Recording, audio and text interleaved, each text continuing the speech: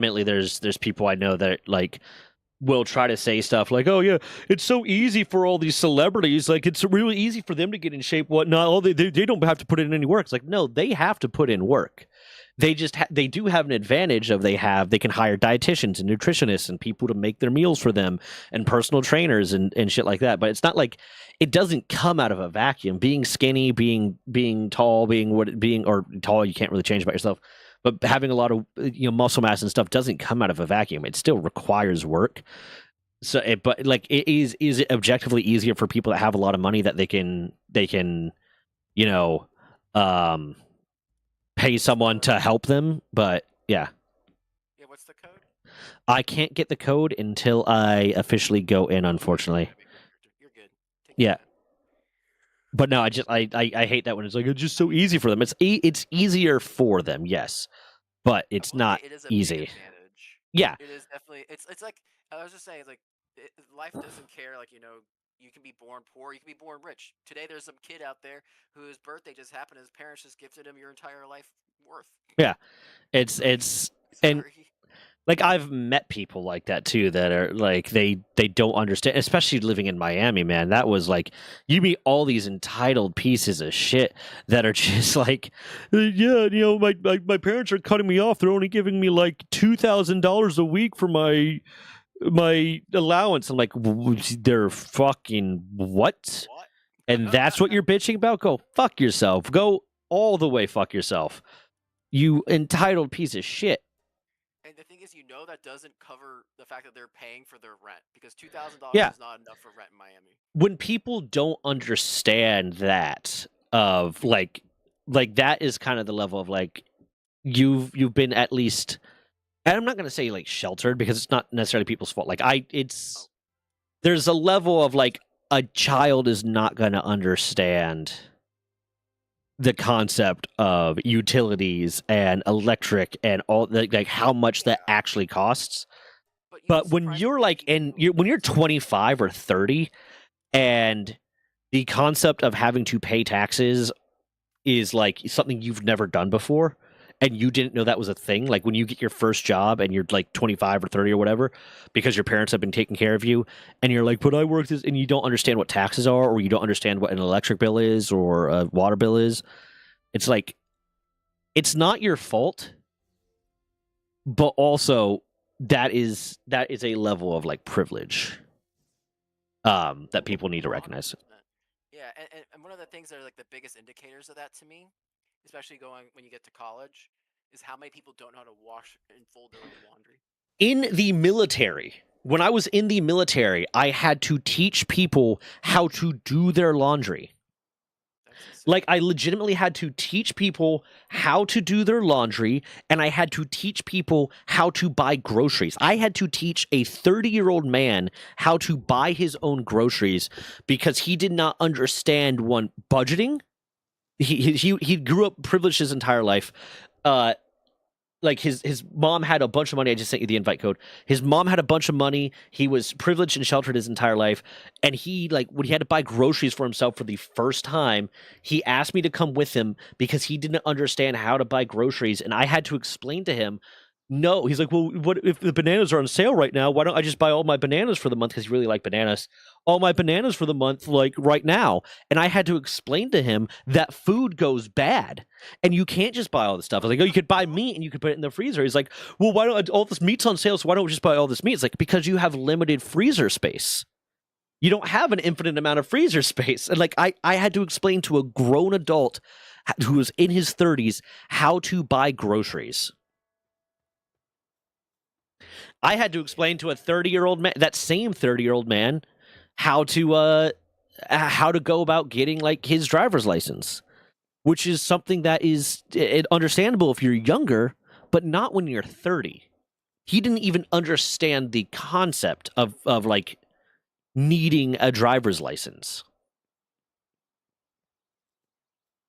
Wow. I spent 6 months like driving him places as a kindness while he was working on it. And then, like, when I finally cut him off and I was like, where are you at on your driver's license right now? What steps? He's like, well, I'm still waiting to get my learner's permit. It's like, you're fucking what? He's like, well, it's just I don't know what to do. I was like, You've spent 6 months having me chauffeur you around out of kindness. Like I had to take him to work and from work. Originally, it was because like his boss asked me to, um, and I had to take him to work and from work. We were like in the barracks together, like not in the same barracks room, but we were like next to our little roomettes or whatever you want to call them. Our rooms were right next to each other, kind of thing. Um, yeah, it was a thing. Skade, what did you say? I had a roommate while studying that would boil frozen chicken breast with pasta and frozen vegetables and then actually eat it, no seasoning, not even salt. Yeah, I mean No, the that's salt. The that's salt. listen, man, if he I'm not gonna if he enjoys it, that's fine. When I was in my peak bodybuilding, like there were times when I was just like, I don't have the energy to cook well, so it's just I'm gonna use salt and pepper, but it was like very much like boiled chicken, salt and pepper, and throw it in with some rice and some corn, call it a day. Yeah, I mean, dude is liver like I don't know. Is that a workout diet? You think? Is that something for like trying to get protein and less fat? Just chicken, rice, and was he rice? Wait, did he say rice? He didn't say rice. He said pasta. He said pasta. Oh, okay. Okay, so yeah, it sounds like he's just trying to really cut. I mean, that sounds like That's also honestly, that sounds like a cost struggle saving. meal. Yeah, that's Yeah, a that sounds like a struggle meal. bodybuilding meals and struggle meals like have a lot of the same energy behind them. The difference is like a struggle meal, you're eating it maybe twice a day, 3 times a day if you're struggling, whatever it is. Whereas like a bodybuilding meal, you're eating that type of shit, but you're eating it like 10 times a day. So you're spending a lot of money on struggle meals. Yeah, that's a good point. But yeah, that sounds more like a struggle meal than I don't know what I'm doing cooking meal. Yeah, well, sometimes also it's just like laziness, or there's. I mean, I know people that legitimately just don't care about how their food tastes, and that's fine. It's like I'm just getting calories in. It's great. Like the Soylent, if you've ever seen the meal replacement drink Soylent, that was created by like a guy. I saw like an interview with him, a thing, or like an article that was talking about an interview with him, explaining that was just created by a guy that he did not care about the quality of his food. Damn, Yeah, he did not. he's thick as fuck. Yeah, he is. Alright. He did not care about like the quality of his food. He just cared about getting the right nutritional profile. So he's just like, I made a drink. I don't want to waste my time eating. I made a drink. No, he'd eat potato chips and chalk and all kinds of stuff. He just didn't know how to put food together. Okay, go ahead. I was about to say, Mammoth, mask and explain what this Raidlocke is. I am running Game Entertainment. I'm with my good buddy Mask Hunter, and we are doing a Palworld challenge run called a Raidlocke. That's kind of like based off of Soulslocke, but a little bit different. Where the actual fuck did you go? Narnia, man. I know, go to the right, dude. Okay. Let's talk to the survivor up there. So a raid lock, pretty much, is the mechanic that almost everyone ignores in Palworld. Is where your bases get raided by enemies, and like they're usually waves. They usually have pals in them.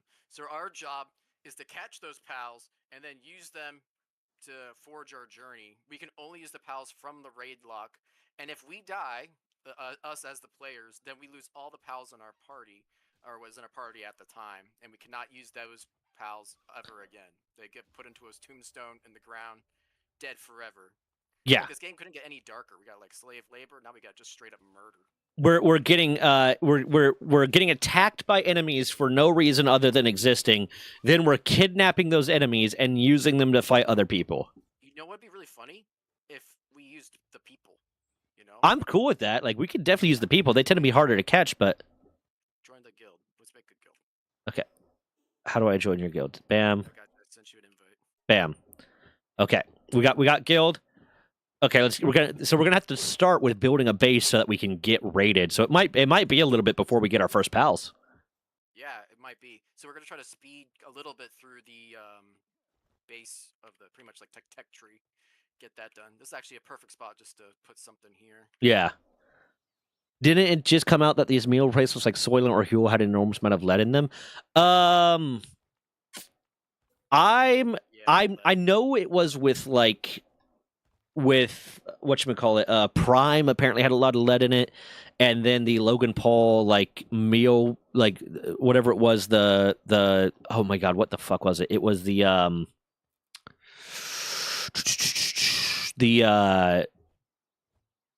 the kids meal thing, the Oh yeah, it was like a Lunchable. Lunchables. It was their version of a Lunchable. Yeah, that's the Lunchable is the word I was looking for. Like their version of a Lunchable turned out to have like a lot of lead in it, and they try to downplay it really hard. Yeah, that sounds about right. Yeah, Yeah, I think Food Theory did a whole thing on their like the fact that none of they those did. things were Yeah, nutritional. yeah, and then Dr. Mike also did a whole thing on it. Like it's because here's the thing: it's the difference between saying healthy or healthier. Because could it theoretically be healthier? Yes, but also health is really like dependent. If something is healthy, there's like a general statement you could say, oh, it's healthy because it's providing the basic nutritional profile you need. But something being healthy is also like partially dependent on your individual health. If you're like me, I work out a lot, but I don't run a lot. I used to run a lot. I don't run a lot. So there's certain things I'm going to need more of, like I need more protein in my diet because I need to recover my muscles, and my muscles are built on protein.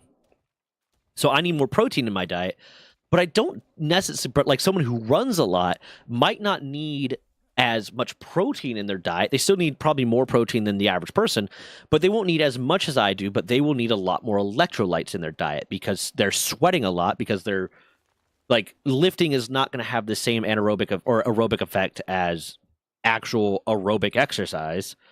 So they're going to need more electrolytes in their diet, whereas I'm going to need more protein in my diet, and we're both going to need more of those than someone who doesn't exercise. But then if you give someone like that's not exercising a lot something that's a healthy meal, but it's built for someone that is working out a lot, like if you overload someone who's not working out with excessive amounts of protein, that's going to have an effect on their kidneys. They might get rhabdomyolysis. There might be a lot of other stuff that can happen if you give them way too many electrolytes. Electrolytes are just salt, not like table salt, but I mean kind of, but like it's more complex than that. You know, potassium. Oh God, what are the other ones? I don't remember. Um, but like it's if you give them a lot of electrolytes, they might end up having too many, and that becomes a problem for their kidneys as well because now their kidneys have to process that all out. So health is really, really, really dependent um, on the individual, and what is healthy for one person might not be healthy for another person. I think I'm gonna spec towards health and carry weight. Yeah, we kind of might have to rethink our normal stat strategy. Yeah, We're gonna have to do a lot of the work ourselves at the beginning. yeah. I'm gonna spec towards being kind of tanky, and like being able to carry a lot of weight. So I'll be good at harvesting and gathering resources, but I might do my normal thing. I'll do health, stamina, and carry weight, so that I can be kind of tanky and dodgy. Um, Yeah, to being like naive, yeah, health is really important. yeah, tanky and dodgy, and then be able to like harvest. For some reason, wanted me to be able to obtain. I already got one of those. If you want to do if you want to do the work speed, I'll do the carry weight, and I'll do the harvesting, and you do the creating. Potentially for like the bigger things, yeah, yeah. Yeah, so I'll do health and work speed. Health, stamina, work speed, because we're gonna want you to be tanky, or we're gonna want you to be able to dodge and shit. We have 2 workbenches.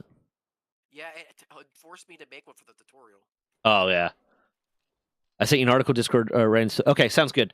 I need to start working on my educational channel that I've been wanting to do. I have a few ideas written down. Material's pretty educational with the lawyer and copyright stuff. I mean, like actual educational, because they could explain concepts in biology, physics, chemistry, shit like that. Okay. Because I have my running game education channel. I'm just gonna give up on the artists that I've been trying to commission because I really, really like them. I really like the work they do, but every time they say, "Yeah, I'll do something," I message them back like a week later, like, "Yeah, I haven't gotten on it." I was like, "Okay, cool. I really like you. I like the work you're doing, but you have become so incredibly unreliable." Which I mean, part of it's like, okay, they got shit going on in their lives, but also they're unemployed. So the shit going on in their lives is awesome. Just like, yeah, I was just busy playing games with my friends. Like, it's like, okay. don't take commissions if you're not going to fill commissions. Yeah, that's a weird stance to have. Yeah. But I gotta build us a little shack. Okay. I'm using calcium, potassium, sodium. Yeah. Okay. So we got to get our first raid in. We're going to want to have PAL spheres ready to go by that first raid and weapons that we can survive with. Do we want to add on the caveat too that if we die, we lose all our items?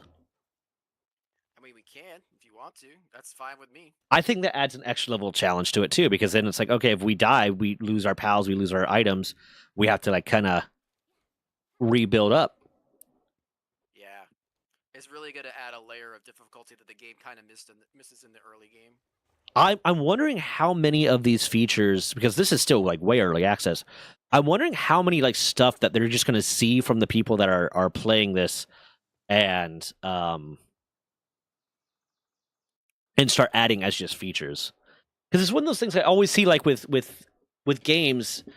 I'm always surprised when they see like, oh, this is a really popular meta that players are playing with, or a challenge that players are playing with, and then they don't add it as a potential game mode, and it still comes down to like players having to police themselves if they're staying in this thing or whatever. It's like, no, that should just be a game mode. Like more games like this should just add a Soulslocke feature to multiplayer, where it's like, yeah, you're Soulslocked. I mean, you are Soulslocked, so it implements it for us. Yeah, there are some other PAL games that do that. Oh god, that's not what I wanted to do. How did that even work? I didn't even know you could do that. Huh. I was trying to do the alt. There you go, where it leads up underneath it. Yeah. Right, now you can put your bed in here, which is one of the requirements. What are we setting as the win condition? Oh man. I mean, I'll be impressed if we beat Setsuna. I'd be very impressed. Fair. That is a hard fight without rules. Yeah, fair. Okay, we'll set the win condition as whenever we feel like we've done enough. The moment we felt like we've done enough, we've won. With that, or maybe we make it like we all fight Jet Dragon. Jet Dragon's pretty early on now. It's not early on, but considering like all the advancements and stuff, Jet Dragon's kind of. You're right. Yeah. The thing is, now rocket launcher doesn't seem to stun for as long. Otherwise, it's literally, you could do it probably at like 35. Yeah. Which is like a 45-50 monster, or 40-54 monster, or something like that. Yeah. That's why I really like when games are moddable, let the user go hog wild and make what they want. Exactly. And Palworld has mod support. I'm always really surprised when games don't have mod support. I'm putting 2 chests in the house. We have a PAL recruiter here. Ooh. Can we use PAL recruiters? That's what I'm thinking. Dude, we have to catch something, right? Yeah. Let's catch the dude. Ooh, okay, yeah, let's beat him up. Hold on, we gotta make some PAL spheres. I got 4 on me. So we can kidnap people that come to our base. That's it. Yeah. As long as they're in our base, we can kidnap them. Yeah, this is technically a raid. This is a raid. We didn't invite his ass. Yeah. This is a raid. And then yeah, okay, yeah. Hold on. You might have to hit him soon. Hold on. He can't escape the base. Let's go. I'm watching him. Yeah, I'm gonna smack him. Okay. He's got a gun. He's got a gun. Everybody run! Fuck! Ah! Okay. No! Oh, he's fucking me up. He is fucking me up. Oh, okay, this was a bad idea. I never said it was a good one. We just tried to rob the homeless guy and he pulled a knife. A fucking Glock. Okay. He's on fire. Okay. Okay, this is dodge tactics. We're doing Dark Souls shit right now. Hey, what's up, Lone Wolf? How you doing? Shit, he's still on me. I'm not healing at all right now, man. We should have at least had a shield ready. We should. Okay. He's trying to shoot me. Okay, he's locked onto you. What's the capture rate? It's not telling me. It's not telling me the capture rate. Hey, come here, buddy. I'm just gonna dodge back and forth. Okay, he's on you. It's 0.17. It's 0.17. Okay, he's on me. I can't hit him yet. I don't know if we're gonna be because he's level 11. He's level 11. I don't think we'll be able to capture him. Don't die, but no. Okay, I can revive you. Okay. Hey, buddy. He aggroed after he beat my ass. Yeah, well, it's like, listen, he doesn't need to. We are nothing to this guy. We are nothing to him. I'm at full HP after you revived me. Yeah. Okay, this might be one of the tactics we have to use. Yeah, listen, as we didn't die, we didn't go down. Ah, no, fuck! Mask, help! Help! Help! Help! He's gonna shoot me. Help! He's looking right at me, man. Help! Help! No, he's running. I am. No, he's staring at me. He's aggroed. Oh fuck! He hit me. No! Right Shit! before I finished No! it. Ah! Shit! I'm going to the building. Mask, I'm coming! Mask, don't leave me! Mask, you piece of shit! No, okay, okay. No, oh, he's coming, he's coming! Okay, cook. Ah! No, oh, fuck! No, I can get out, I can get out, I can get out, I can get out. I can so good. I can close the door, Okay. This one's so bad. This one's so bad. We fucked up.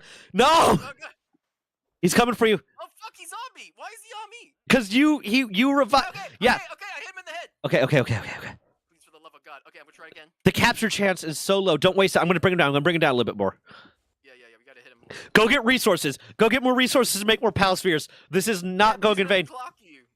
Oh, okay, he's still shooting me. Yeah, I got him. I'll throw capture chance on him. Oh shit! I got him. We got him. We kidnapped the homeless guy. Yeah. Hell yeah. Okay. Now, look at Okay. this. We gotta name him something like bitch or something. I don't know. Yeah, He's building your shit now. We're putting him in the base. He's gonna work the base. yeah. You're a base worker now. Hold on. We gotta give him a name. What's That means okay. That means I need it. The next guy's got to be mine. Yeah. Yeah. Okay. What do we name? You can in fact enslave random men in this game. Yeah. All right. His name is Chad. Chad, Dude, he did kick our ass. he beat the shit out of us after a while. We did not deserve that. No. Might load power myself. Not a loophole.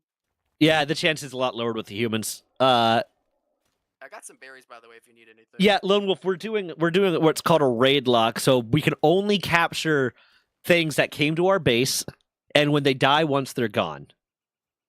And if they're in their party, they go bye-bye. and like basically, so like now that he's captured someone, I have to capture the next someone, and then if like his guy dies, and then my guy also dies, kind of thing. So it's a little bit of it's a unique way to do a Soulslocke to make it work in the This helps us with work speed tremendously. Yeah, no, he's good. He's helpful.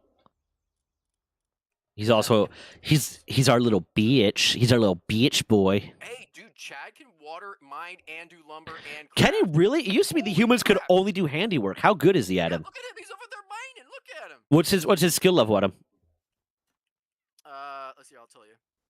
Yeah, it's basically like a 11.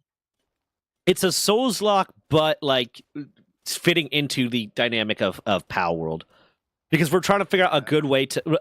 We tried this like months and months ago, and what it was going to be was like, oh, every time we unlocked one of those little indicator journals, yeah. But there's so many fucking journals, and it was hard to like. It was whenever we unlocked a journal, we had to capture the very next pal we saw, but that was kind of whatever. And then it was going to be, I forget what you changed it to, but then I pointed out like, hey, that's a little bit restrictive because then we might be trying to find in bosses with like Palworlds and powers with Cativas and land balls. So this creates kind of an interesting way. Plus, as we progress, the monsters we fight will get stronger. The monsters that will raid us will be getting stronger.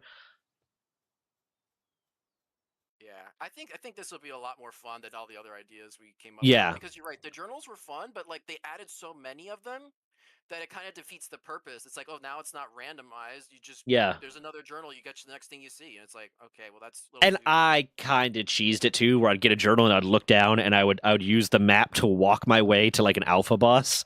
So like, I wasn't going to call you out on it, but you did it yourself. No, I was cheesing it, but it was within the rules of the game. This is fine. We just cheesed it right now. We just beat up this homeless guy. We changed the rules on the spot so that if they come into our base, we can kidnap them. Okay, so here's the other thing. That dude, Chad, he sells pals. So yeah. what's the deal with that? I think we can't buy them, but maybe we could buy them and get. I don't know. Like, what do you think? We have to have money. We're broke, so we can't get shit right now. But I'll say okay. I'll say this. You can. I mean, technically, wait. I caught him maybe you can get the PAL that he sells. There you go. If we catch a dealer, my PAL has to be from the dealer. Yeah, here I'm gonna That build sound a fair? I bonfire need because you're like food. dying. There's some berries in the box over there. Okay. So like if we catch a dealer, if a dealer comes, the other person has to buy their PAL from the PAL that matches the dealer. Yeah, that makes sense. The PAL and the dealer are connected. Okay, yeah. And you know what we can do to make sure we remember that is we'll give them the same name. Yeah. Is that not easier? Yeah, that So sounds if you good. want to change Chad to a different name, you can do that when you get your PAL. Or No, no, build no, a no. bonfire over here. It's Chad and Chad.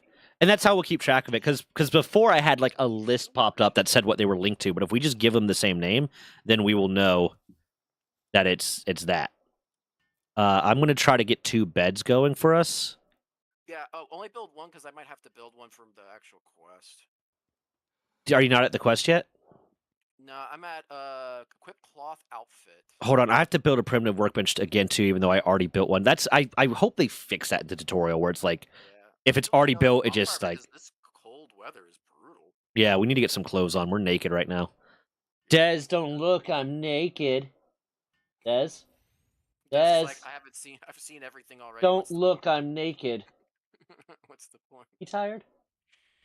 Oh, Okay. You hungry? Okay, let me go kill some lamballs. you just caught yourself on fire. Yep. I swear, if you killed Chad already, Yep. it's cold out there. You have a torch? It's not cold right now because I'm on fire. I'm so good right now. Now I'm not. I'm not on fire anymore, and it's too cold. Fuck. Ah. I was wondering where you're running off to without any warmth. Yeah. Yeah. I need warmth, but I got enough. I got enough wool at least to be able to build beds. I think. God dang this. I just need wood. Okay. I appreciate the warmth mechanic and stuff, but it's kind of weird having it in this game because once you get to a certain point, it's kind of negligible. One of the things that drive me crazy is with the temperature mechanic is you can have a PAL that helps you get like warmer or colder, right? Yeah, Depending on but what you're then like they cooking. make you too warm or too cold. Yeah, like okay. And then there's ones that are like, oh, this if you ride this PAL, you won't have to worry about temperature at all. I'm like, well, that's a waste of a skill. I feel like I feel like that works really well in games like Ark, but in PAL, like once you get like the multi-climate thing, it becomes Yeah, so negligible that's like why did this exist in the first place? yeah, exactly. Even the armor, you can get armor that has the temperature built in. So yeah, it really becomes like an early game thing, not much of Yeah. anything else. Whereas like in Ark Survival Evolved, it plays a big role, especially because certain animals like certain temperatures, and if you're hatching eggs, they like certain temperatures, and blah blah blah. Yeah, Twitch apparently only counts if you're actively chatting, and it's discouraging lurking. Um, and I've kind of noticed that too, but it's I don't. Here's the thing: I don't think, based on what I've seen, I don't think it's about if they are actively chatting. I think it's if they have the screen active. Um, because I've had times when my viewers, like I have like one person chatting, but it's still telling me I have 5 or 6 viewers. But then I look into the users in chat and there's 10 people in chat. But I think it's because those people have it in the background that it's not counting. Like right now, it's saying I have 2 viewers, but I have 3 people that should be counting right now. I have Venom, Lone Wolf, and Skade that should be counting right now, but it's saying I have 2 viewers. And I think it's not because a matter of whether or not Venom is chatting. I think it's because Venom has it in the background. Here, I put it in the background. See what happens. Yeah. As we continue. Yeah, I'll give it a second. And I think it has. Well, here's a chat. Say something. Say something in chat, and then put it in the background. Okay. I don't see like if it pops up when you chat or not. Okay, yeah. See, it just popped up. You just opened it up, and it popped up because it's your active screen. And now don't even say anything in chat. Don't even say anything in chat. And then Switch over. yeah, switch over.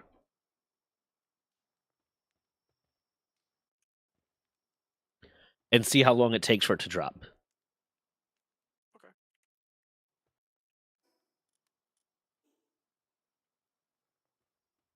because it counted you when you did not chat at all. Fuck. I have to. Okay. In order to complete the quest, I think we should be able to capture a pal and kill it. For which quest? Oh, the pal capture one. Yeah. Yeah. We capture a pal and kill it. So I'll say, like, if there's a mission that requires us to do a capture, we can do it, but we have to get rid of it immediately. Okay. I'm fine with that. Yeah. Because I hate that the missions require that. Yeah. They should just allow you to skip certain quests. Oh god. Okay, good thing these things don't hurt you. Yeah. Okay, I got that guy, and now I am. Nice, you got Nox? I think that's what he was. No, I got a chickpea. Oh, you got a chickpea. Oh, for the quest. Oh, okay. Yeah, for a quest. Now, how do I kill this guy again? I have to do it in the pal box, don't I? You have to use the butcher knife. No, you can dismiss him in the pal box, can't you? I think so. Hey, what's up, Forever Knight? Forever Knight.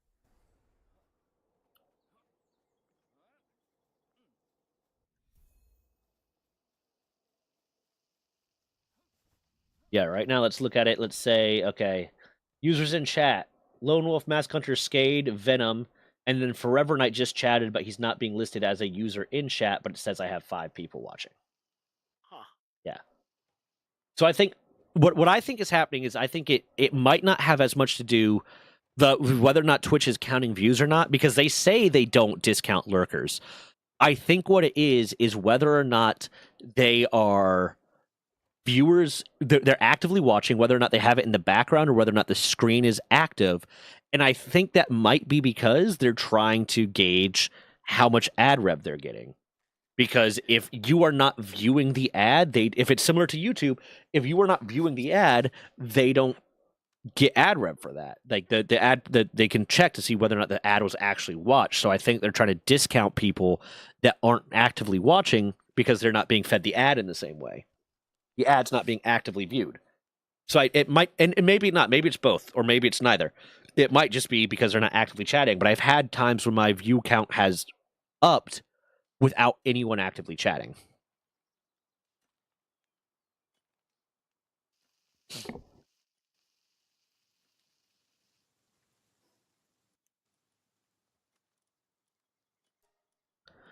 Okay, I'm going to do stamina and then wait. Bam.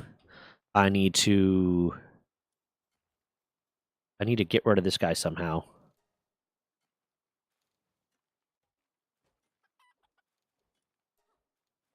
I'm just going to change his name to Kill It, and then when we get the butcher box, we can kill it. Because I think that's fair to say, like, hey, there's quests that are going to require us to capture something outside of the range of our Raidlocke that we're doing. Yeah, and also it's gonna. If I was a viewer and I just saw that in the top corner, It would get annoying. it would drive me nuts. Yeah. CDND would be like, please, for the love of God, why? Damn, Chad's working though. Yeah, Chad's good. Yeah, probably the best start we could have asked for. There was a vid from Girl Stream. She had like 750 views. She actually was right in chat and it popped up to 950 instant. Yeah, but that might be because they had it written in the. I saw that video. It might be because they had it in the background, but then when she specifically reached out and said, "Hey, can you do this?" It popped up. Can I buy from him? It's not letting me buy from him. Is it because he's working? I also can't pick him up, which I think is very specifically they did that so you can't put them in the breeding thing because they didn't want to cross that boundary. But it also might just be a matter of active. It might just be so nebulous the way they determine whether or not someone's an active viewer or not. And I imagine part of that is pushback from their advertisers. Because their advertisers don't want to have a false representation of what they're getting out of their ads. Yeah, I can't buy shit from him. Really? Well, we also are broke as hell. Well, it won't let me even. It won't let me talk to him now. Yeah, now I want to see if I can. No, it won't let me. It says he's busy mining. Maybe if I take him out and throw him out. Maybe. Hold on. I'm gonna. I just did that. Give me a second. Nope. How do we resolve this? Okay. I don't know. How about this? If we catch a singular pal Well, it'll just be the next person that comes in I have to capture. I have That to makes be the one to capture it, yeah. And because of the fact that we can share pals by using the pal box, then I think it's just if we name them the same thing, Chad and Chad. If a Chad, it doesn't have to be one of us having Chad or the other one having Chad. It's just the two Chads have to die. Yeah, I think if one Chad dies, both Chads die. Yeah, that's yeah. But we can only have one Chad on us at any given time. So you can't have both Chads. No, yeah, you can only have one. But we can swap out Chads. Yeah, that makes sense. We're figuring this out a little bit as we go, and that's okay. Okay. What about the hanging trap? Because pals are walking and actually walk into the base and get trapped. Wait, did you say if he dies, he drops a pal? Oh, the guy? I don't think he does. Oh, no, I meant us. When we die. No, Lone Wolf just said that. If that Chad dies, he'll drop a pal. What you do about that? Pal's dead. Pal's entirely dead. Yeah. Gone forever. Actually drop a pal? Maybe? I kind of want to kill him and find out. Yeah, let's fucking murder him, bro. Fuck that guy. Nah, we need him for a little longer. Nah. He can die. No, we need him a little longer. I'm getting a statue of power. I'm all the way up to the POW gear workbench. I'm going to make some clothes real quick. Yeah, I've been trying to find some more sheep. Surprisingly. Oh, we don't have nearly enough cloth for that. Yeah, for some reason, not a lot of lamb balls. Although I did just get the ranch. So we could if we capture a sheep at some point during a raid or something, or like a alpaca, we can throw it into the ranch. Yeah. I see two. I'm gonna go after him. Yeah. Does jumping into the water hurt? It does hurt. Wow. Jumping into the water? Yeah. You get fall damage from jumping into the water. I mean, that is logical because, like, water at a certain velocity, because the surface tension of the water is like concrete. So any of these games that have it, you can just jump into the water safely. No, you can't. People kill themselves with bridges all the time. I'm finding playing levels. You need to go to reach terminal velocity off a bridge. Oh God, I can't remember. So there is no specific terminal velocity for humans, but there's like an average because, like, okay, a fatter person is going to have a lower terminal velocity because they're catching more wind resistance. So there is no specific terminal velocity for humans, but the acceleration there is an average. So hold on. Average terminal velocity of a human is roughly 193 kilometers an hour, which is, I need it in meters per second squared. kmh to second. I said 190, right? I think so. So it's 52 meters per second. So if you are accelerating at 9.8 meters per second squared due to gravity, you would need to be accelerating for a little over 5 seconds. But that's not long at all. Yeah, it's not long at all, but it's a lot of distance. Okay, hold on. I could just Google how long does it take a falling human, or how much distance does it take a falling human to reach terminal velocity? I was about to do the math myself and get annoyed when I could just Google the fucking answer. 450 meters? A falling human reaches terminal velocity in approximately 12 seconds. Was I just really wrong in my math? I would say 5 seconds is very fast. That's insanely fast. Yeah, you have a better chance if you break up the surface tension of the water. Skade is an engineer, so he was able to figure this out. 13.5, which is over roughly 450 meters. Because when you think about it kind of like, you understand compound interest? Yeah. It's kind of like compound interest. The first second that you're accelerating, you're going 9.8 meters per second. But the next second you're accelerating, you have gone, so you've covered 9.8 meters per second, but that next second you're now going 18 or 19.6 meters per second. So you're going faster and faster, so you're covering more distance each second.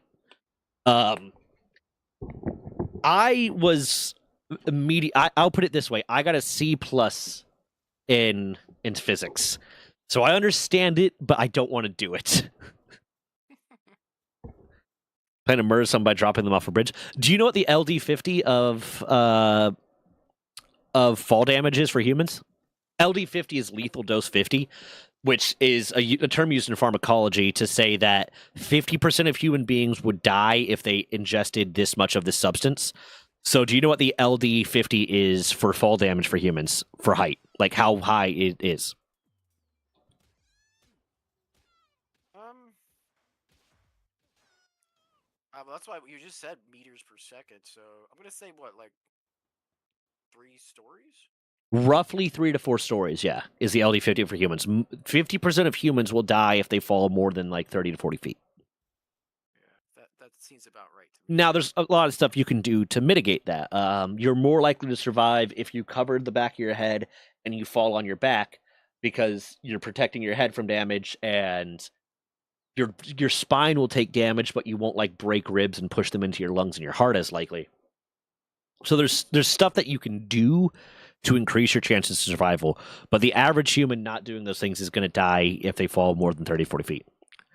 After it and land where the rock branches the surface tension, you could live. Yeah, that's the big caveat there. Is there's a lot of stuff you can do to increase your likelihood of survival. But it's kind of similar to the thing, and you'll probably appreciate this as a materials engineer. Skade in the chat right now is a materials engineer. Um, uh, one of the things that you'll get a lot of people being really, really pedantic on when talking about like body armor is you'll get people that will say, and it's not a guarantee that someone that if someone corrects you on this, they were in the military, because there's a lot of civilians that pick up like military lingo and military talk and develop it themselves. But it gives a little bit more credence to it, in my mind. If you hear someone say, "Oh yeah, that's bulletproof armor," and then someone else corrects them, that's not bulletproof; it's bullet resistant. There's no such thing as bulletproof. That is, or if they get really picky with you on the concept of stopping power when they're talking about bullets, because there's technically no thing that is quantifiable about stopping power of a bullet of a specific cartridge. But you'll get people saying bulletproof armor. There's no such thing as bulletproof armor, because I guarantee you there's a bullet that's going to break through it. It's bullet resistant armor.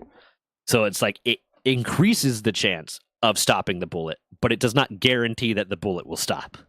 And even then, you shoot your standard bullet, you shoot your standard like trauma plate 2 or 3 times, and it's useless, depending on the type of trauma plate. But your standard like ceramic trauma plate with like a steel insert inside, after being shot 3 or 4 times, the ceramic has broken, so it's no longer dispersing the force. Are you talking right now? Okay, yeah. Your thing was lining up like you were talking, but like you weren't making any noise. So I was like, wait, did something happen again? Go on. No, we're forced to catch 5 lamb balls for the quest. Okay. We'll have to kill a bunch of lamb balls. We'll have to kill a bunch of lamb balls. I'm gonna have Chad make some cloth for us, Yeah, so we can. I actually made my armor, so you can whatever. It's all right yours. Okay. You still get hit at 2,600 feet per second with a weight of 9.5 grams. Yeah. And there's the thing, too. Like, I remember having a conversation with my brother where he was getting really, really mad at Call of Duty because anytime he got shot in Call of Duty, it would throw off his aim. And he's like, this is bullshit. That's unrealistic. That's not how it works. But I'm wearing body armor. And he's 4 years older than me. And I was like 12 at the time. He was like 16. And I was like, well, he's still getting shot. That's still going to throw off his aim. That's because I understood the concept of for every action, there's an equal and opposite reaction. And that, acceleration is transferred and that sort, or momentum is transferred. And he's like, no, that's bullshit, blah, blah. I'm wearing body armor. So I asked my dad, who was, a CB and did some shit in the military and, served in Afghanistan and Iraq. I was like, hey, Dad, if you got shot in your body armor, would it throw you off your aim? He's like, yeah, you'll probably break a rib and get knocked on your ass. Like, depending on the caliber of the weapon and the distance, it's still a lot of force being distributed over a small area. It's gonna fucking hurt. Getting shot in body armor, you're probably gonna break a rib or something, or at the very least bruise a bone, and it's probably gonna hurt a lot. Yeah, when that does not surprise me. I don't know why people would think that it just negates a bullet entirely. That's Yeah, not no, that's inertia. it's not how That's anything inertia. works. Yeah, Inertia. It's just the inertia force is of the the word I was bullet working for. itself would Yeah, knock yeah, your ass on your feet, off your feet, maybe. yeah. Well, so the reason why, like, especially military people, like, tend to get very specific, and I think weren't you in the military forever night? I can't remember. Get really, really specific about like, oh, there's no such thing as stopping power, is because like there's so many. There's it's not a quantifiable measurement. It's not like you can measure the kinetic energy of a bullet. Reserves is still military; it's just not active duty. I mean, I don't have a problem with that. You can measure like the kinetic energy of a bullet. You can take the amount of powder you put behind it and the amount of force that that's going to develop when it ignites, and the size of the bullet and the weight of the bullet, the mass of the bullet, and determine how much kinetic energy that is going to hit a target with over a certain distance. But stopping power is not a quantifiable measurement, and depending on the situation you're in, like if you got someone coked out on PCP and you shoot them with a 45, unless you get heart or chest, or unless you get head or chest, head or heart, um, I said heart and pointed to my forehead. Unless you get him right in the head or right in the heart, guy can keep going. And there's no quantifiable measurement that is going to tell you that. So it gets really specific. People get really, really pedantic about that. Yeah. You could still die. One of the things my physics teacher, my physics professor, rather, Dr. Wagan, it wanted to explain to us to talk about like inertia when he was explaining inertia to us. I need to put more into stamina. When he was explaining inertia to us, was the thing that likely killed Princess Diana was not the crash. It was the sudden change in momentum of her body compared to her internal organs, causing her internal organs to like effectively rip apart from the fascia that was holding them together and holding them to the body. Now he's not a biologist or a medical doctor, but like the concept makes sense. Your chest is stopped by the seatbelt, and your torso is stopped by the seatbelt, but your internal organs are like effectively loose inside your body, and they're held together by fascia. They're held together by like tiny tissues that are kind of keeping everything where it's supposed to be. But now you stop, but your internal organs don't stop. They want to keep going forward. Kind of the same way if you didn't have a seatbelt on, your body wouldn't want to stop. It's going to go forward and go through the windshield. And then basically kind of hit your chest, hit your ribs, start ripping apart that internal fascia. Yeah. Yeah, force dispersed in the body is worse than a hole in the arm. You're not even 45 would stop someone hopped up. Exactly. The only round that I would like if it, a cannon, I'll say that has stopping power, because if you get a hole blown into you with a cannon, you're stopped. Okay, I got my outfit. I need to capture 5 land balls next. I'm going to move on to the land balls. Yeah, I gotta capture one more and I'm done with mine. I'm going to save building the parachute for probably a quest to build a parachute. Yeah, I'm hoping we just finish these ridiculous quests. I think after the 5 land balls, I forgot what's after it. Yeah. But yeah, no, that's one of the reasons why like you'll get people being really pedantic over the concept of stopping power, because technically it's not a quantifiable measurement. So it's like there is no such thing as stopping power because you can't quantify it. You can quantify the amount of kinetic energy in a round, but not how much it's going to stop something.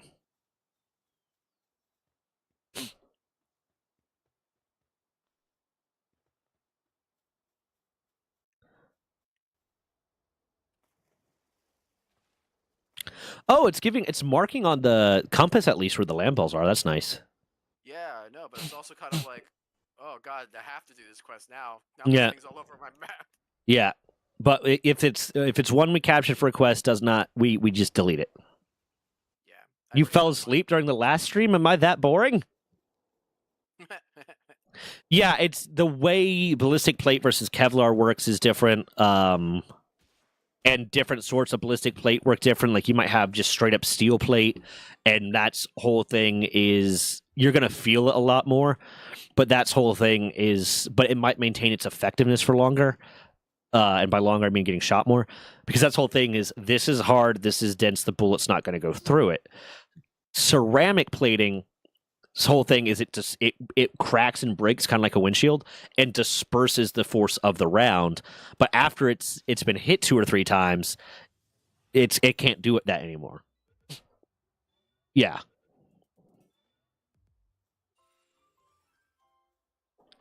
So there's a lot of, I mean, the science behind creating body armor is very elaborate, and the body armor that the military has, or at least the average infantryman in like the type of body armor I was issued, um, is not great. It's cost effective. That's the big thing. Is the average military person being issued body armor that's not like special forces or a Navy SEAL or anything like that, or even the Rangers probably get better stuff. I'm not 100% sure what their standard loadout is, but it's not the best body armor. It's not the strongest body armor, the most capable body armor. It's the most cost-effective body armor to basically do the job, because that's what military grade means. Military grade means it meets the minimum standard of what is required at the most cost-effective rate. Yeah, and that's another thing. Is tailoring the body armor that you're getting for what you're gonna be doing, because you might not need to be stopping high caliber rounds. Yeah, you might not need to be stopping high caliber rounds. And the way a helmet works, the way like a military like standard helmet works, isn't because it's so hard. Isn't because the helmet is so hard that it stops bullets. It's because it's so curved that unless you manage to hit it perfectly, it's going to cause the bullet to glance off. The bullet's going to redirect and go a different direction. That's kind of yeah. Thank you. There's a couple more down that path too. Pam. Yeah, there's one.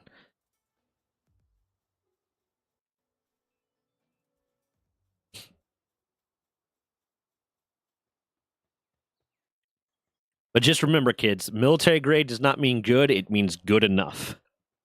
Good enough and cheap.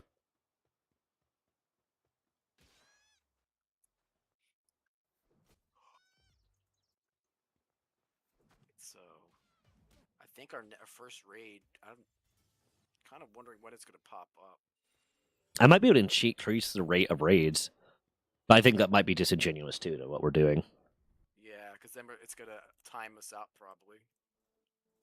Yo, Chad, get to work. Well, I'm talking specifically about helmets, because the Kevlar works similar to how chainmail works. It distributes the force over the area.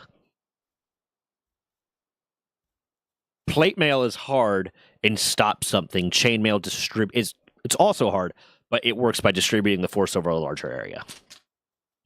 Kind of like the same way, like similar to like how a crash pad works. A crash pad works by slowing down the fall over a longer distance, or not over a longer distance, but over a longer time, a longer moment of like the fall.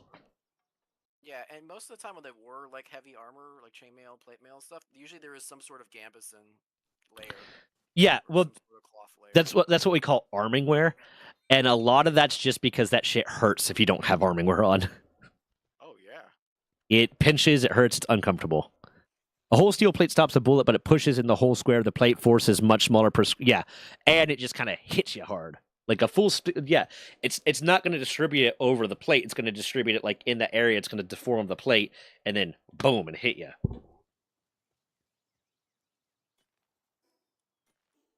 It's going to hurt. Okay. Now I have to make a parachute to use the normal parachute. Right now, it just seems like we're getting these annoying quests out of the way. I think we can hide them. Yeah, I'm almost done though. I mean, I don't see how much. What else are they gonna have me do after the parachute? I What's don't next? know. Yeah, I haven't looked. But this is, to be fair, this is kind of how I enjoy tutorial levels being. Is this isn't the tutorial is not stopping us from playing the game, but it is requiring us to do the stuff that would teach us how to play the game. But we can Yeah. still kind of play the game independent of that. Capture any 30 pals. That's the next thing. God dang. Yeah, I'm gonna see about if we can hide these. Hold on. Yeah, let's just hide them. But yeah, I kind of wanted. These are things we kind of needed anyways, the parachute and stuff. Yeah, these ones are, but now it's onto a catching pals thing. Oh yeah, this Uh, is current base missions. Oh, okay, yeah, I gotta build the shoddy bed now. Okay, man, we go through wood like crazy. how do I hide missions? There's got. I could. Can I just? Can I just not track? Oh, I can stop tracking. We can just stop tracking it. It's gone. Is it options? Okay. Is it under game settings? No. If you go into your menu and you go to missions, and then use T to stop tracking them, and I'm putting all my lamb balls in here. We will get a butcher knife. We will kill them. Dang, 30 pals would have gave us 400 XP and 10 pal spheres. Yeah. So yeah, they were giving us XP. Yeah. So there was a reward. Okay. Okay. So we got this. I'm gonna go ahead and try to make a bow. Actually, I'm gonna make a lot more pal spheres here now because I want to be ready for when we get raided. Because some of them might be difficult to catch. Chad, make me some stuff. He is like having a fit right now. I don't know what's. It is They nighttime. don't He's have, supposed to be sleeping. well, he doesn't have any of the things that like replenish his sanity. You don't have like a pool or anything like that yet. Yeah. I think he's being a little bitch. That's what I was thinking. He attacked us for no reason, and now he's upset that we didn't build him a pool. Yeah, that's literally what's happening. Chad is being a Chad. He's about to go straight Kyle, though. Yeah, we could change his name. which pal would be a good be named Kyle? Let's just name all of our pals the douchiest names possible. Yeah, that sounds pretty funny. So that way when they die, we're like, oh, yo, it's Oh just no, Kyle." I love because you're supposed to, like in a Soulslocke, you're supposed to give them a name so you feel attached to them. Fuck No, these. we're like, Palworld is dark, so we're gonna keep the Raidlocke theme darkly. We're not gonna give a fuck if they die. yeah, next one's Karen. Put That's Karen it. Time for strobing for a probing. I need to actually get that uploaded as a sound alert. Strobing for a probing. Okay, hold on. Bam. If we capture enough wood and stone, we could get stone pits and logging sites done. But right now, all we have is Chad, so I don't know if it's worth the effort. And he's got stuff here on site too, so he's doing pretty good. Yeah. I gotta go build this shoddy bed. I'm gonna build a berry plantation. That way he'll feed himself. Yeah. Well, there's actually berries that grow naturally in this spot, which is kind of nice. Yeah, but this will make it a little bit more effective. I'm gonna build 1, 2 berry plantations because that's all I can. Should probably put a roof on this thing.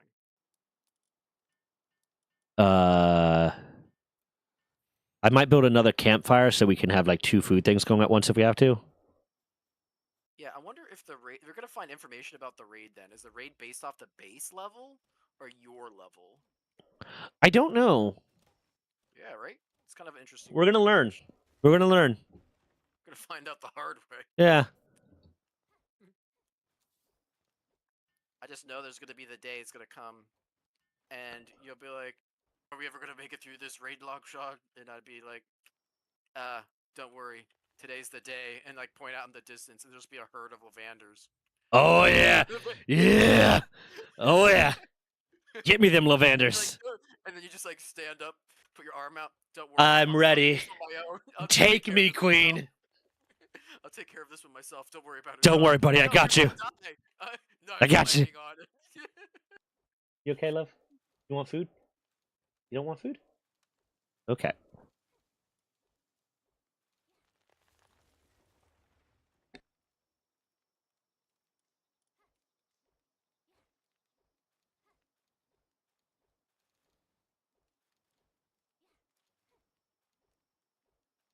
Okay.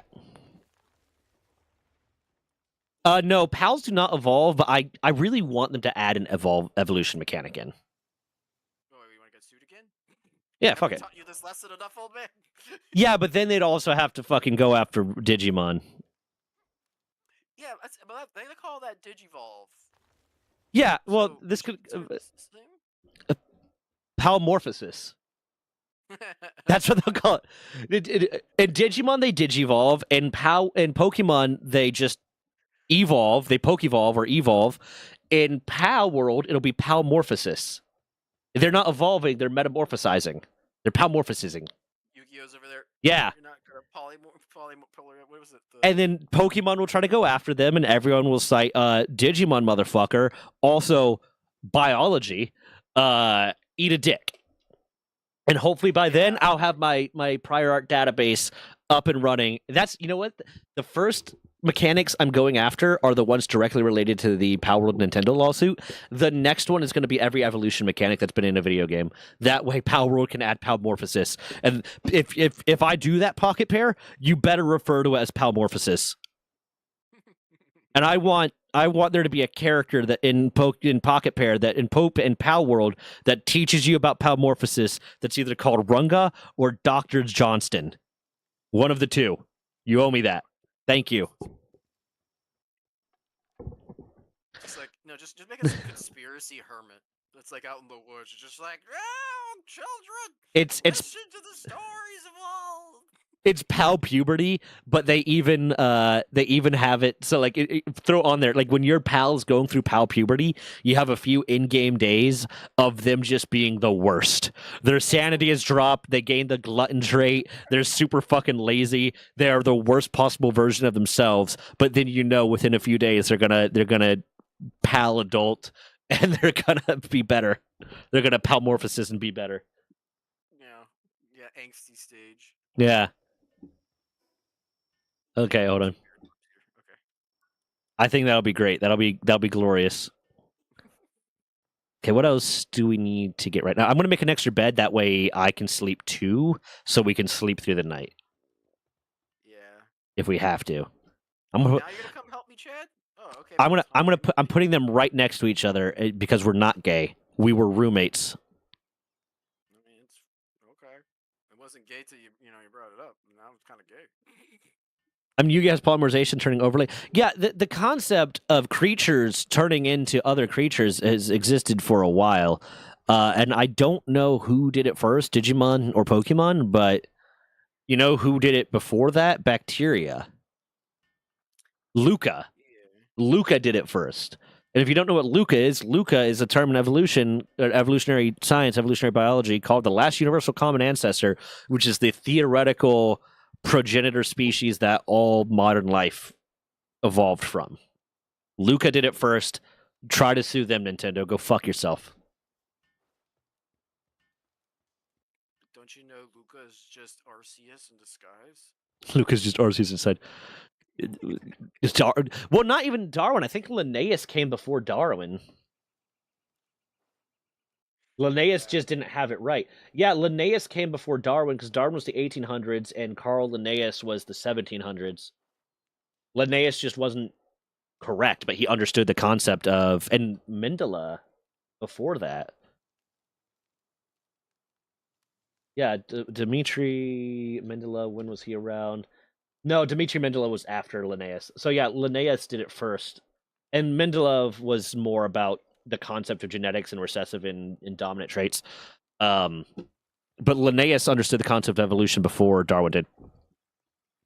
Well, you were probably, what it probably was, Lone Wolf, is you were probably told about Linnaeus briefly and then immediately told that he was wrong. Because Linnaean evolution is all, in a way you can kind of squint at it and say, okay, it's kind of correct because of epigenetics.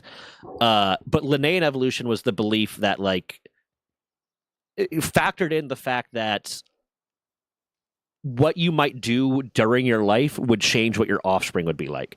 So, like, say your father was born and spent, his earliest years like super skinny, but then he decided, I'm going to start working out a lot and make myself super strong. He put a lot of effort into that. According to Linnaean evolution, when he had you would have a genetic predisposition to being muscular, when that's not really the case. But epigenetic changes can have an effect on gametes, which are sex cells. So it kind of, sort of, but ultimately wrong. What you're saying is it's my father's fault. I'm a loser. Yeah, it's your father's fault. You suck. Yeah, That's okay, mean. yeah, Your dad's dead. I can't. That's you goaded me into that. You piece of shit. How could you make fun of my dad? Yeah, fuck you. No. You didn't even No, know fuck him. you. God damn it. The fucking mask is goading me into being an asshole right now. That's fuck you. Very easy. It was very easy. Yeah, it's my second nature, man.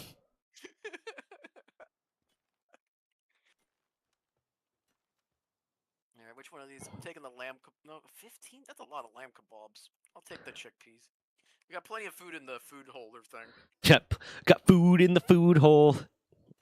Whoa. Let's just put berries. Here's what we can do. I'll put the food in the crates, and then we'll have raw. We'll have raw ingredients go into the food box. Yeah. What else? What are we at right now for tech? Oh, I just unlocked more. Okay. Should we divide the tech we're doing? Now we have. We've just been going at it like full on. I feel like, well, there's a base level that we all need to have it, but I think once it gets later on, you really have to pick and choose. I think we set you up with a trap, dude, so you get a pal. Because otherwise, we don't know how long this first raid's gonna take, and I already got Chad over there. Cat? Yeah, we got a cat. That's Leggy. What? Let's say I'm living like a damn fool, drinking, smoking, not sleeping, or eating bad habits. How would it take for my epigenetics to not make my child have a bad outlook? You fuck. So I'm joking. So the epigenetic changes are not necessarily random, but kind of random, and it's not necessarily going to have that sort of effect on you. And like it's still, I don't think there's enough research into that to really determine how much epigenetic changes will affect offspring. There's the fact that like if you do a lot of stuff that's going to damage your gametes, then you're more likely to have a child that has damaged DNA potentially.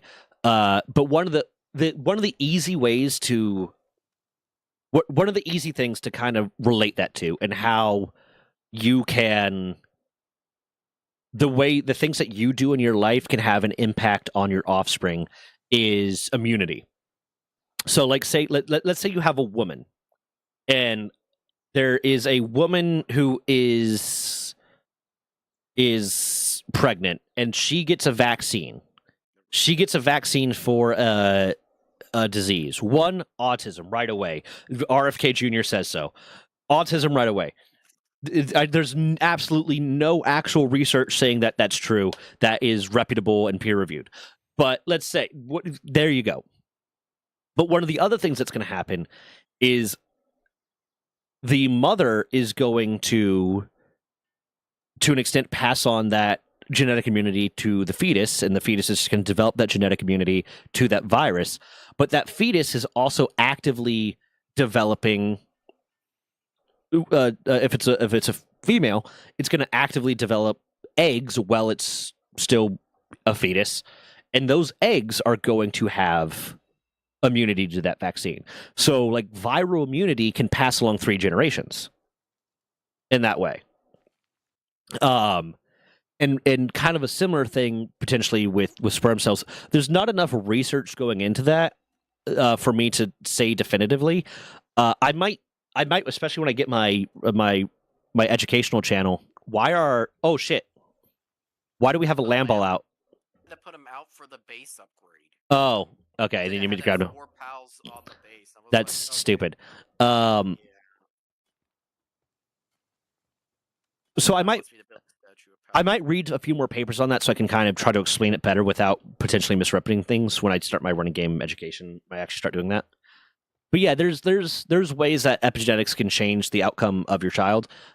But I don't know how well researched it is at this moment because it's really hard to do that research for one, just because of the nature of it and how it would have to go and the amount of time you'd have to be tracking someone and the understanding of genetics that we'd have to have and blah blah blah. It's also unethical.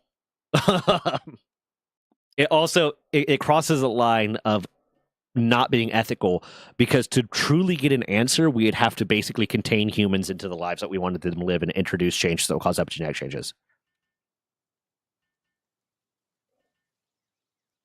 So I guess the question originally was how much would I have to work or do to reverse some of the bad decisions we've made?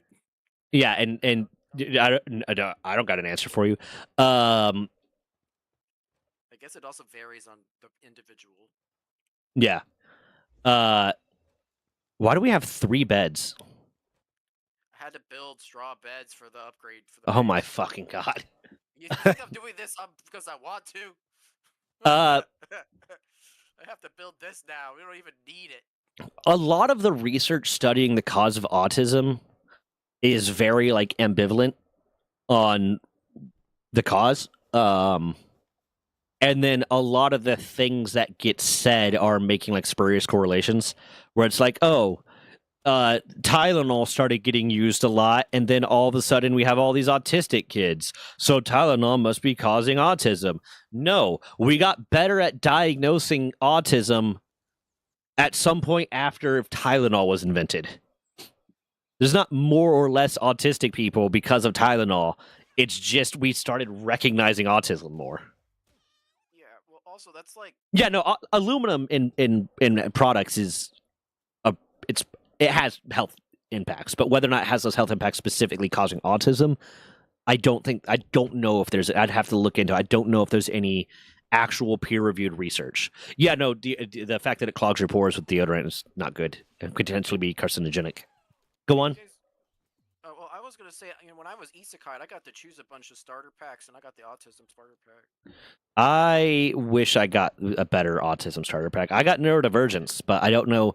I've never been officially diagnosed with autism. I had someone who works with autistic children and was trained on recognizing autism in adults say that, yeah, you're probably autistic. And then my therapist saying that could explain some things, but it would be really hard to separate the symptoms of autism from the symptoms of the other stuff you're dealing with. That's tough. Dark numbers? What are dark numbers? Oh God, are we talking about the dark triad? We aren't supposed to talk about that. When people who have something are not recognized for it because of tech or culture or whatever. Oh, okay. Oh. You're the main character, Mr. Isekai? We're all the main character. Yeah, what do you mean? You don't have any protagonist hair? You don't have dyed hair yet? Yeah. I had dyed hair for a while. It was blue and green. Straight protag shit. Hell yeah. I mean, look at your character now. Yeah. Alright, good, Chad. We needed that wood. The funny thing about when I dyed my hair, I dyed it when I got it was 50 subs on Twitch. I dyed my hair. That hair dye was leaking out of my hair for so long that when I first met Dez, we met at like a practice for LARP, and I was sweating and it was leaking down my forehead. Damn,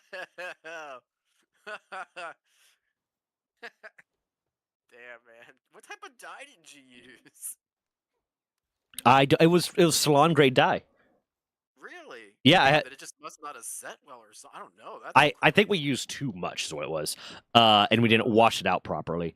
But no, I had a friend that worked at a salon supply shop, and she got me salon grade dye. Damn. Well, something didn't set right. Oh, it's almost like what is it called? Removal bias, where it's like, oh, all these planes that are coming back from war are getting shot up on these parts of the wings. We need to up armor the wings because it's not accounting for the fact that the reason why that's where all they are is because if they shot the engine, the plane went down. Yeah, right. Yeah. I mean, honestly, you want them to shoot the wings. Yeah. Please shoot the wings. What that says is that those wings are capable of holding up even after being shot. Yes, we want that. That is good. It's fine. That's preferable. Yeah, actually, I also like am like for battleships, like AP shells for high explosives, Yeah. and that some ships were designed to have a thinner hull, so armor-piercing shells would just go straight through. Yeah, because what you It's want is you want it to explode like right at contact, and it causes like vacuum effect. Uh, some torpedoes are designed such that they don't explode when they make contact with the ship. They explode just before they make contact with the ship. They push all the water away, and that creates a vacuum that rips a hole into the ship. God, that must be so scary to experience. Mm. Ugh,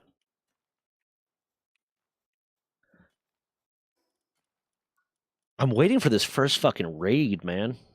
I'm telling you. It's like watching the pot of water boil. It ain't happening while you're looking at it. Okay, I'm gonna put up a hanging trap.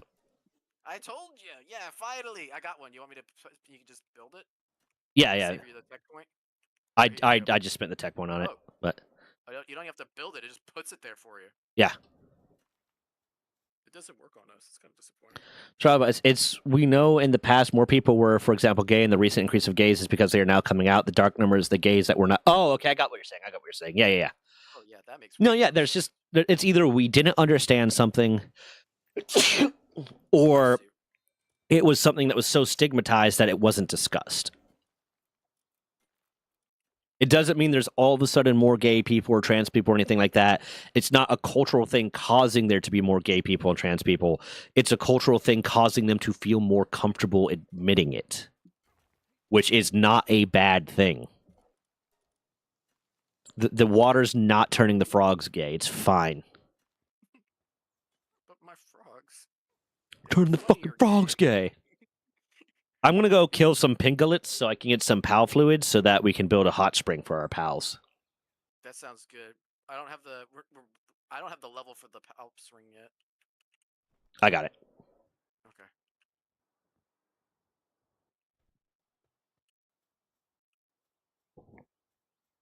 Turn the freaking frogs gay. Oh my god.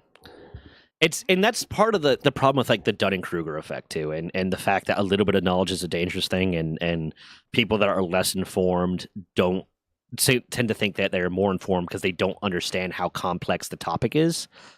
Uh, because you'll get people that will like they'll make those spurious correlations, and they think that's true because they don't understand how complex the thing they're trying to talk about is to begin with. Why are you in the middle of here wearing?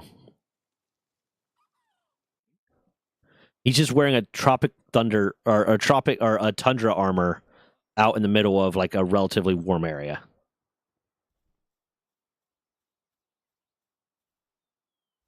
I guess this area is actually not relatively warm because right now I'm wearing cloth and it's still bordering on being too cold.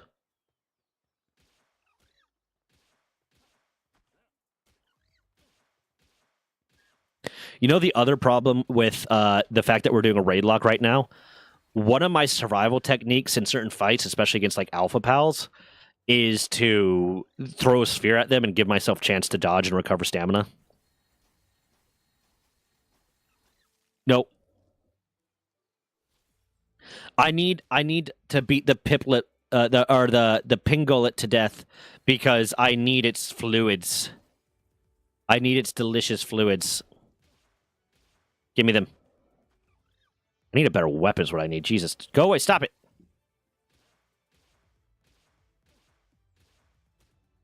This one's not taking dick for damage. What the fuck?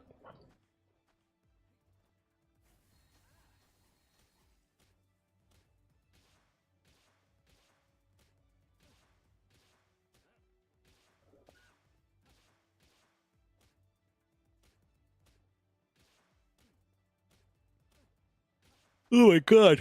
Okay. No. No, no, no, no. Okay. Okay, that one gets to live. I can't come back until I have better weapons and better armor.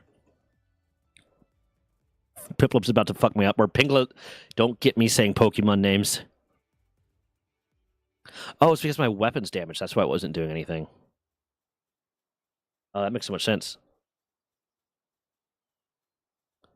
I'm on my way back. Hit the road, Jack. I'm back no mo, no mo, no mo, no mo.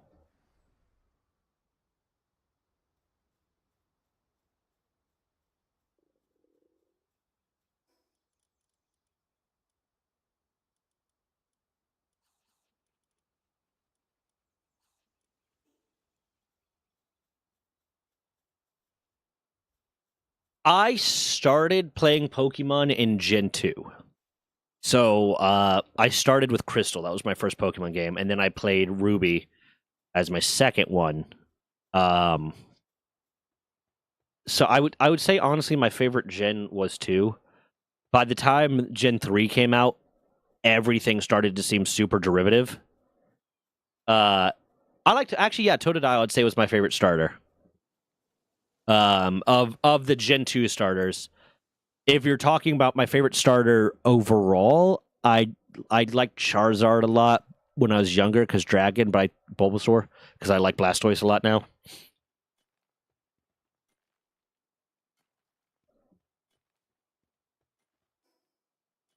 Yeah, I started with Gen 2 and then I really stopped. Leaf Green here want to fuck? What the fuck? Jesus Christ, Skade.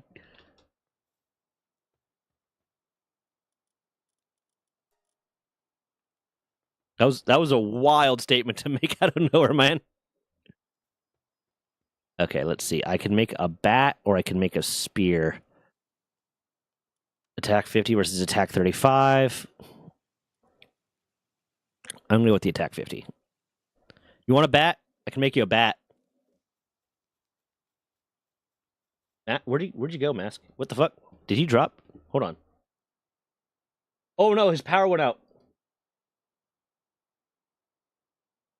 Mask is currently powered out.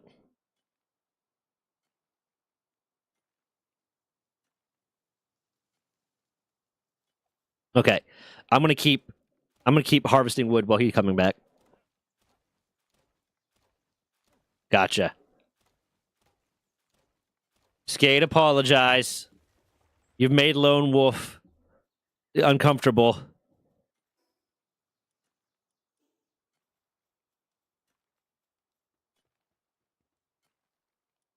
It's his not Slavic, Nordic sense of humor.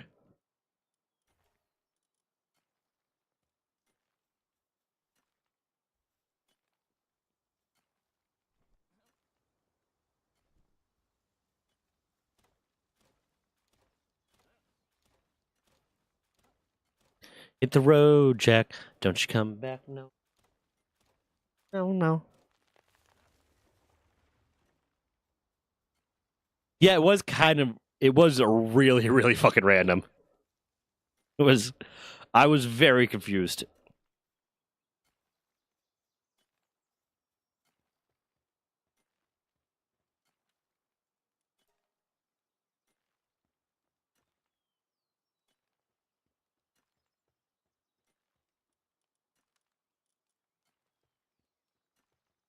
I'm gonna make myself a bat, and then I'll have Chad make that bat, and then I'll go get more wood, and I'll make Mask a bat.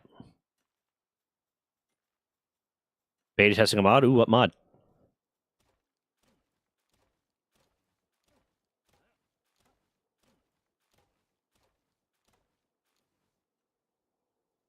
Oh shit! Mask's power went out. Like it's gone.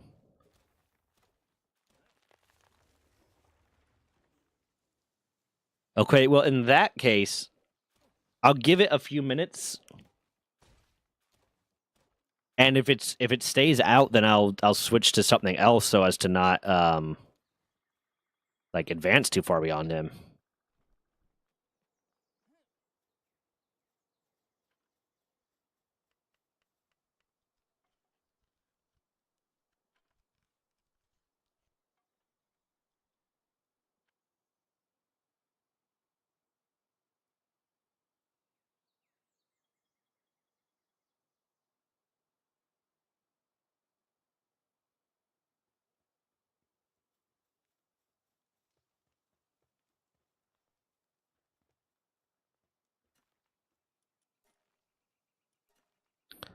I want to see what's the damage difference. It's pretty significant damage difference. Bam. I'm gonna repair the. I can actually just do this. Repair all. Okay. Add on mod for that time. I got reincarnated as a slime mod, aka Tensor Reincarnate. The mod I'm supposed to be beta testing is a mod called. I didn't even know that was a mod. Okay, yeah. He got fucked. So I'm gonna end this here for now. That was weird. I keep hearing how good it is, and I want to check it out, but it's just one of those ones that's on my list.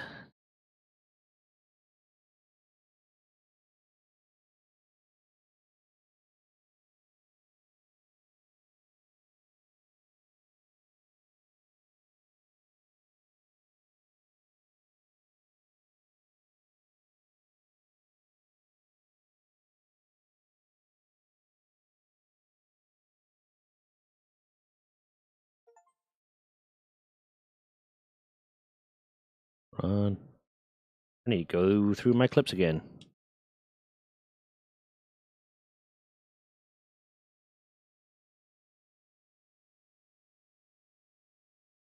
Okay.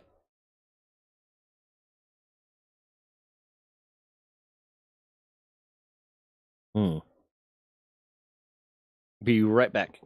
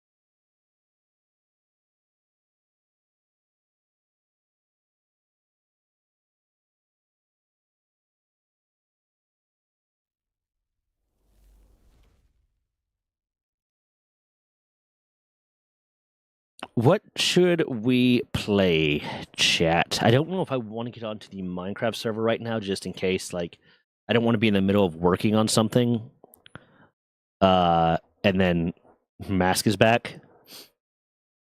Like, kind of want to play something I can just kind of drop, like, because his power went out. Like, it went out. Let's see.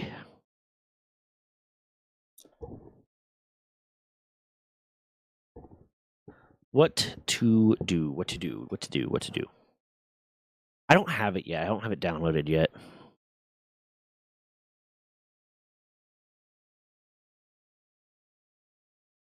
You know what? I'm gonna do Dungeons 4. I've been wanting to finish Dungeons 4. I also want to I want to play the Jurassic World 3 or Jurassic World Evolution 3 because I really loved 1. 2 was kind of disappointing. But I don't want to pay $75 for it right now. But I might add that to the list in the future. It's also October 22nd, and I have not played a horror game this month. Des, we need to play a horror game on Friday. You want to play Outlast on Friday? Okay. Des and I shall be playing Outlast on Friday.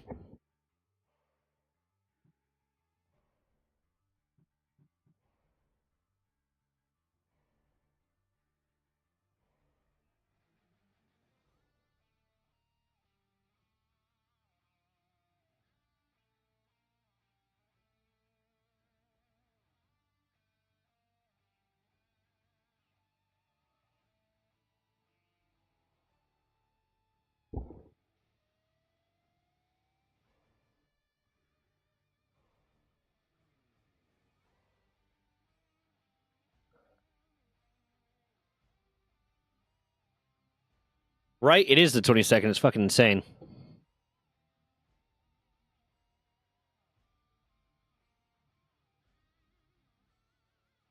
Okay, let's go.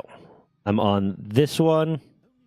I need to unlock Use a match try to kill 60 heroes in Hero's Gorge, and I need to all... No creatures are allowed to go on strike. I can do that. This is... I don't know if you've ever seen... Oh, shit, I forgot to change the game capture. Shit. I love Dungeons 4 because it's a really good spiritual successor to Dungeon Keeper, but it's not quite as good as Dungeon Keeper in my mind. But that might also just be straight up nostalgia. Okay.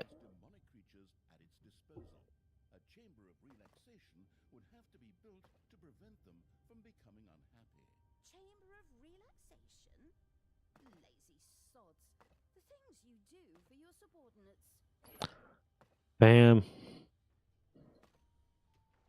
Bam, if you guys can go ahead and do this. The fuck is that? Okay.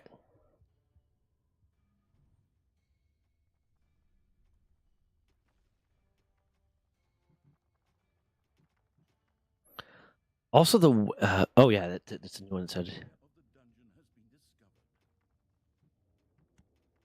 Oh, neat.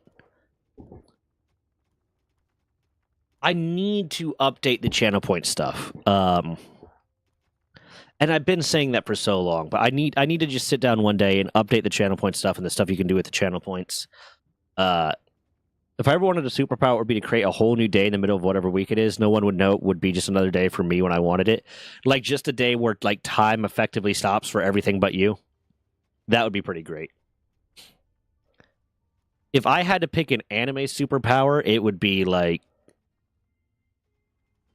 And like when people say, "Oh, well, what superpower would you pick?" The power to do anything. No, that's against the point.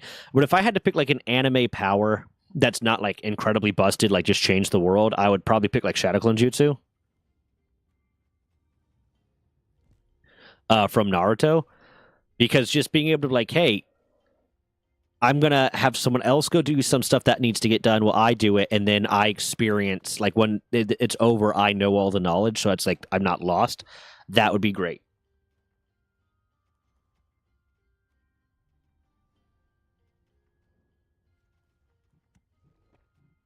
Where's the Chamber of Relaxation? There it is. I need to research it, really?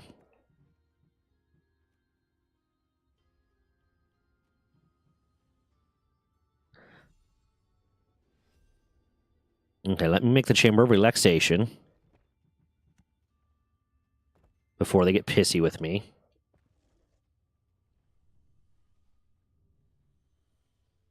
There's a question for everyone. If you could have, everyone in chat, if you could have any like anime power or superpower that's not like an incredibly busted, like I can do whatever I want type of power, what would it be? And let's operate under the assumption that like there's no issues like, oh, well, if you could fly, then there's these issues, or if you were super strong, that doesn't make you super durable. Like it works itself out. All of those actually shits work themselves out. But I'll actually hold on. I'll wait for Lone Wolf to come back because of the ads.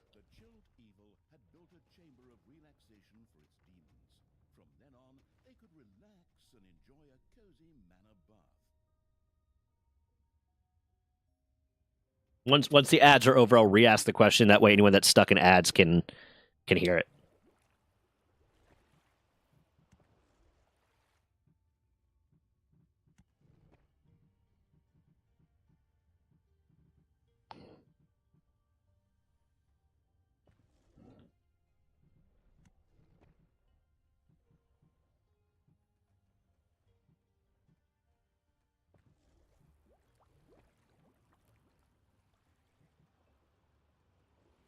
There you go.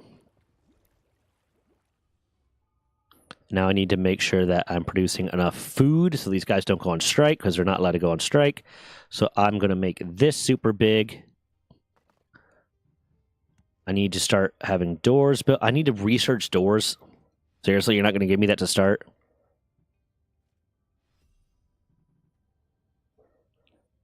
Succubus is super easy to have. Okay.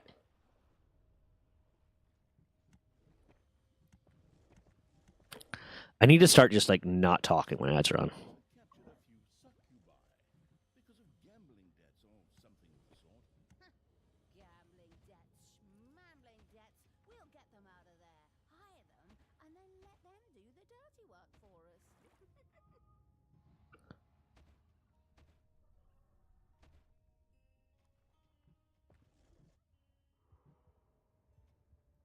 Where are these captured succubi?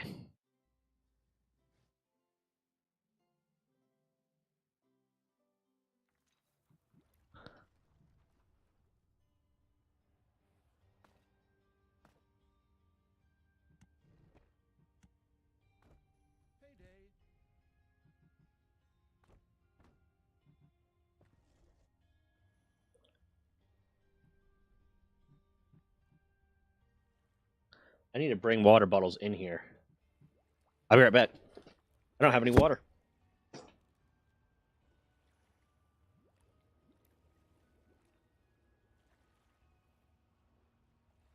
Oh. Hi. All of cute. Chat, tell her that she's the cutest cutie pie in all of cutentum. Do it. Rawr.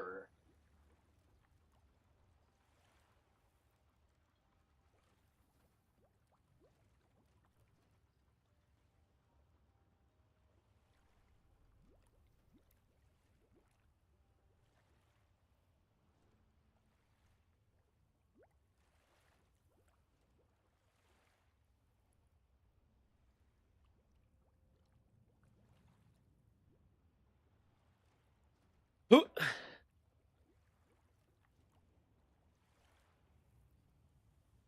She's the best around. No one gonna keep Runga down. That's what Forever Knight said. We're the best around. So ain't nobody can keep me down. Yeah. Okay. Okay, so now that Thank you. Thank you, Lone Wolf. Why are you streaming in the room when she's asleep? She's not asleep. She's just on our laptop. She's watching videos on her laptop. She was playing games, but she's feeling kind of stressed right now, or kind of like anxious right now. Why did I leave this running? Okay, so here was my question. Here's the question. Now the ads are over. Here's my question. If you could have like one superpower or one like anime power that like it works itself out, none of the consequences of like, oh, well, if you teleported technically because the world's moving so fast and blah, blah, blah, or if you're infinitely strong, that doesn't mean you're infinitely durable. That is not like busted. Like you can't have a power that's like, oh, I can do whatever I want, but it's just like kind of a convenience. It's something that'll make your life easier. What power would you pick?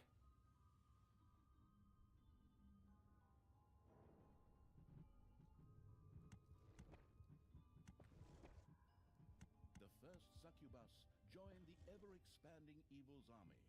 These infernal demonesses were able to charm opponents and sway them to their side for a short time. Whoever you want to seek their torsion. Forever Knight said the ability to summon food whenever they want. Lone Wolf wants time manipulation. What do you mean by time manipulation? Because time manipulation could get pretty busted. So I can go back and keep myself in foster care. That's sad, Lone Wolf. That makes me feel bad. I want to give you a hug. Postphoning. I can make Monday into Mon Monday, and everyone would act like normal. No one would know but me. Yeah, because you want the ability to create an extra day. Grim.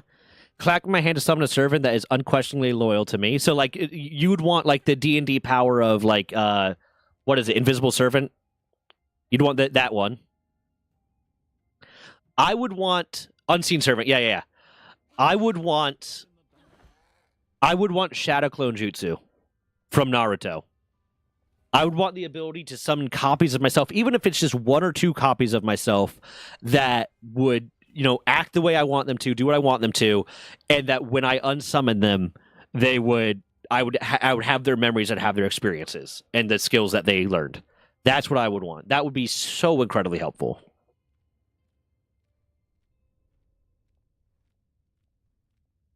Shadow Clone Jutsu, you don't feel what they do while they're doing it, but you remember everything they did and the skills that they learned after they're unsummoned.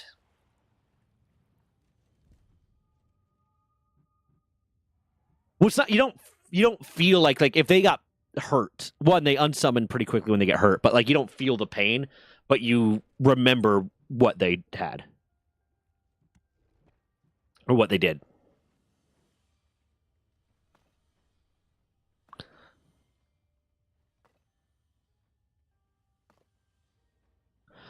I'm gonna go back to Falcon. It was great, and I wouldn't have to deal with my retarded stepmother. I mean, retarded in the derogatory way. Okay. Well, I am sorry that you have to deal with that, Lone Wolf. That makes me feel bad. I wish there was something I could do.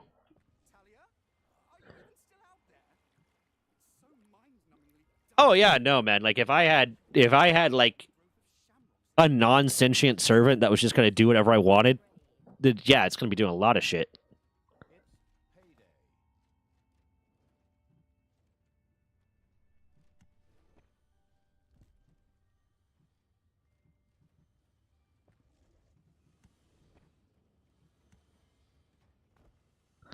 Let's see if Mask is coming back. No worries. I hope you guys feel. Oh, I forgot to ask. Do you like? What do you like?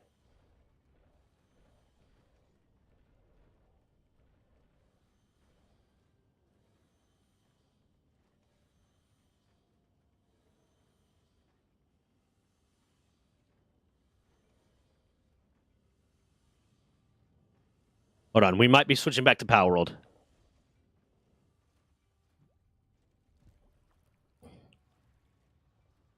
That's good though. I don't know if that's good that you're escaping that. Um,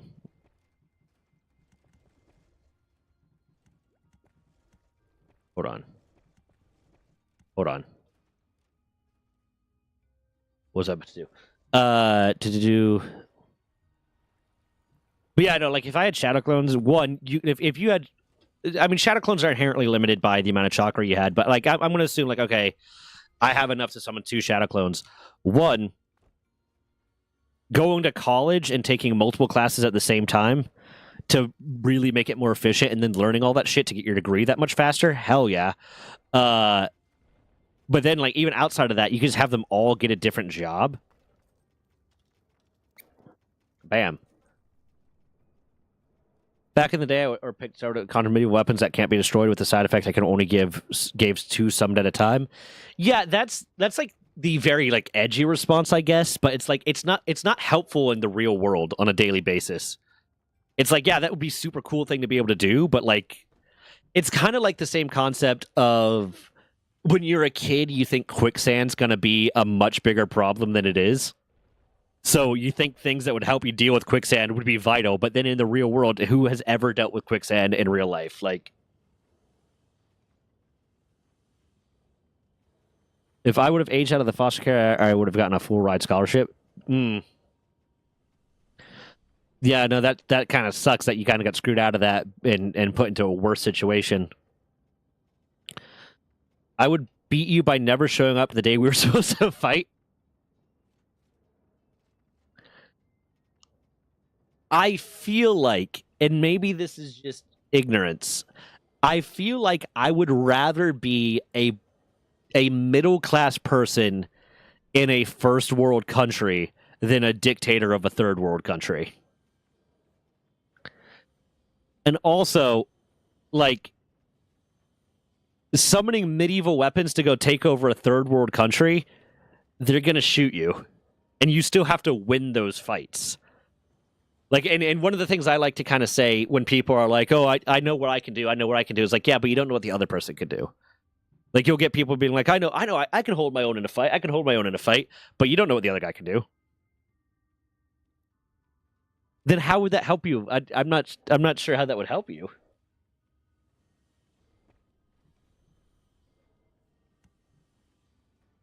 What is this? Ooh, yeah, the magic ones. I need the magic ones. Hold on. I can't upgrade it yet. Okay. I am not doing the stuff I'm supposed to be doing right now.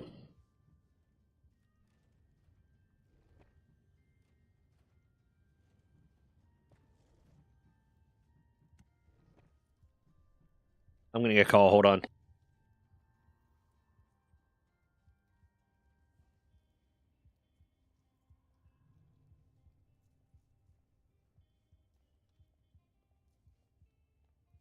Robocall. Also, time is usually the ability to temporarily pause time, reverse time, and see the future. Yeah, there's the thing. The thing I'll say about the time manipulation is that's kind of a busted ability. I would give you, like... I would say it's not busted if it's so much as, like, moment to think in D&D, where it's like you got 6 seconds where you can just kind of get your shit together. But like just the ability to, because man, if I could reverse time, I'm gonna go back to when I was like 14 and buy a bunch of fucking Bitcoin. Buy a bunch of Bitcoin when it was like a penny a coin or whatever, and be ridiculously wealthy right now. If I could tell like young Zach one thing, it'd be like, hey, take your paycheck from like your part-time job and invest it all in Bitcoin. Your abilities to infinitely relive a Monday. Take and put the knowledge I have now into my younger self. That yeah, no. I mean, if you could operate one, there's just a level of if you could operate in the past with all the knowledge you have now, you can irrevocably change your life. You can change your life so much for the better. But even the ability to operate not with the knowledge you have now, but with the mentality you have now. Like if I was able to go back in time to like when I was in high school and just have the mentality I have now, even without the knowledge I had now, my life would be better because I wouldn't be making stupid mistakes. I wouldn't be caring as much about stuff that I cared about back then, and I'd be taking shit more seriously that should have been taken seriously.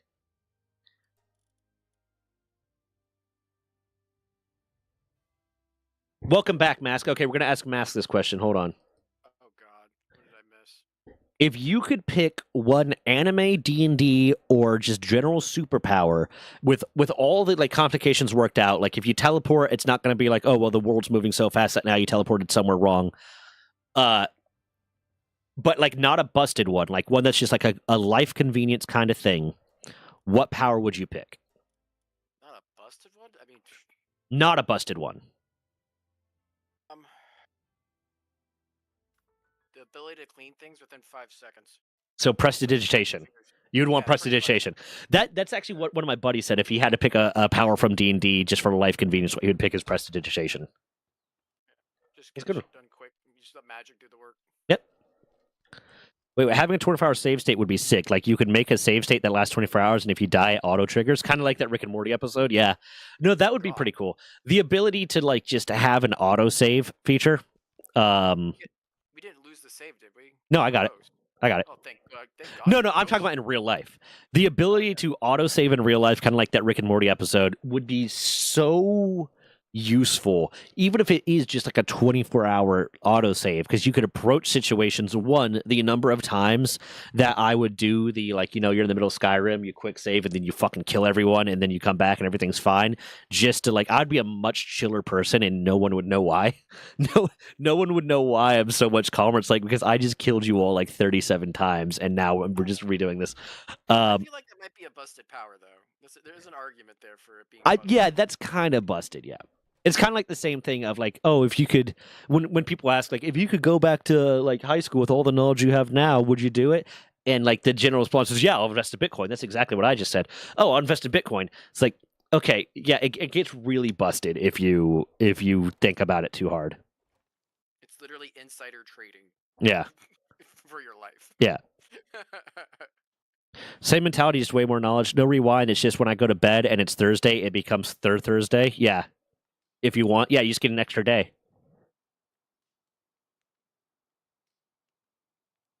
I resent you the code. It should be the same, I think, actually. Is it the same? Is it? Did I resend it to you, or did I post it somewhere else? It's not the same. Yeah, it's different. Yeah, I got it, though. I might have posted it somewhere else. Whoopsie. Rawr. I forgot to order food. I'm about to order food. Okay, you get coming in. I'm ordering food for the designator and I. Des. You're now the designator. You're my designated driver. You're my designated power of attorney for pulling the plug. Oh, God. I mean, good to have that thing sorted out now, but I mean, are you expecting something?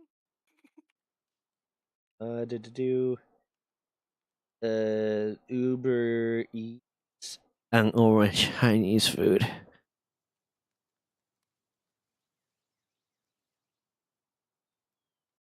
Internet's take a second. All right. Chad's still alive, right? He was only gone for a few seconds. Yeah, Chad's alive. Chad's fine. I didn't get him killed. It took me a while to realize that you were gone. Ah! Dude, it shut everything off. I went downstairs. I'm like, oh crap! Even the fridge is out. Did you flip a break or what happened? No, it was the whole neighborhood went out. Brownout. It was yeah, so it was an actual like power outage or something. They came back on a couple minutes later, but it wasn't like instantly back on. So it was like, oh okay. Yeah, no clue what really started it. Yeah, that's weird.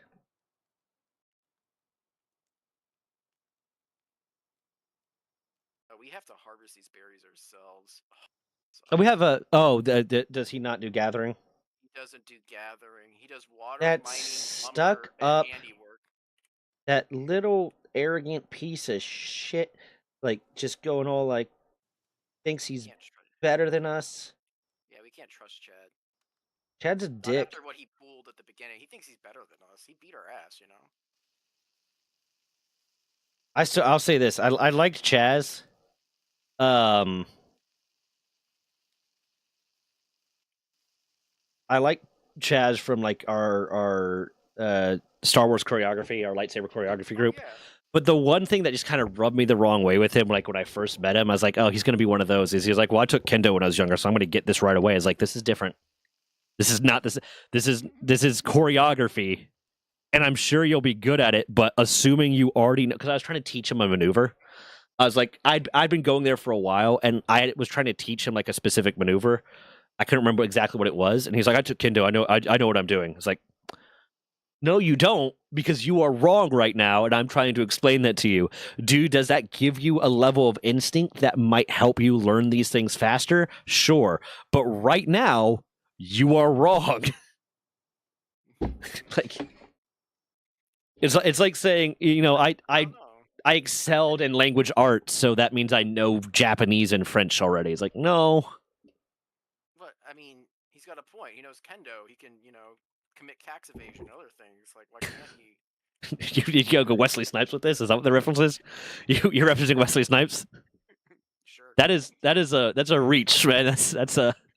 I mean, he's the one that knows kendo, not me. I don't know what his powers are. He sounds like he's a powerful being. Yeah, it's an entity. It's also one of those things. It's like, okay, like Taekwondo. Taekwondo is a really, like, I took Taekwondo when I was younger, but I took Taekwondo from masters that were from South Korea, Master Lee and Master Jay, and it was a Taekwondo and self-defense class. And the self-defense part of the class wasn't Taekwondo because it's not really fucking great for self-defense. It's not as good. You want to sleep real quick? I need to get some pinglets. Oh, I'm sorry. I didn't realize you were waiting for me. I went out and started mining No, I wasn't. I just got to get some Szechuan shit. I got Des honey chicken and I got myself bourbon chicken. Oh, I got a trivia question for you. What? Ready for random trivia? Okay. What is the secret ingredient in orange chicken? It's not orange. It's I know. There's orange zest in there, I think, but that's not the secret ingredient. Not the secret ingredient. I'm not sure. I gotta build a roof. 1 second. Oh yeah, hold on. I gotta tell you, it'll bring back flashbacks of our '90s childhood. Okay, what's the secret ingredient in orange chicken? Tang. Oh my! Is it really? Yes. Holy shit! Oh. Because it doesn't have a shelf life. You can keep it. You only need a little bit. It's super orange flavored, and you just mix it into what you would normally make the orange chicken sauce, and you just put Tang instead of your orange juice. When did they stop making Tang?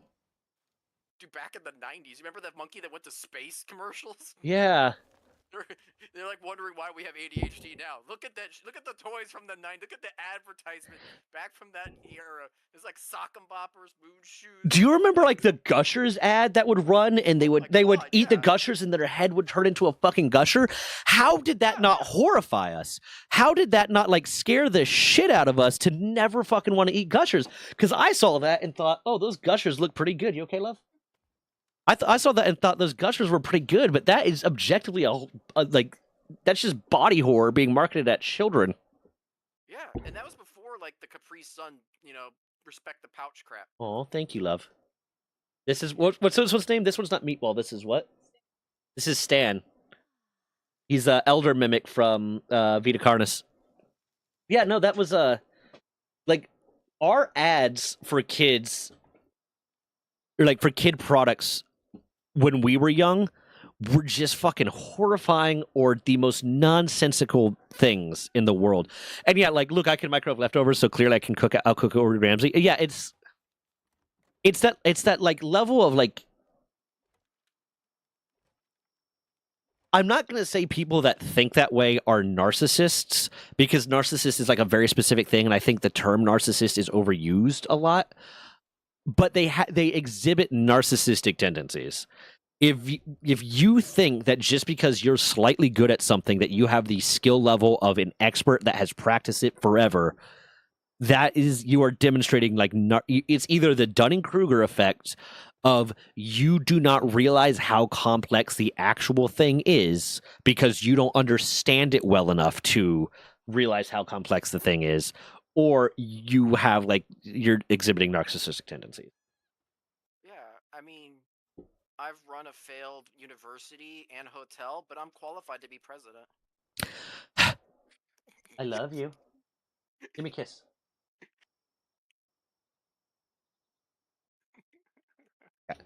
Um. Yeah. No. Jesus Christ. It's what was the one I was about to do? It's okay. So one of the things I'll reference this to is, and it's not quite the same, but I remember when I was in Miami, I used to go to this workout class at night. And there's this one kid there that was like 18, 19. He was like just slightly younger than me. I think I was 20 when I started there.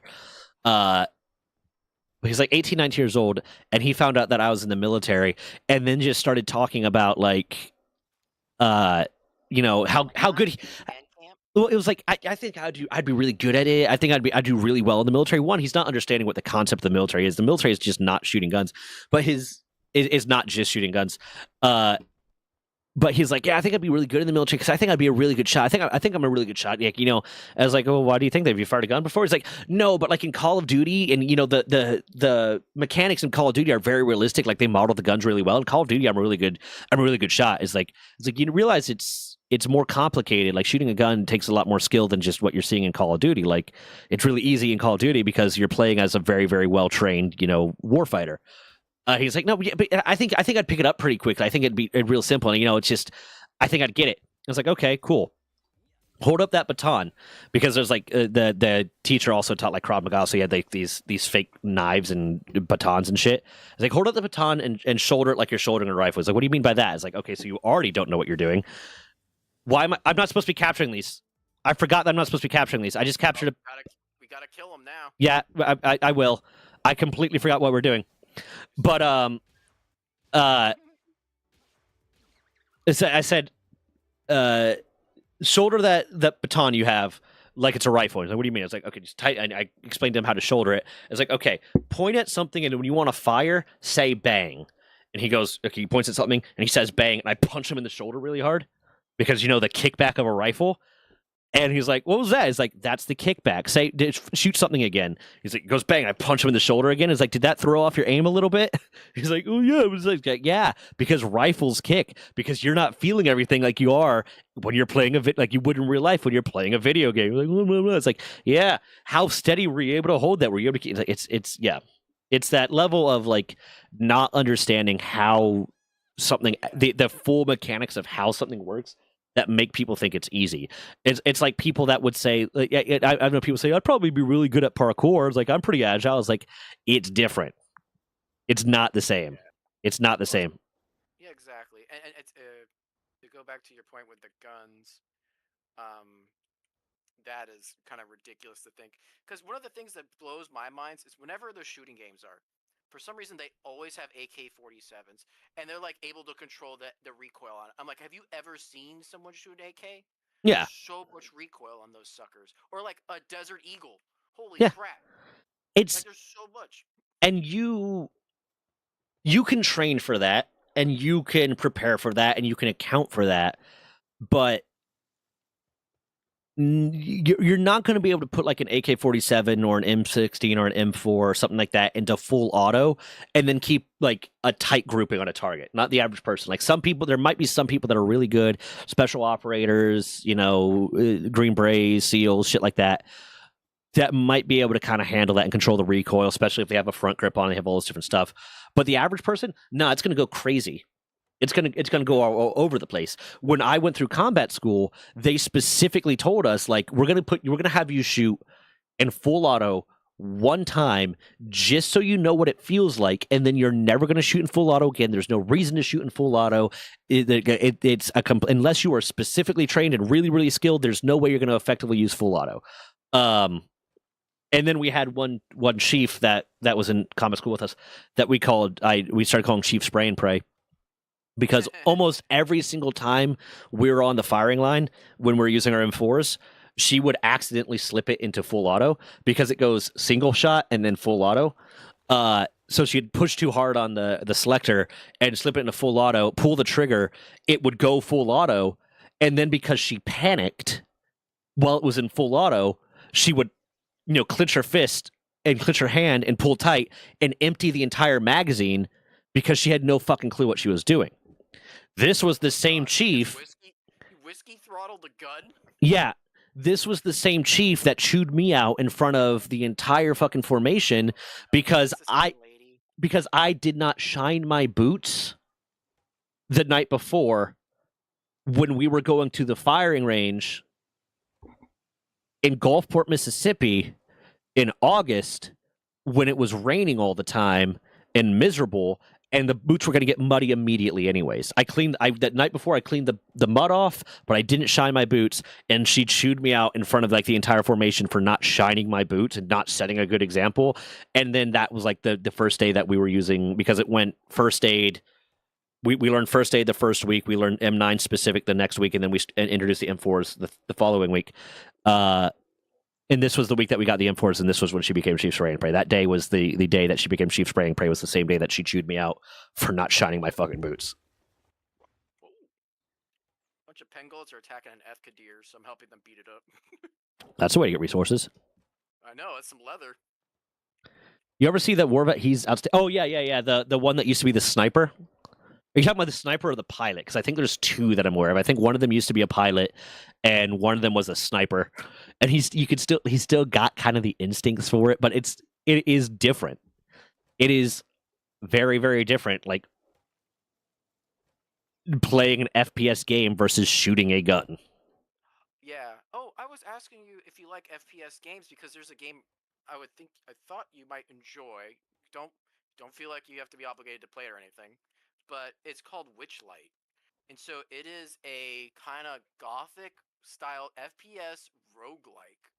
So you go through the levels. As you go through, you progress and get fire hard, but you have components that you build upon as it continues to play. The art style is really cool. Kind of like if you took Dark Souls and made it an FPS shooter with like crossbows and like holy magic and like a whole bunch of crazy stuff. I'll try it out. I'll definitely check it out. Yeah. I've watched Meat it. cleaver. It's still in early access, but 75% done is what the dev said. So they only have a little bit left, and they'll probably be finished by the end of the year. Okay. Yeah, I'll definitely try it. I'm down. Yeah, it looks cool. I don't know if it has a multiplayer component yet, but I'm sure eventually that's the idea. But it looks really cool. And so there's like a bunch of different type of variant of enemies, and so they all have like different responses. So you have to be careful to clear your corners and things like that, because you don't know what you might be walking in. But you can get like abilities, like your gun has like a little shield, for a temporary period of time, or you can dodge. Like they have like abilities that are tied to how you build your weapons. So it looks really cool. All right, well, I'll give it a shot. Let's see here. Okay, this is a tower. This is fall damage waiting to happen. But yeah, one thing to like compare like people who like have that level of arrogance and just think because I think I'm good. My brother at one point said the words when he was like 20 maybe, and this was when Stephen Hawking was still alive, that he was being serious, that he genuinely believed that he was the most clever, intelligent person in the world. Stephen Hawking was? No, that my brother was. My brother thought that he was the most clever, intelligent person in the world, and he said that with like 100% sincerity. And I just state that this was when Stephen Hawking was still alive, because I think a lot of people at the time would say that it was Stephen Hawking. And even like that, I think once you get to that level, it's like he might be the smartest physicist in the world, but if you ask him about biology, he doesn't know as much as biologists. If you ask him about chemistry, he doesn't know as much as chemists. So it's kind of it's similar to like when people are like, "Oh, Neil deGrasse Tyson weighed in on this thing about medicine." It's like, he's not a biologist, he's not a medical doctor, he's an astrophysicist, and he's intelligent. And I'm willing to bet that because of that intelligence, he can read and understand some of these things, but he's not the authority figure on this that we should be talking about. Yeah, he usually does invite guests onto his shows. Yeah. He's got a show called Star Talk, which is Yeah. pretty good. I don't think he speaks. Yeah, I don't think he speaks out of turn. I'm not saying that I think Neil deGrasse Tyson speaks as if he's an expert on these topics without recognizing the fact that he is not. I just think it's when he weighs in on something because someone asks him about something and he's like, well, this is my opinion on it or whatever. And people say, well, Neil deGrasse Tyson said this. And I'm like, okay, but I'm going to trust the words of an expert in that field over Neil deGrasse Tyson. Neil deGrasse Tyson is a very, very intelligent person. Would I trust his advice on my personal economics? Not as much as Warren Buffett. I'm gonna listen to Warren Buffett first. Would I trust Warren Buffett's advice on astrophysics? No. Just in general, no. Yeah. That's I've noticed that the people who are actually smart are the people that don't say they're smart. Yeah, it's the people that very much like are will be like, I'm going to talk to someone about this, or I'm going to research this, I'm going to look at this, and I'm going to the ability to state I am not an expert on this before you start talking. Yeah, that's crazy. Yeah, we've said things about your brother before. He has never been a credible source of information from anything I've heard. There's the thing, he is a very intelligent person. I'm not going to discredit on that. My brother is a smart person, but he thinks he's smarter than he is, and he thinks he knows more about topics than he is. He, at one point when I was in the military, and he wasn't, and he never was, tried to tell me what the military is like. It's like, that's the type of person. He tried to tell me like I didn't understand. Like he tried to correct me on what the military was like. He's tried to correct me on fields of biology that I was actively studying and actively doing research in. Like, I was working in regenerative medicine lab, and he's tried to like tell me I was wrong about something. It's like, I'm going to go ahead and trust the PhDs that taught me this information before I trust you that Googled something and then misunderstood it. You remember the first time you shot a 45, damn near broke your wrist? Yeah, if you're not prepared for it. My grandfather, who just like passed away recently, would reload his own ammo. And his favorite prank to play on people would be like he had a 50 revolver and he had a 45 revolver. But whichever one he wanted to use, the 50 actually had less kickback because it had a longer barrel. So he'd usually take his like 45 and had a fairly short barrel. And he would like tell someone that was like, really experienced with guns, like, no, be wary. This thing kicks pretty hard. And the first 6 rounds in the cylinder, he would underload. He would underpower them. He'd underpowder them, so that they didn't kick shit at all. And then the last one, he would overpowder. He'd overpressure it, so it had a lot more powder than it was supposed to have. So it would kick like a motherfucker. So you get people being like really confident. Phew, this doesn't kick. Oh, old man, you think this is a hard kick? Phew, phew, phew, phew. And then be like really, really surprised by the kick. And that was just like one of his favorite pranks to play on people, especially people that were like really familiar with guns, because they'd get super cocky about it and then like really quickly have to be knocked down a peg.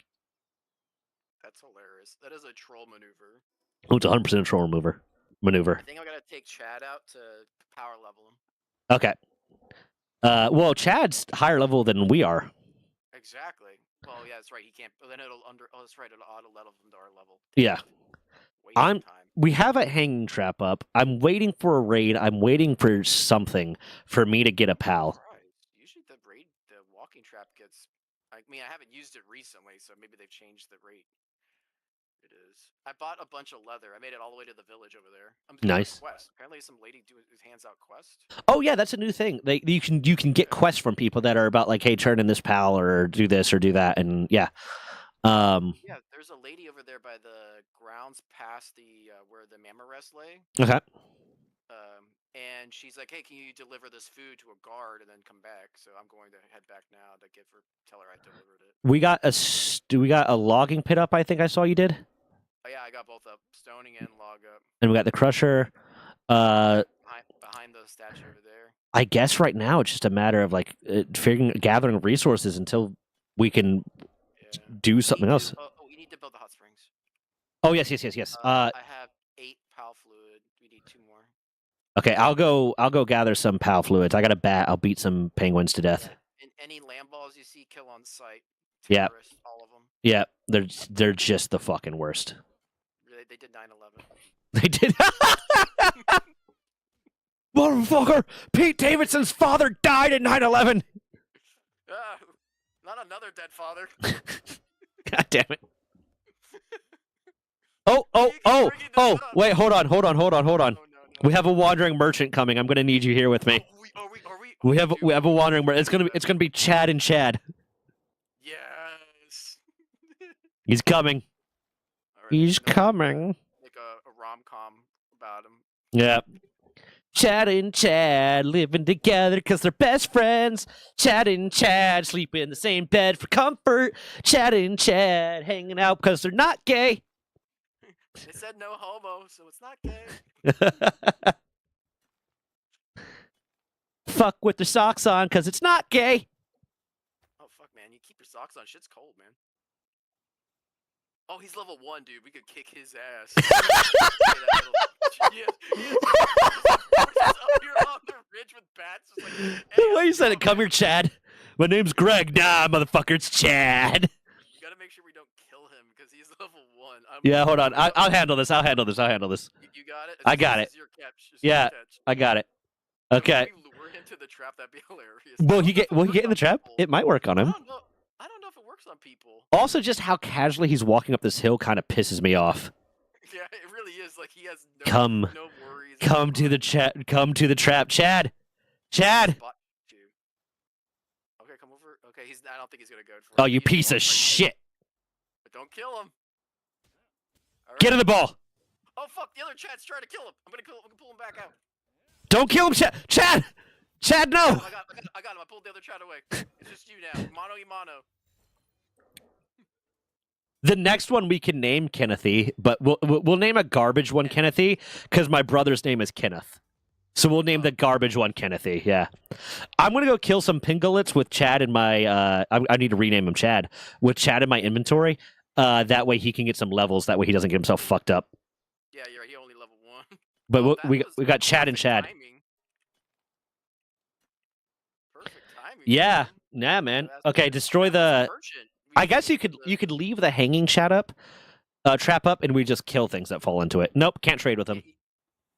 Wow, so they really got rid of it. I wonder if you put him in the viewing tank. Then you can interact. Maybe. Like people usually do it. Maybe we can put him in the viewing tank. Yeah, that might work. Yeah, but that's like late tech, man. We're not getting that anytime soon. We need whatever the most pathetic pal is. If we catch that one's Kennethy. What is that, chickpea? My dad's name is also Ken too, so that's kind of mean. We're just going after dads today, aren't you?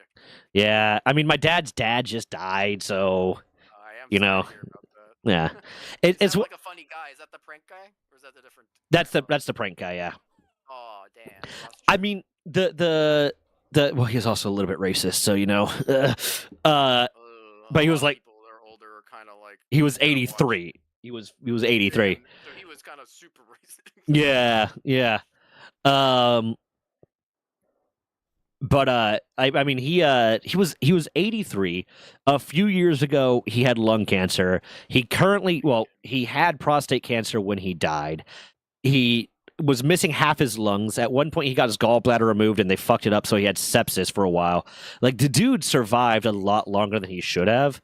And I've had kind of, I guess, the advantage. I'll call it an advantage in my life when it comes to grieving. Of any time I've had a family member that I was close to in any sort of way die. It was like a long time coming. And I was like, there were so many moments when it's like, oh yeah, he's gonna pass soon or she's gonna pass soon, that I get so much grieving done ahead of time that when it happens, I'm not taken by surprise. So I'm like kind of ready to start processing it. I would rather have that than it's just a freak accident. Yeah, but it's like, so whenever like when my mom called me, because I think I said to Des at some point this year that I don't think he's making it through the year. Because the amount of health issues he was dealing with, I was just like, he's probably not making it through the year, and I was prepared for that. So like when my mom called to tell me that he passed away, I wasn't necessarily surprised. I'm sad. I miss him, and there's stuff I regret that I never got to do with him because he really liked hunting, and he died in his hunting blind during a hunting trip. And I had been for like several years, I had been like, hey, because he liked to go to these nature preserves and go hunting. Where like you could get a boar. They're hunting preserves. They're not nature preserves. They're hunting preserves. But you could get a boar, you could get a ram, you could get a deer, you could get whatever. And I was like, you know what, I would, and they process the animal for you. They give you all the meat, they give you all the different stuff and blah, blah, blah. And for several years, I've been like, you know what, I want to save up some money. And I want to pay for me and him to go hunting together. And I never got around to it. So like, there's stuff I regret and there's stuff that I miss, but like the grieving side of it, I feel kind of like unfair. And in a way, I feel kind of like callous about it. But like for so long, I've been so prepared for him to die. Because the number of like close calls he's had, that it's just like I was so ready for this that I'm not as affected by it as I feel I should be. Yeah, I understand how you feel. Yeah, but I know of course it's different for everyone. Yeah, I'm glad to hear that you had. It sounds like the closure that you needed, and that's yeah, important. yeah. And I feel bad for, like, obviously I feel bad for my dad and for my mom and stuff, and I'm looking forward to my brother. And I mean that so sarcastically. I'm looking forward to my brother trying to talk about, you know, how sad he is and how close he is in getting his attention out of this, despite the fact, because he did the same thing with my grandma, and my dad almost pissed me off. Like, I didn't almost piss me off. My dad pissed me off when my grandma died because my brother was, you know, taking it really hard, and I was very, very prepared for it because she had already been in and out of the hospital with heart issues several times in like a 6-month period. Had a stroke and lost eyesight in one of her eyes like a few months beforehand, so I was prepared for it. And I just kind of tend to be very much the I'm going to shove it down, I'm not going to think about it type, and I'm going to process it later. So like when my grandmother died, my mom's mom, and my brother was, you know, taking it hard and whatnot, and my dad made the comment of, well, you know, like Kenny's taking, because my brother at one point, this was when I told my brother off and I called him a narcissist and all this other shit, like a few weeks after she died, because he decided to make it so much about himself that he did some shit that made it harder for my mom. And that's another rant to go on another day. But like he caused a lot of problems that lost my mom a friend and created problems for my mom. And I was really pissed at him about it. And he said something to me. I was back there. I was back at my parents a few weeks later for something, and he said something to me, and it just kind of triggered me. And I told him off. I told him everything I fucking thought about him. I said a lot of things to him, including the fact that you made the grieving process that much harder for our mother, who just lost her mother, because you're so fucking selfish that you couldn't just shut your fucking mouth and not mouth off to someone because you just needed to be in the right. And like a bunch of other stuff. And I called him a narcissist. I called him all this other stuff. And my dad talked to me about it later because he overheard part of it. And it was like, well, you know, this is really hard on your brother. It's like, and it's not hard on me. It's not hard on me. He's like, well, you know, your brother was a lot closer to your grandmother. And I was like, was he? Because I called her every fucking day. I called my grandmother every goddamn day. And it like, whenever I would walk my dogs, whenever I'd walk my big dog, I'd go to the park. And the moment I got to the park, I'd call her. I'd talk to her for the 45 minutes to an hour that, you know, I was at the park. And my grandmother would oftentimes during those calls lament the fact that Kenny would never pick up the phone for her. She would call him and he wouldn't pick up the phone. He'd screen her calls. and never bothered to pick up the phone, never called her out of his own volition and whatnot, and would screen her calls. So yeah, he was so much fucking closer to her. Sure. And that pissed me the fuck off hearing that. Like the fact that I processed it and I didn't break down crying and I was able to handle it, it does not mean that he was closer to her. He the only time he exhibits any sort of like altruism to people is if it costs him nothing or if he's looking to get something out of it.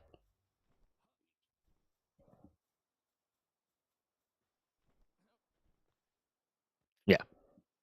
Yeah, I don't understand how siblings can be so different. I have trouble processing the fact that people love their siblings. Like because they're their siblings.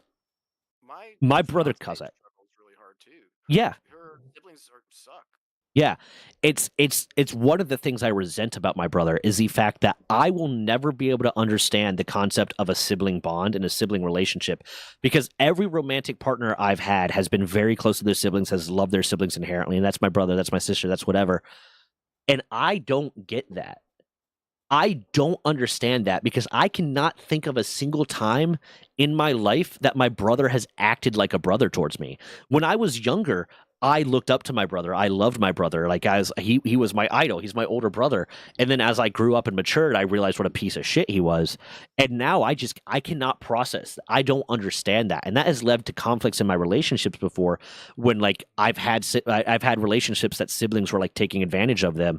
And I said, you need to cut them off. You just need to write them off. I don't get why this is like they are actively taking advantage of you monetarily or emotionally or whatever it is. Why don't you just write them off? And that's caused fights in relationships because I'm being callous and I don't understand. It's like, yeah, I don't understand because I don't give a shit about my brother.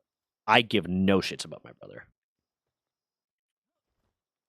Yeah, I understand where you're coming from too. I think if my fiance could um be without her siblings and just have been a single child, I think she would have been happier at times. Yeah. I definitely feel that way.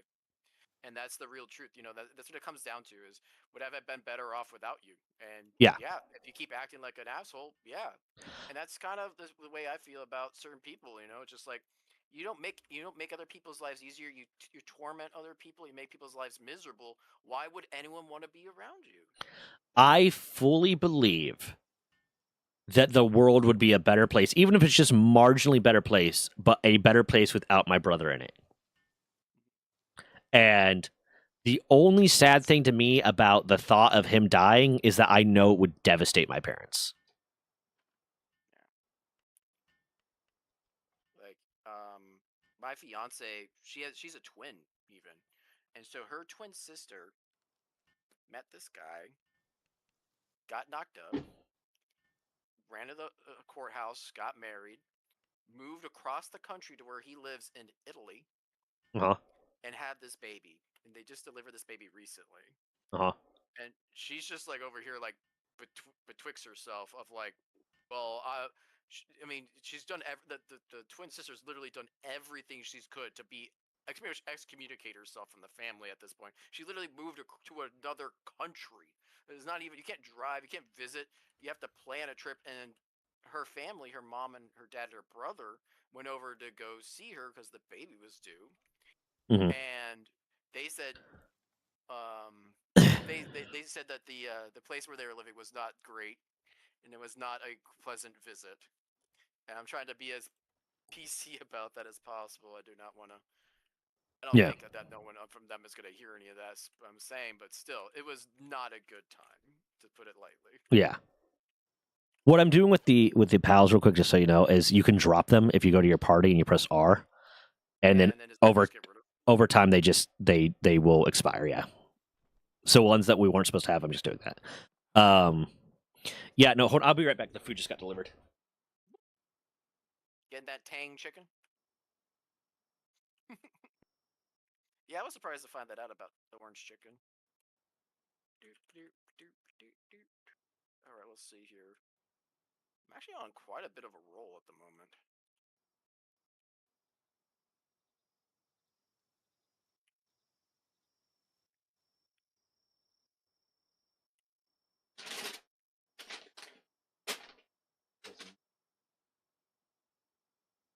still need fluid though, so we can have that new jacuzzi tub installed.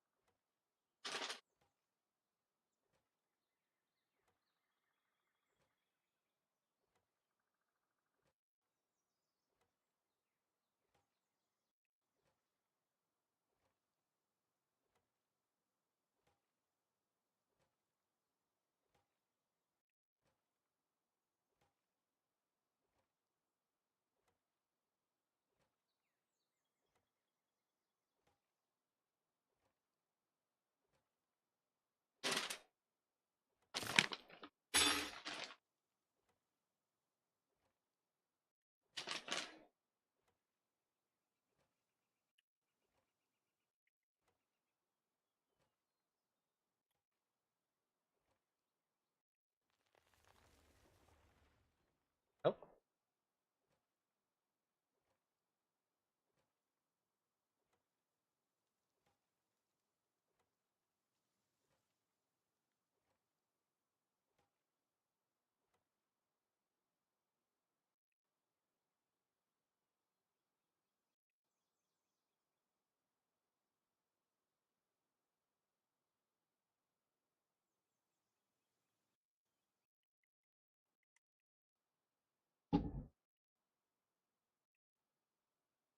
Okay, guys. I need you. Do you know how like Raven Alternative has that wall of beans because her viewers send her beans? I need you guys to send me forks because I am perpetually out of forks. I need you guys to go onto like Throne or like Amazon or whatever and just mail me forks because I am always out of forks. It doesn't matter if I just did the dishes, I will somehow be out of forks. And I'll create a wall of forks. I'll do it. But like I need forks. Oh, it spawned in. There's things attacking me. What the hell? What? I went into a cave to see if I can get some goods, and Oh. a bunch of thugs were smacking me in the head when I walked in. Damn, I have some great parents, but my siblings, but my parents are awful. Yeah, and then there's the thing too, is my parents realize that I don't like my brother. And my dad's a little bit more like, I get it, than my mom is, because my mom was always like, you don't like him. I know you don't like him, but I would really like you to get along. It's like, I'm not going to. My mom was an only child. My dad was one of 3 actual kids and then several step siblings. And like several of his siblings are just pieces of shit. But like my mom actively acknowledges the fact that the reason the peace is kept is because I ignore a lot of the shitty things he does and says, or I redirect conversations to get out of conversations where I know he's going to piss me off because he has a lot of really, really fucked up views on things. Like one of the stupid things, my brother has been on like one of the GLP-1 supplements or whatever for a long time, for at least a year now, has not lost any fucking weight because of his even with that, even with pharmaceutical assistance, his lack of self-control is still causing him to be fat. And he will still make fun of fat people and judge fat people because it's all just a lack of willpower and they're disgusting, and make comments about like, I don't get how anyone could love that person or anyone would want to fuck that person, despite the fact that he's married, he has a wife, and he is disgusting looking. And will still be that fucking judgmental of people that are overweight, despite the fact that he has no room for that. But he will also blame my mother for the fact that he is overweight and unhealthy. This man has never exercised in his life, and he physically does not know how to put the fucking fork down, but will blame my mother for the fact that he is overweight consistently. Still to this day, he's 35 years old, and he will still blame my mother for the fact that he's overweight because when we were kids, she would have those automatic air fresheners that would periodically, like every hour or so, would spray air freshener, and that apparently has made it so that he's incapable of working out and exercising, despite the fact I grew up in the same house that he did, spent an equal amount of time in the basement where like the video games and stuff, whereas he did, and I don't have that problem. But it's still my mother's fault that he's overweight and out of shape, not the fact that he eats way too much and he never exercises. How does the air freshener come into this picture? Apparently, he claims it's damaged his lungs. Oh, what? Yeah. Excuse me? Yeah. It's my mom's fault. That pisses me off. Yeah. I'm sorry. I grew up with a chronic smoker in the house, and I've always had to deal with like lungs and health issues. It ate the freaking. Oh my god! That was stupid. No, and it's just he does that. He always has someone else to blame. You better be careful, man. That type of stupid's contagious. How dumb that is.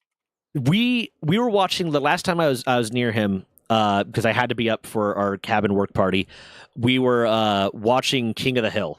We were watching the new season of King of the Hill, and Bobby was flirting with someone.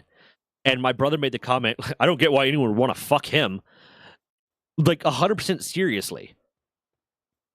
Bobby in King of the Hill is not as Bill Dodrive is not as fat as my brother is. Dear God. Bill Dodrive is not as fat as my brother is, and both Bill and Bobby are far more charming than my brother is. I mean, Bill's a king. Let's be honest. Bill Yeah. Dodrive is a king among specimens of men. Bill Dodrive is a king among simps. Bill Dodrive is the king of the simps. That's yeah. But there's a lady out there for him somewhere. Yeah. But yeah, this makes your brother sounds like such a. He's insufferable.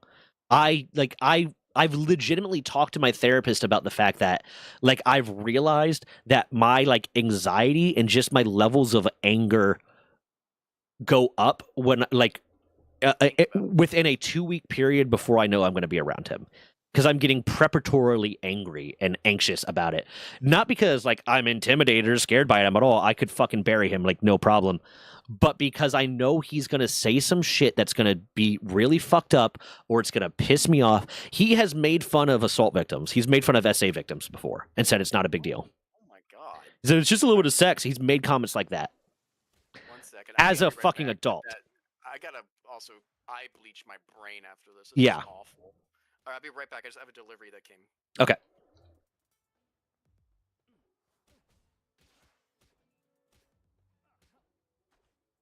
Hold on.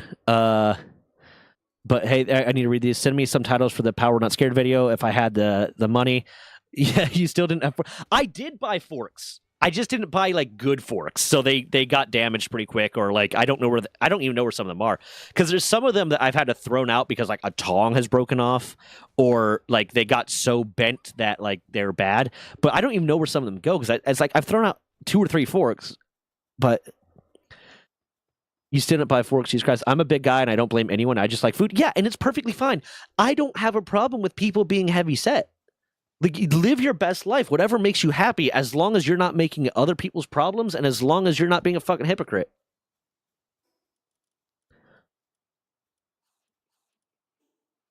Bobby from King of the Hill.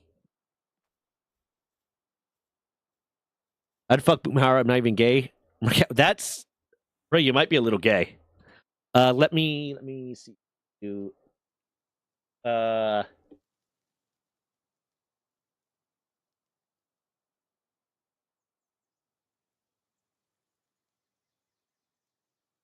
Hold on, let me think.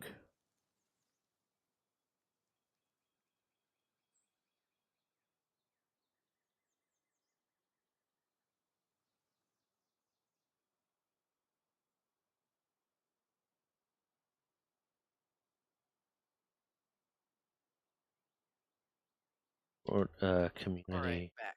manager. What was one of the things he said? Response to haters. Who are we talking about?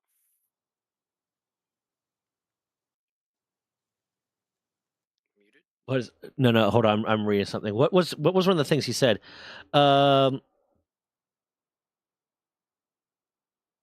or-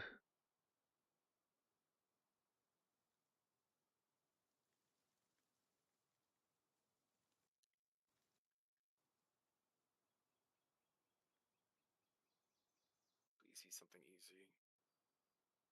Okay, calamari. Poison though.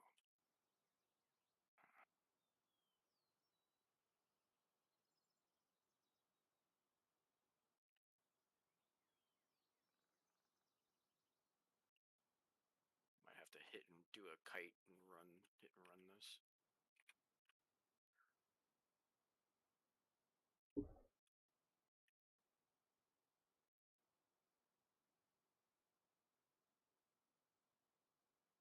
this one's kind of a hard one to title without. Yeah. I didn't watch it. It's like all the things. I like propane and propane accessories. I like whatever bullshit Boomhauer says. If you watch the like interview with Mike Judge where he talks about where he got that voice from, it was from someone hating on Beavis and Butthead. Someone that called in to bitch about Beavis and Butthead. That's what they sounded like, was Boomhauer. Yeah. It's fucking hilarious. Yeah. Okay, so we got merchants as our primary pals. We got Chad and Chad. They better stay with us till the end. Yeah. No, we're keeping the Chads alive. Yeah, right now I'm kiting I will sacrifice Yormantide to keep Chad alive. Yormantide. Yeah.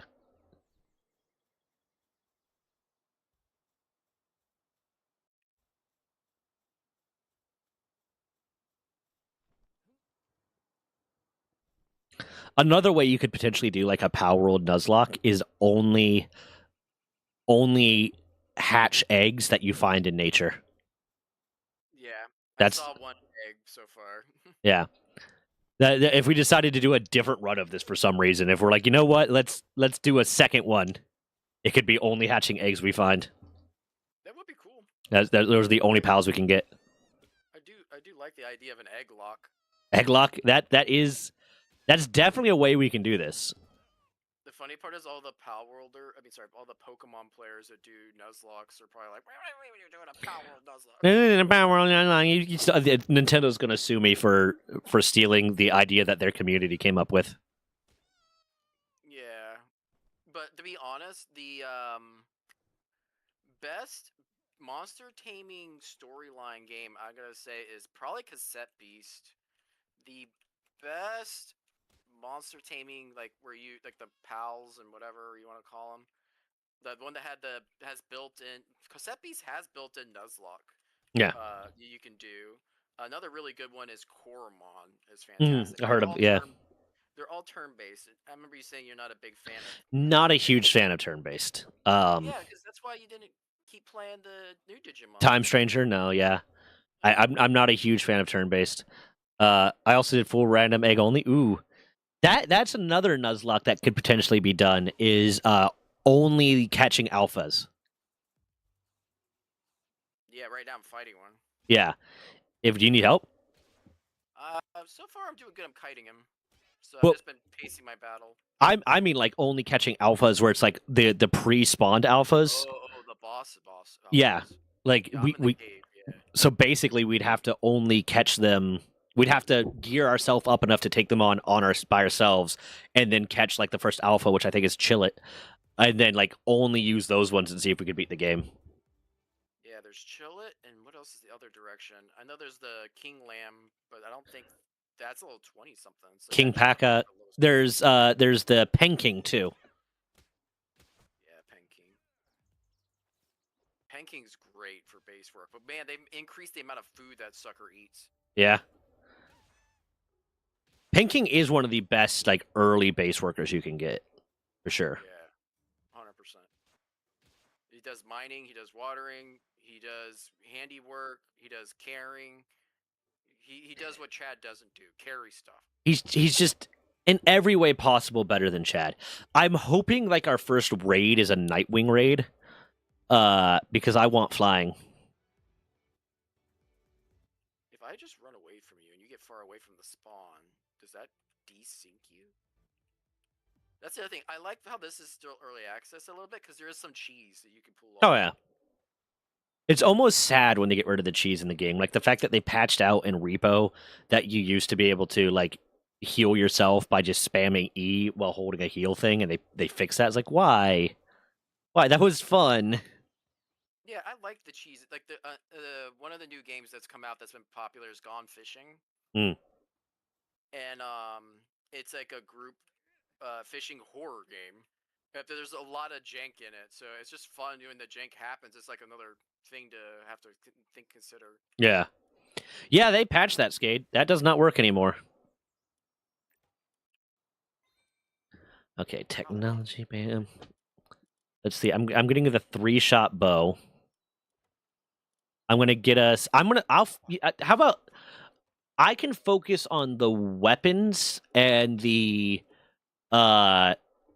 like tools if you focus on the base stuff technology wise, because I know once we get to like level 30, we're gonna start like having to really pick and choose our technology points. Yeah. God, this health regen is so slow. Yeah. So did you want to do that, or I can focus on the base stuff if you focus on the weapons? Either way. Yeah. Right now, I'm just trying to be cautious and not get killed. Yeah. Yeah, he said fishing horror game. I haven't played it yet. I need to play some horror games this month because I haven't yet. Oh yeah, I think I sent you Gone Fishing. It's not expensive. I might have it. Yeah. Did I forget? Maybe. If I did, I don't know. But yeah, it's a fishing horror game, and pretty much as you're fishing, random will happen. So you have to keep your eyes open, like to not just what you're catching, but making sure you actually deliver. And apparently, you have to bring the fish to sacrifice to a demon god. That's the whole point, is make quota. So you kind of have that Lethal Company kind of Yeah. mechanic in it. I mean, I'll definitely. I should try that actually. Yeah. But I will say this. And Gab Smolders and like the Fast Squad. I don't know if you're familiar with John Wolf. He does horror critiques. He does a lot of horror games on YouTube. He's actually pretty funny. They've been playing it, and it's fun to put on the background. That's neat. But what you need to know is responding is the best and easiest way to show someone that they matter to you. I'm getting mad at fortune cookies not having fortunes. I want to know what my future is. I don't want to get some like cheesy life advice. This is bullshit. I thought you were just telling me like I haven't been responding to you enough. I'm like, man, needy much? Yeah, a little bit. It's okay. I was just teasing you. But apparently responding is the best way to show someone that they matter to you. I think blowjobs are.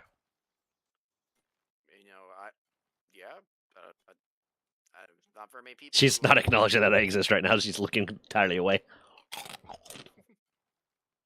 Okay, see you, Lone Wolf. You have a good night, brother. Mammoth agrees.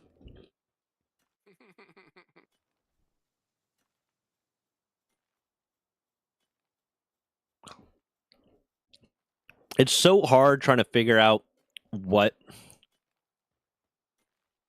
to do when we can't catch pals. I am literally sitting in a corner trying not to die right now. I am sitting in a corner. My armor broke. I was doing fine until my armor broke, and I was like, oh, now I really have to. Do you have actual armor? I have cloth outfit, so no. I was about to say, I didn't think armor came for. Well, I know we can actually unlock armor now, I think. We're getting close to it, yeah. Tundra outfit or tropical outfit, which isn't. I don't think it's much better. No, it's not. It's not armor. It's cloth, but for heat or cold. Oh, but it's a defense increase of 10. That's really. And yeah, that's about it. Just defense increase of 10. But you're right. We don't get next armors not till pelt. And it's also you can't wear the tropic armor somewhere that's hot or the cold armor somewhere that's cold because it'll just kill you. Yeah, but I did buy a bunch of leather when I went to the town, so we're ready for pelt armor as soon as we unlock. Bet you did, Daddy. Damn right I did. Buy that leather. The thing right now for us to get Kadir fights is gonna be annoying. So let's get leather. Okay. Let's see. Also, doing that quest got me 2,500 gold and some Mazzarina hamburgers, by the way. Ooh. That quest with the lady at the green by the campfire. Very nice. Yeah, 2,500 is pretty nice because that's get more leather. Spaceball reference. You went from suck to blow. Whoa. How is that a baseball reference? Wait a minute. Spaceballs. I have Spaceballs. I thought you said baseball. I'm like, man, I've been playing baseball wrong all along. Apparently, man. Oh shit. Come on, Chad. And I haven't watched Spaceballs in forever. I finally got my fiance to watch Ace Ventura. Hmm.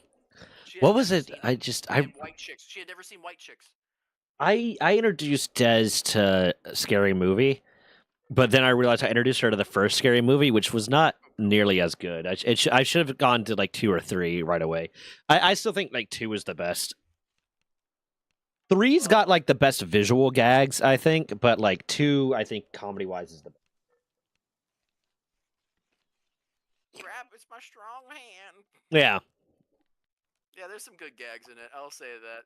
I just the best one is just the what's up, what's up. That's like what everyone remembers from that. What's up?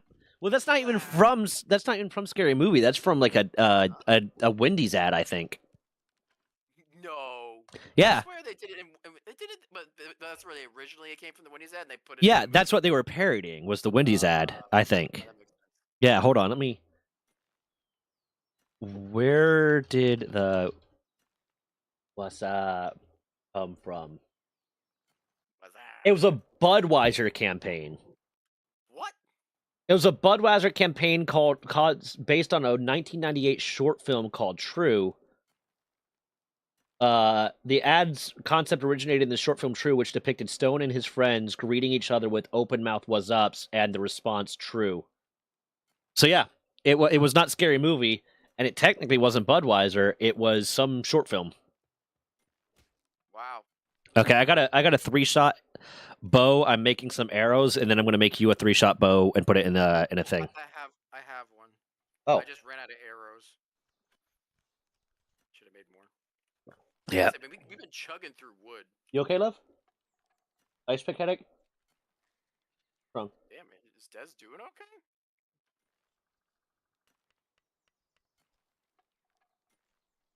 Yeah, she's sick or something. We're not sure. Sorry to hear that.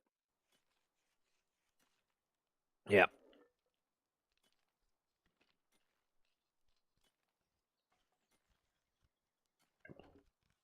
This monster must be so pissed at me. I'm just like hitting it a couple times and then jumping behind a cliff. Yeah, he's just pissed. He's probably just like, where the fuck, you little shit. Yeah. I got Chad, the other Chad, also now at the base. Oh, good. Oh, God, I almost clipped through the floor. All right, so okay, that's a good question. If I die because of the game's fault, not because of actual monsters killing me, they don't count that, right? I don't think we count that. I don't think we should count that if you die because of that. Yeah. Okay. Because that's just mechanical errors in the game. That's not your fault. That's not a skill issue. That's a game issue.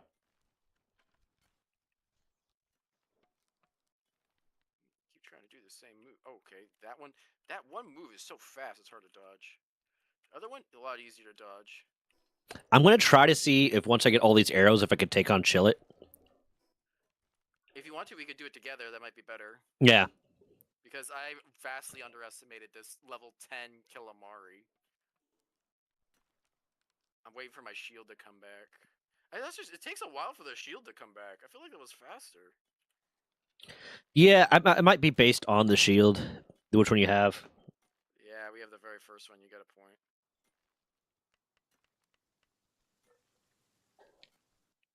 Okay, shield's back. Health's up. What we got to do after we beat this is new game plus this, where we just like restart and see how fast we can do everything with top tier gear. Yeah. Okay, I got him. You got him? I got ancient civ parts. Yeah. Let's go. Oh yeah. Were you just like dodging and shooting? Yeah, I had a bat. I just hit around the corner, come back at the shield. My shield would recon back at it. I'd smack him again, put him behind the corner, and then wait a minute. Nice life pendant. Hell yeah, that's huge. That is huge. This wonton looks like the meat in this wonton looks like a slug. Wontons are good though, man. Does this look like a slug to you? Nice. Ooh, we got training manuals too. And I've got some to sell. Okay, we gotta get back. What? Achievement. Okay, I'm just gonna Put that there just in case. I got bourbon chicken. Des got honey chicken, but I also got wonton soup with the bourbon chicken. Nice. Yeah.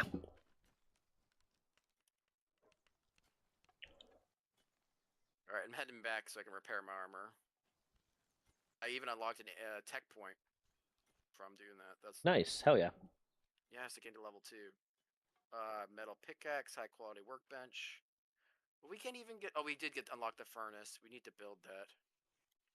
Yeah.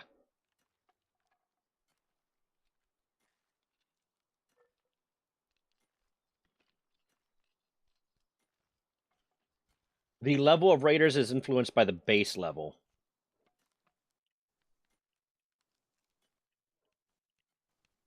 And raids become more difficult the further you are from your starting point.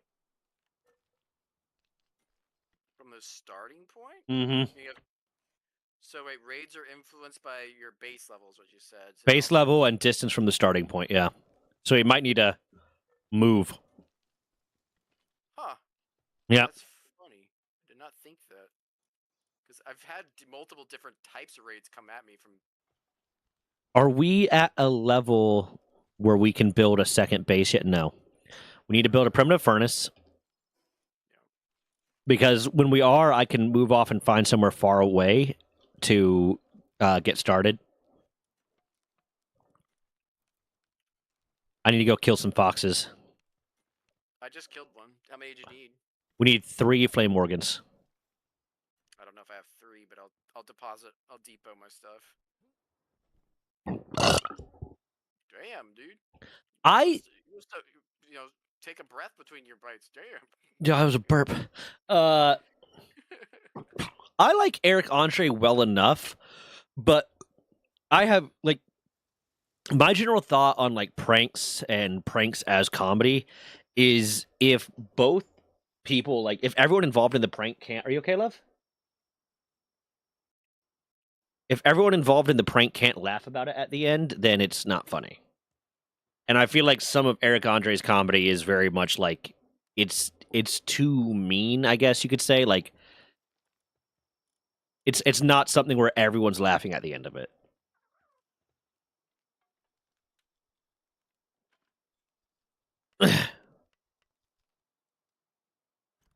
Let's sleep, make it day. That way I can hunt some flock sparks. Okay. Put that on. Might need to make another storage. And I just unlocked this beautiful little barrel. Alright, then come.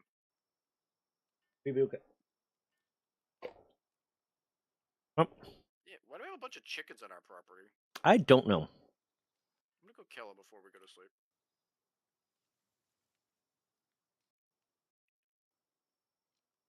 You have to add a K to backlash. Well, a bunch of level 1 chickens. But yeah, other than that, I'm happy with it. I like it. But yeah, you left a K off the backlash. The line about wonton soup. That's why I asked him. Was reminded. Oh, I don't remember that.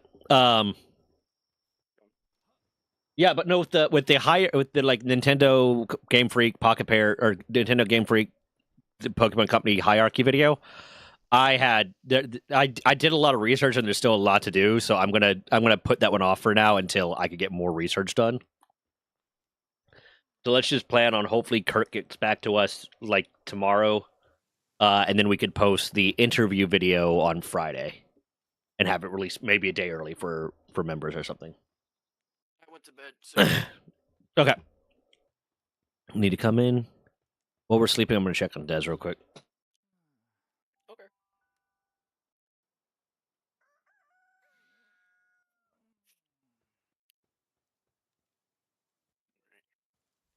Yeah, I need flame organs to build the furnace. We still also are missing the hot spring. Yeah. At least you guys are crafting at good speed.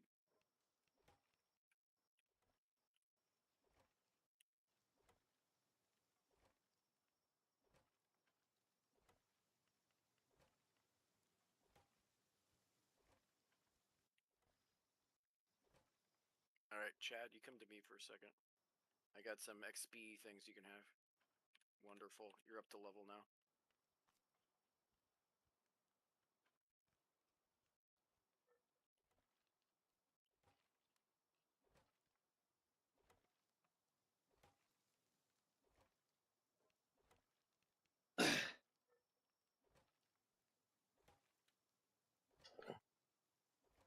One more second to do.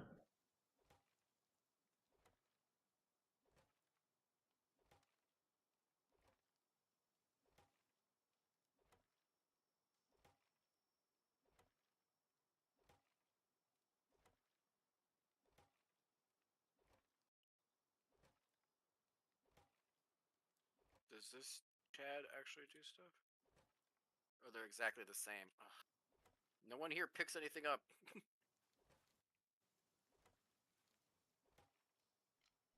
Need that grappling hook. Okay, 1 second.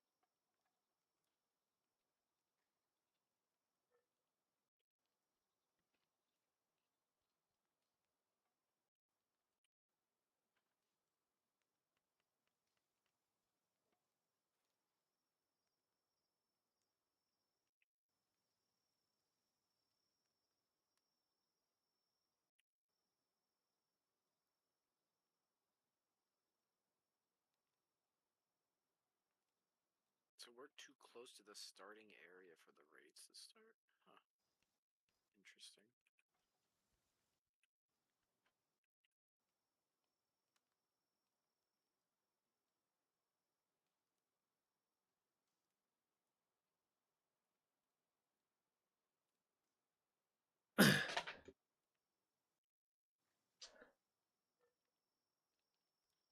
Yeah, she's get a little bit lightheaded and cold sweats and like discomfort in her chest.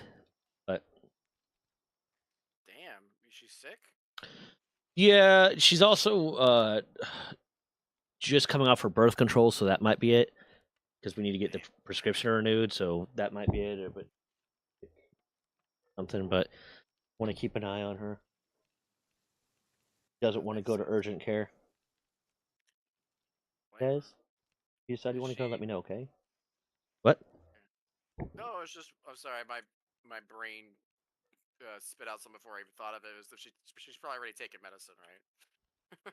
Like what medicine? I don't know, like Excedrin or something. No, she hasn't taken any medicine. Who wants or something? Got it.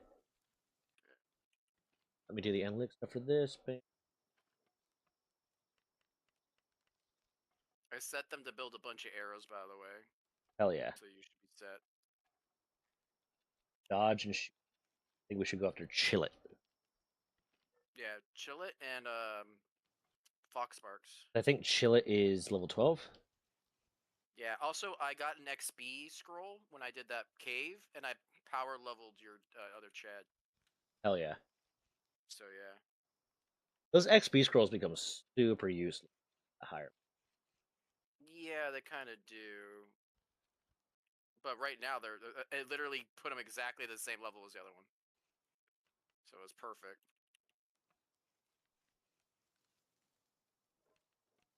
Alright, show me where the box works. Sometimes there's Pengulets over here. I don't see any there, huh? Kadir.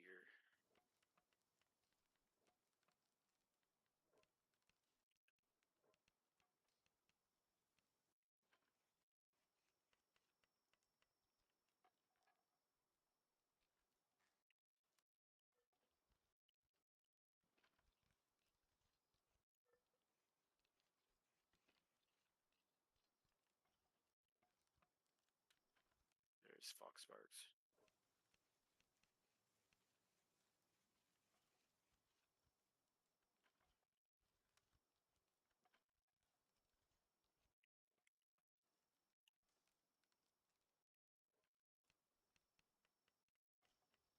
Okay.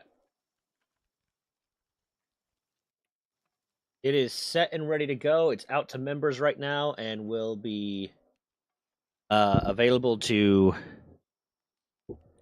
Yeah, do I have any aspirin? Watch out. Tylenol will cause autism. Yeah, aspirin's fine.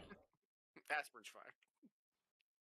Yeah, I've been having, I don't know, because of the weather or the pollen, I've been getting really bad tension headaches, so Excedrin's been my best friend. Yeah, she's been getting like ice pick headaches a lot. What is that? That sounds awful. It's like a short, like a brief but really painful headache. That sounds terrible. Yeah. Oh, so I've been working on Runecraft, if you don't mind me talking about it. Yeah, go ahead. So I'm starting the monsters book. Oh God, Pangullet, Pangullet, no Pangullet! Oh God, okay, I'm sorry. Oh God, Was he about to kill you? No, Pangullet aggro Mammarest. Oh no, honey, no. Run for the hills. Honey, no. Dead. Holy shit! It was. It went to attack me and hopped behind the Mammarest. It got absolutely fucking bodied. That's not good. Pangolin, please. Oh my God. Okay, okay. The Mammarest isn't aggro on me. His name's on my screen though. Still. Hmm. It's concerning. Don't trust that. Where the fuck are you? I'm just south of our base, like where the Mammarest, the spawn Okay. is. Okay. I was trying to get the Pangolin and Foxbarts. So I came up to the decision that, you know how I was doing that next book was going to be monsters and like how to run an adventure and like have an adventure in it, kind of, right? Mm-hmm. And I thought to myself, well, put it all in the same book.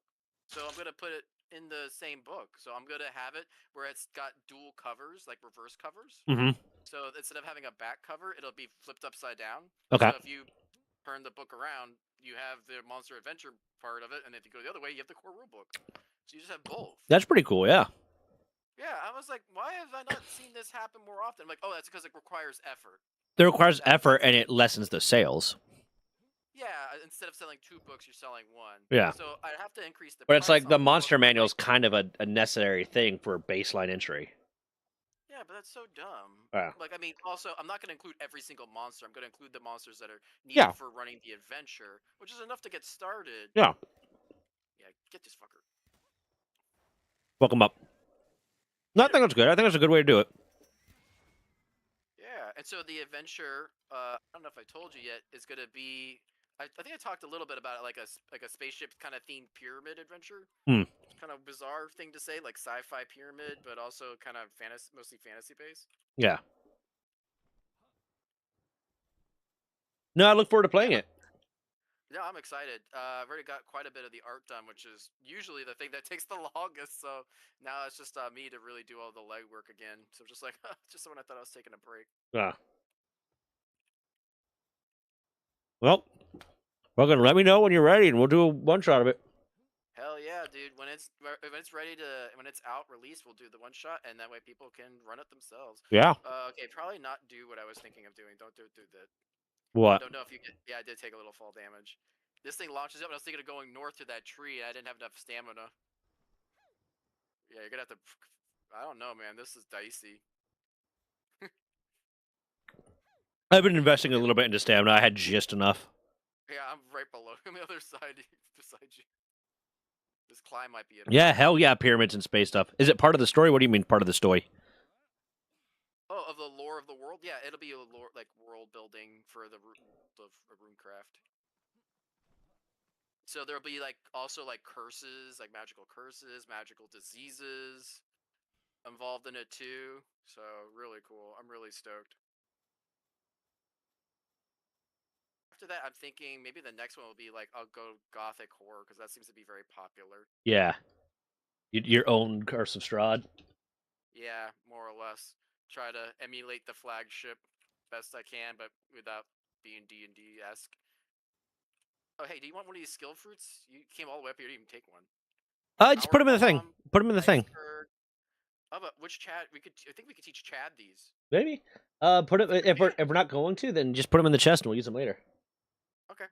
Okay. I'm crawling over. That was a lot easier going that way. I wish we could share fast travel. So if I unlocked it, you unlocked it. Yeah. Hold on That one would be second. nice since we're in a guild.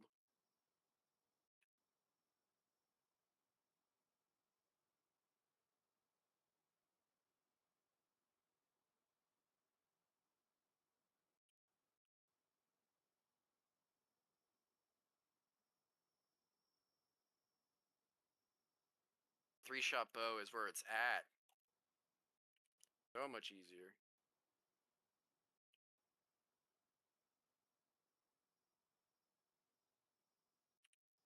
Man, I haven't played Palworld in a while. This is nice.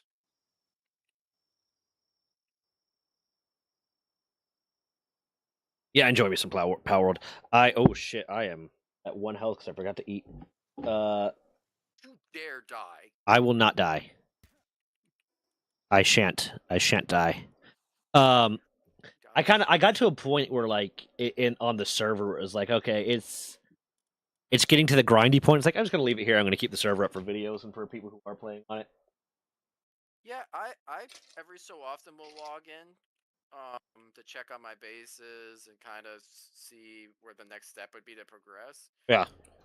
Because I do want to beat the game. I have Mhm. not beaten the final Neither have boss I. guy, but I was surprised when I beat Setsuna. Yeah. Because I really didn't think I was going to win that fight, and I kind of got a little lucky with a little cheese tactic. And I'll No. be surprised if that'll work again. Every time I've restarted the server or started a game, I always start to lose it around the point where it starts getting like really grindy. Where it's like you really have to grind out like optimally breeding pals and then spending all the time it takes to level them up to the current level just to beat the next raid boss. It's like that's when it's like I don't want to do that. But that's why I Yeah. have so many fucking incubators is to get the perfect pals. I've found your base. Ah. Jesus, dude, you don't care about the new incubators at all, right? Like you just over there, like we're not. Why deal with that? Well, no, I have the big incubators too. It just takes like I'm not doing the thing enough to get them really fast, so it takes a little while to get them. The raids or the mines, the expeditions. I'm not doing them often enough to get a bunch of them. But I have like 70s. I have like 7 of the large incubators. That's cool. Wow. But I have like 360 total egg slots right now, so.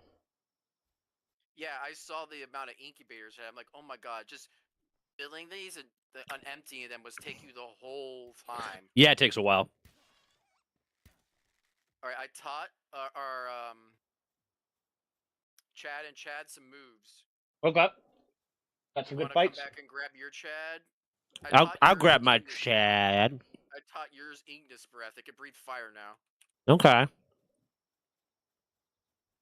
We have one skill fruit left over. Do you want it? Or do you want I me don't to care. take it? I don't care. Okay. I'll put it It's a on. while that the humans could just learn to breathe fire. Yeah, I just taught mine power bomb.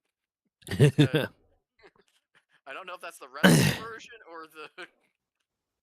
They're considered normal type too, so I think they'll be fighting against everything but dark type. Yeah. So the fact that we can kind of give them moves from every typing, it's probably a big boon, to be honest. Did we just break the game already? It turns out all you need to beat Palworld is a single Chad each. A single human. Yeah. mean- That's what the video is going to be. It's going to be beating Palworld with just Chad.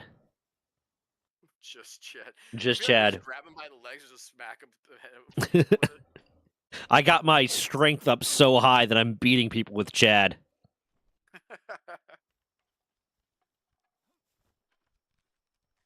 Oh, I'm also crafting a feathered headband if you want to Okay. work. Let's see where some of these arrows are. You got the arrows? Okay. Yeah, the other side. I've got quite a few on me if you need more. How many do you need? No, I have 115. I'd like to have like 150 before we go into the Chillet fight. Oh, I have 125. I think that should be enough. Where the hell did this Chad go? Oh, that's your Chad. Alpha Chillet is level 11. Yeah, we got this. Yeah, we can do it. Chad, and then you have Ignis Breath, was super effective. Yeah, Yeah. We're gonna smoke this guy. Yeah, Okay, we can fuck them up. Chad and us, we got them. Yeah, like this is gonna straight up be like when the people ride up on their motorpeds with an Uzi. That's what's gonna happen. Well, motorpeds? You're trying to say mopeds and motorcycle at the same time? Yeah, cross the seas. They're motopeds. Imagine getting gunned down by a guy on a moped. That happens. That fucking happens. Motorcycle. No, that happens though, where they do actually gun people down on little mopeds or Vespas and shit. They That's don't so care. sad. One person's on the front driving, one person's on the back with the gun. They just drive up to a stoplight, and they just drive off after the stoplight changes. I saw a video the other day, and it was one of the most amazing videos that I've ever seen. It's so hilarious, just because imagine telling the story to the cop of this dude pulled up on like a motorcycle or a moped or something, and the guy jumped off and tried to rob these girls and like stole something, grabbed something, jumped back on the moped, and starts driving away. And right as he's driving away, he goes into slow-mo, and you see a guy from off screen doing like a flying jump kick and kicks the guy on the back in the fucking head, knocks him off the moped. It's like, damn. that is an epic fucking thing to have happen. That is the coolest thing. Like, I would if I did that, I would tell that story at bars all the time, because that is the coolest fucking thing. That I would start going to bars just to share that story with strangers, and just imagine telling the cops what happened, like being the people that got robbed and telling the cops what happened. So what happened? These guys, they came off of a moped and they attacked us and they robbed us and they took our purses, and then all of a sudden when they were driving away, some dude came from off camera and just fucking kicked him in the head. Like it's oh god, it's awesome. I have to find the video, see if I can send it to you. That is really funny. It reminds me, I've seen like videos where like motorcyclists like going down the road, and all of a sudden a deer would just come out of nowhere and just clock them in the head, just like, oh shit. I was literally okay. Hold on, I'm chewing. Finish your dinner, honey. Okay. Okay, yes, Dad.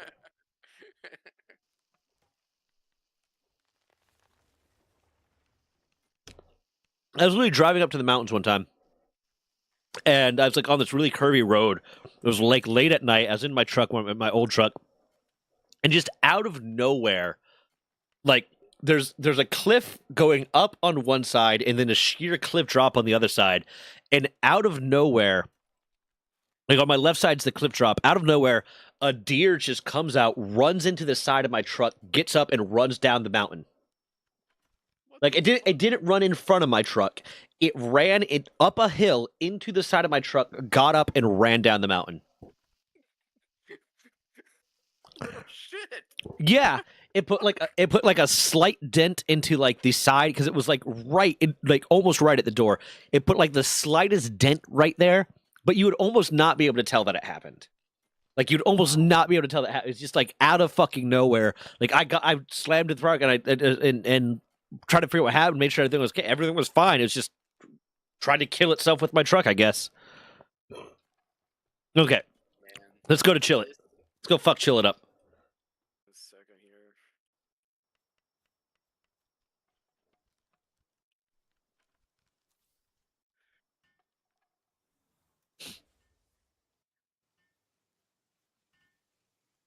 Build the forge. Hmm. Yeah, it's gonna suck not having a pal with fire. Yeah, I'm really gonna have to start putting some points in the work speed more. yeah. And there's some stuff you just have to have a pal doing. Yeah, this is one of the ones. The Sounds good, man. fire is pretty freaking awful. 1 second, I got to do a little bit more analytic stuff before I can go. Damn, we're low on PAL fluids. How do we keep getting low on PAL fluids? What is consuming PAL fluids? I don't know. All right, well, I'm ready to go. You want to go chill it? 1 second. Yeah, where is our PAL fluids going? Oh, we built it. You built the hot spring. Oh, Yeah, never mind. yeah. Did you not know I built that? Yeah, no, I built the hot spring. The Chads need to be in a hot spring together. Yeah, no homo. No homo, they're not gay. Yeah, gay. They don't push back, they're not gay. They keep their socks on, it's fine. Yeah, it's platonic love.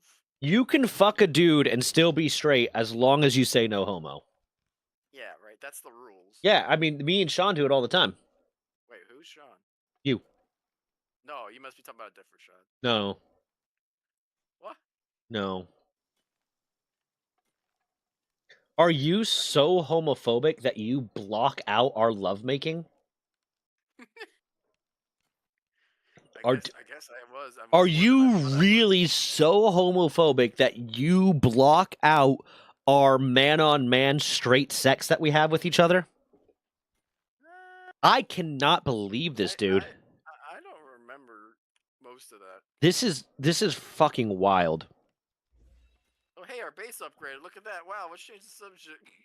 This feels awkward now. I clipped it out. No, you better not. I clipped it out. I'm putting it on the VOD channel. Oh. I gotta remember that you have other channels. I have 5 channels right now. Louise. There's only like... I'm only actively posting to 4 of them because I haven't started doing any of the running game education stuff yet. Sounds good, Mammoth. Thank you.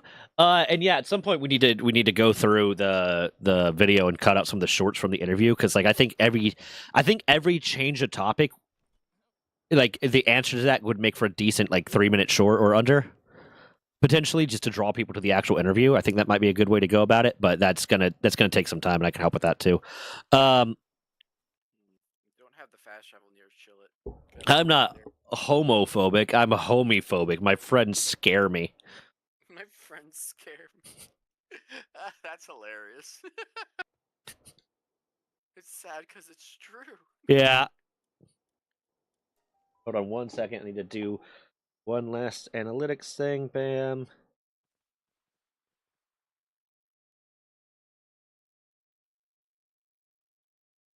That happened when I was a child. My father was driving Moose, runs into the car from the side, does a 360 and keeps running. Yeah, no, it's different when it's a deer. At least a white-tailed deer is not all that big. I cannot imagine being in a car that a moose just runs into. Yeah, right. It's like. Also, I just imagine that these animals like hit the car and they go parkour and they jump off the parkour. Deer are fucking assholes, man. My grandfather, at one point, because we have land up north, my grandfather at one point was riding his 4-wheeler and he had a decently sized like UTV, and a deer runs into the UTV, like or runs right in front of the UTV, and he runs over the deer, and like he's like. His thought at first was like, okay, I'm going to keep going. I'm going to get all the way over the deer. Then I'm going to get off and check to see if it's alive. And if not, we got venison. But he didn't feel the extra like wheel jump of him, running over the deer fully, because the deer got locked underneath the 4-wheeler and he was just kind of dragging it along with him for a little while. So after like 50 to 100 feet, he stops the 4-wheeler and the deer like manages to like wiggle itself free and gets off and runs into the forest. What the like it was fine. It was perfectly fine. My Uncle Mick, on the other hand, we don't talk to Uncle Mick anymore, but my Uncle Mick, on the other hand, my grandfather's brother, one point he was out hunting and he shot a deer. He shot a deer with his rifle, and then he goes to where the deer was to, go get the deer, and the deer is laying on the ground with its tongue out and everything, like giving all the indicators that it's dead. There's blood pooling in the snow, all that stuff. And then as he approaches the deer, like with his pistol drawn just in case, because, you keep a pistol in case the animal's still alive to put it out of its misery. With his pistol drawn just in case, The deer opens its eyes, looks up, kicks him down the mountain, then runs off. And when he finally gets up, when he finally gets up to track it, and remind you, it got shot. It is bleeding. When he finally gets up to track it, he follows the blood trail, loses the blood trail, and the deer's just gone. He couldn't find the deer.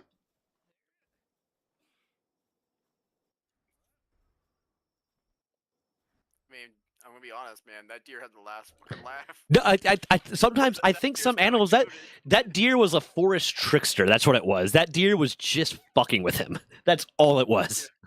Yeah, you might be honest. Might be one of those skinwalkers. Yeah, it was just dicking with him, man. That's what I would do if I was a skinwalker. That's what I would do. Is I would just set myself up around hunting season and fuck with hunters. I could just be like, Pretty accurate. yeah. Our moose is 30% smaller in height. Canadian moose are massive. Oh, okay, yeah. Still, 30% smaller than Canadian moose is still pretty fucking big. Canadian moose are, I think, one of the only megafauna left in North America. Because there's also buffalo, I think, are considered megafauna.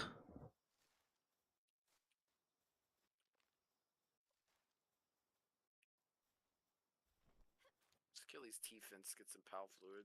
Yeah.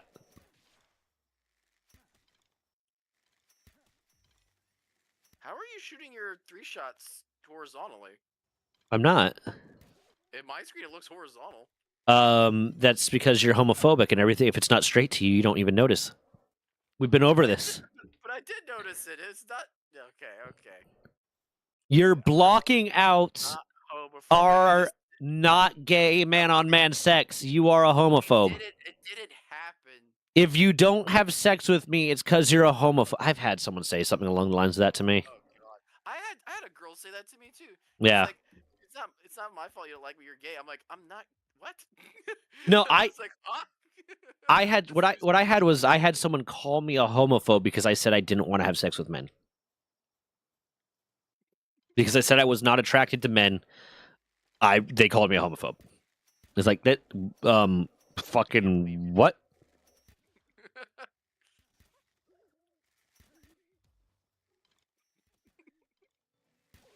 Yeah, it just blows my mind. The things that come out of people's mouths sometimes. Just like, are you sure? Did you think that thought through all the way? There's like those moments where you're like, is this person fucking with me or do they actually believe this? And then they keep talking and you're like, oh no, they actually believe this shit. Yeah, at first you're like, oh, is this a joke? Oh, haha. I get it, yeah. Okay, dude, no more power bomb it. I want to go. Oh, there's the chillet. Yeah, I'm trying to kill this Tombat. I'll be right there with the chillet. 1 second. Stop trying to punch him. I'm gonna go collect the fast travel point first. Yeah, where is it? It's way over there. It's on the compass. It's towards me. Yeah, but isn't it downhill? Oh yeah, it is. Well, I'm gonna do it anyways. You want to 'Cause do chillet first? Oh. No, I want to get this first just in case things go bad. We have to retreat. We can come back later. Like if we have to haul ass out of here. Yeah. Let me see. Can I get you to not? No. Okay, good. I can unequip punch. Yeah, Canadian moose are so tall that they're very dangerous at night on the road. They're so tall that you only see their legs, and when you see them, it's already too late. That's fucking terrifying. Yeah, moose. It's just a moose. It's a horror game just called Canada. It's a horror game called Canstralia. All the animals from Canada and Australia on one island, and you have to survive. I see a shiny. Ooh, we can't do anything about it. I know. I want to know what it is though. Is it a T-fin? Is it true Venom? I feel like I've asked you this. Oh, kill it. Fuck it up. I think I might have asked you this before, but I forgot what the answer was. Venom, or I might have asked Staley it. But is it true that in Canada, like, you are not allowed to lock your car doors because people need to be able to escape from bear and moose?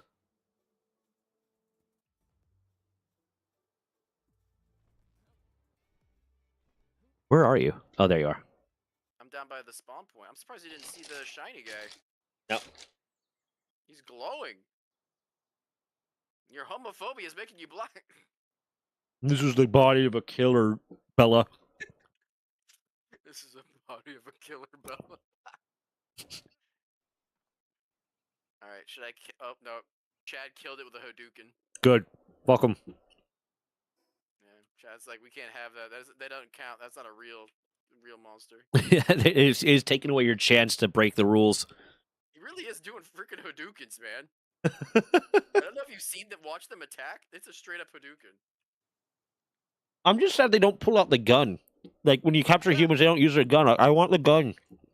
Yeah, where'd that pistol go?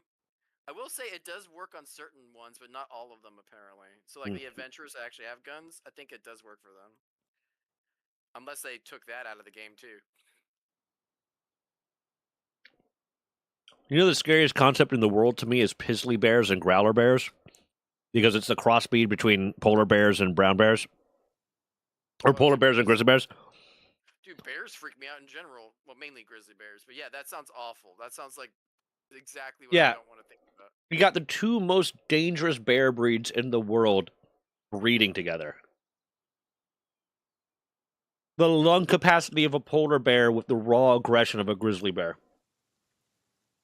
I've heard polar bears are pretty aggressive too. Yeah, but they're far away from everybody. Yeah.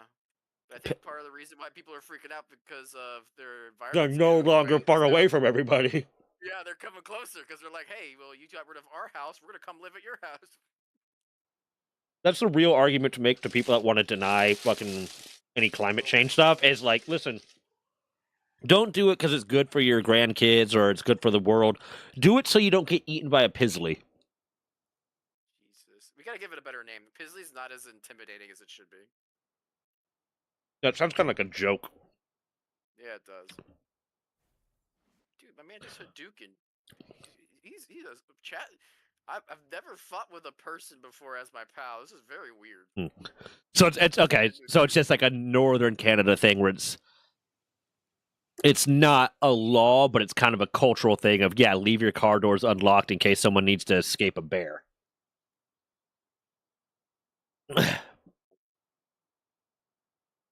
I think mountain lions are scary because until you've seen like the remains of a deer just in a tree for no fucking reason, you don't know true fear and horror.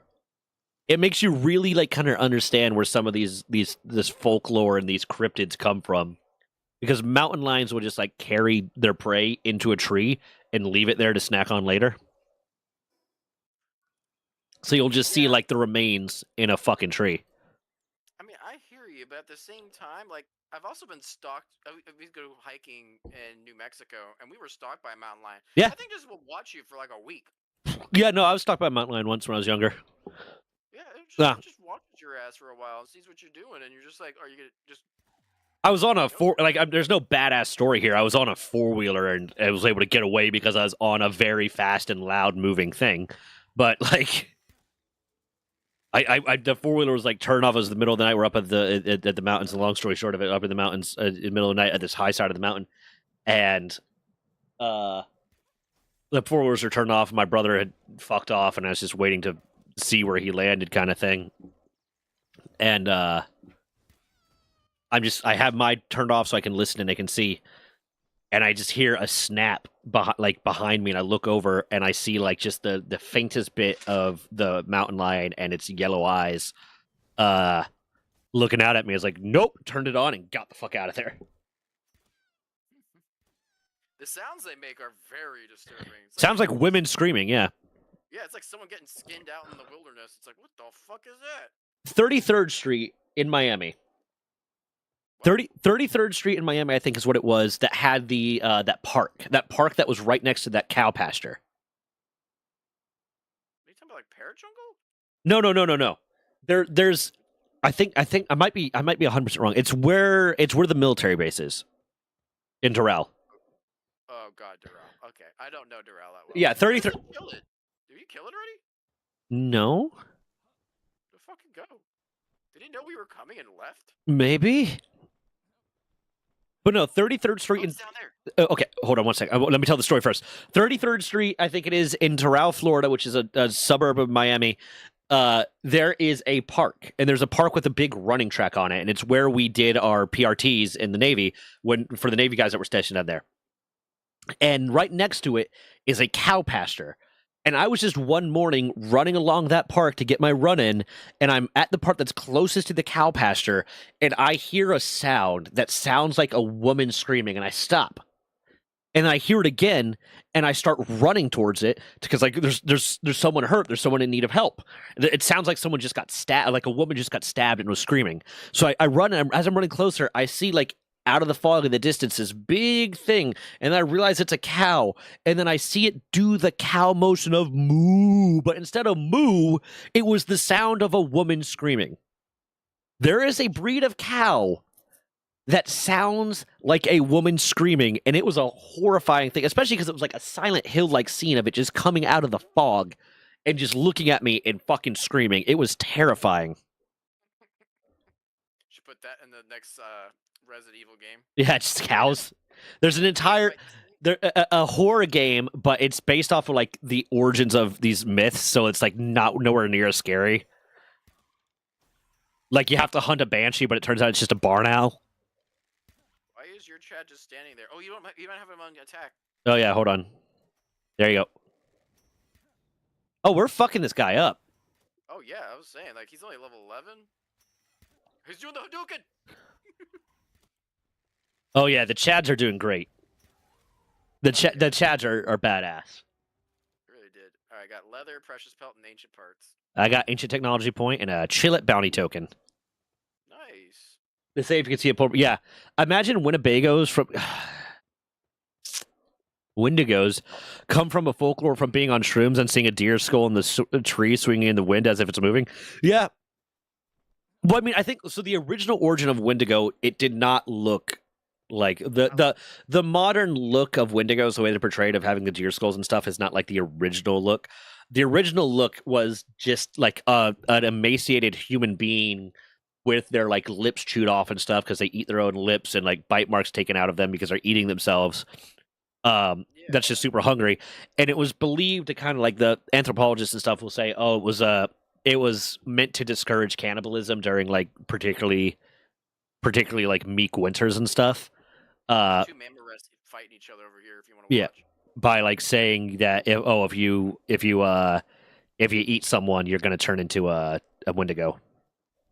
Yeah, and honestly, it could easily be related to prion disease. It could easily be like Kuru. Could be the actual origin of it, like where they got the idea from.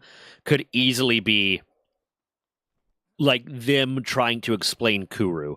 Like they had one winter that was really meek. Some of them indulged in cannibalism, and the ones that indulged in cannibalism started going crazy and got because they had Kuru. That could be easily an explanation for the origin of the Wendigo. I'm always very, very interested in looking at these mythological creatures. No! Oh fuck! I had him on attack aggressively. He attacked the Mamorets. Get the fuck out of here. Get the fuck out of here. He's after you. He's on your ass. But no, leave me alone. Leave me alone. But I'm always very interested in like these folklore monsters, these folklore creatures and folklore beliefs and what the actual like scientific origin of it might be, like what the explanation might be, why these cultures develop these beliefs. Like either from a biological or sociological standpoint, and it's very interesting. So yeah, it might very well be that the origin of the Wendigo was from like they had a meek winter one year, and some people ate people, and they got Kuru or they got some other prion disease that caused them to go crazy, and they related it to that. So wait, what is Kuru? What's Kuru? Mad cow disease, but human. It's a form of encephalitis. It's a prion disease in the brain that comes from eating human meat. If you're a human, that's metal as fuck. Yeah, it's not like everyone has it. Or it's not like everyone's a carrier of Kuru, but there's a chance that if you eat a human being, you get Kuru. Well, damn. Yep. I wonder if it's like a certain vitamin. You gotta get your vitamin Kuru in. No, it's a misfolded prion. What is a prion? A fucked up protein. It's saying it's a misfolded prion is like saying the Rio Grande River. It is a prion disease. A prion is a misfolded protein. Huh. Yeah, no, they had Kuru in Book of Eli. That's what they had, was a prion disease from eating humans. You could get it from eating the meat too. It's more likely to be in the brain, because that's where the prion rests. But yeah. All right, are you okay, love? How you feeling? What? Dude, if she's getting ice pick headaches, that sounds You're what? horrid.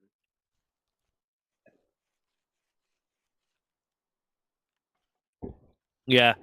It will manifest very similar to like mad cow disease. Like, hold on, symptoms of Kuru, because they all kind of do the same thing.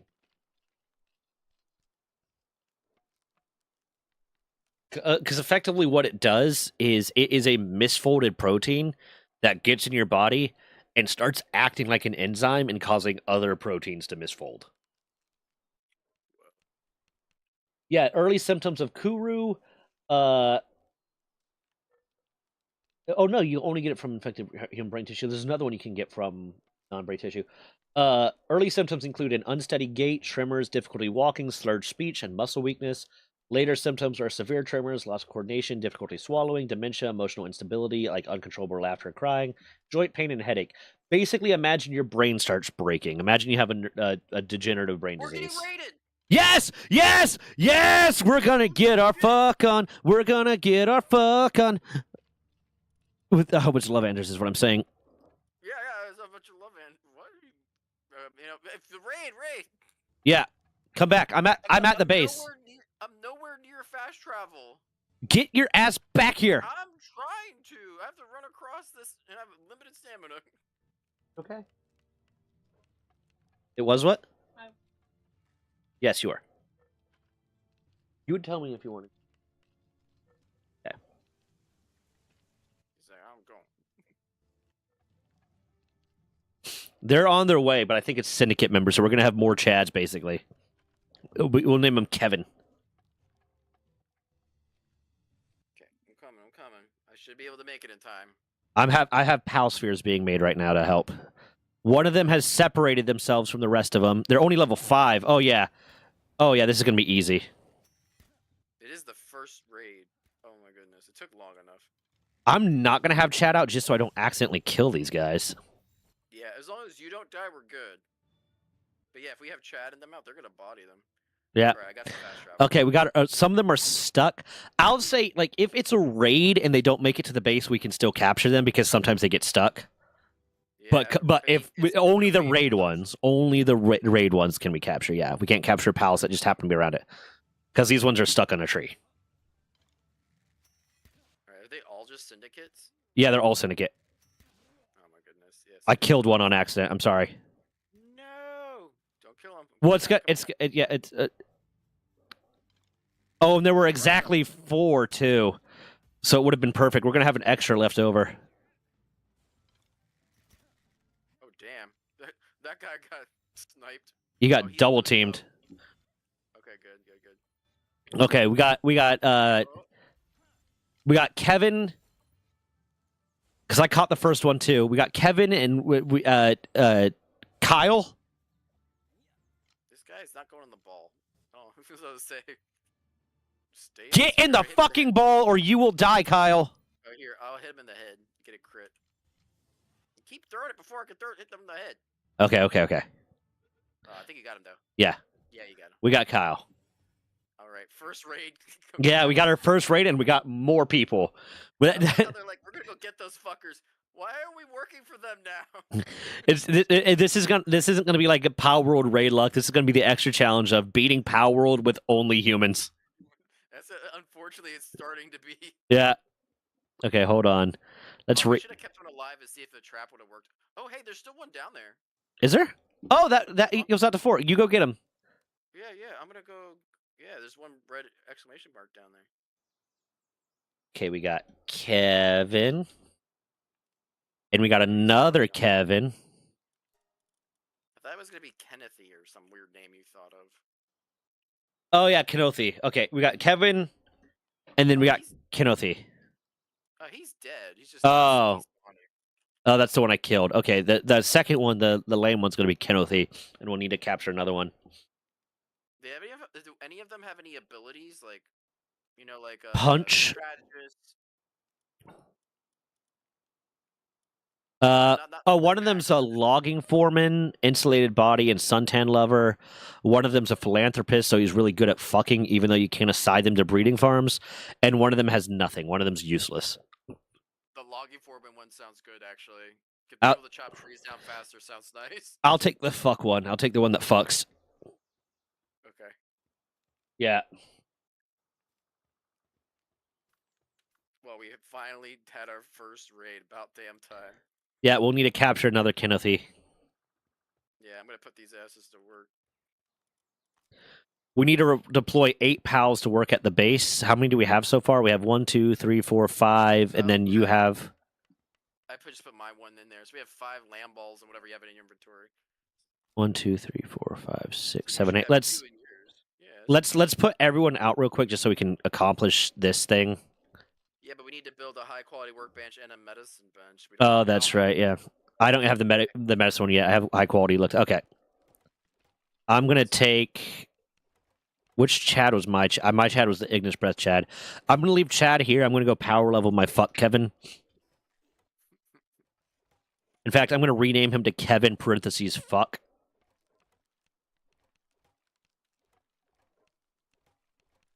Okay, so this one is the. It censored the fuck. It asterisk the fuck. That's the thing Palworld's worried about, is whether or not we curse. I can chop these guys up and turn them into food, but what it's worried about is if we curse. I have some really bad news. What? I cannot hand work the forge. Yeah, we're gonna need someone that can do fire. We literally need something that can do fire, and we had a raid with nothing. We might get another raid. Okay, well, I'm gonna help make these arrows so I can make the pelt armor, because I've got the tech for it. Okay. Oh, we need another bed. Okay, I could do that real quick. Everybody, my newest video is up if you want to go ahead and watch on the YouTubes. The background.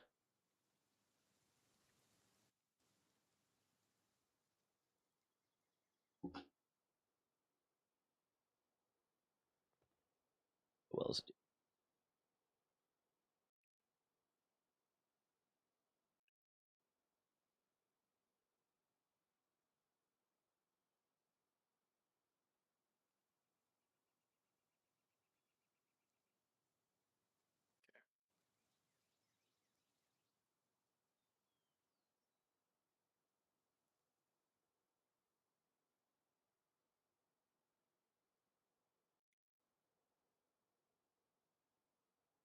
Okay.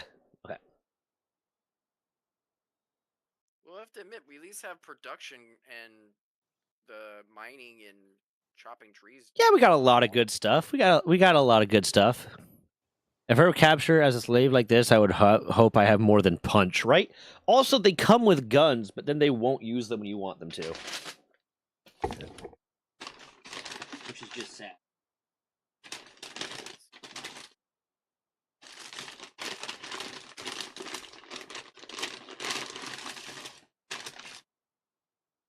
Hey, gained a level.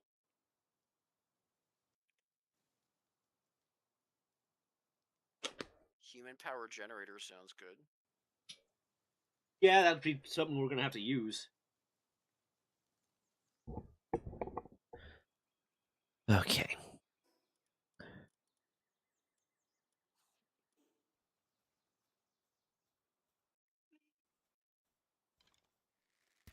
I'm just trying to power level Kevin right now. Attack aggressively. Kill everything, Kevin. Yeah, But, like, Kevin. don't attack a fucking Mamarista like an idiot. Yeah, you can make it so they only attack what you attack. That's Yeah. Yeah, that's normally what I did, but that time when we're at the chillet, I was just like, oh shit, and just did click the first thing that said attack. Come on.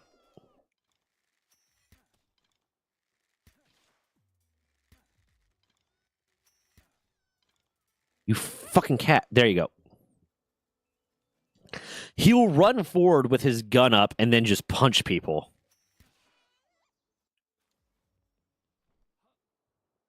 All right, so what are we gonna do about this fire thing? Because we can't even build the next tech bench without forged iron. So I don't think there's any person either. Like, so we're gonna have to wait for another raid and just hope it's got fire. Yeah, And if it doesn't, then we catch something. we've set ourselves an unfortunate challenge. That's okay. I mean, it is kind of weird that the first raid didn't include a single low-level pal. It might be because of our level. You think so? Yeah. Huh.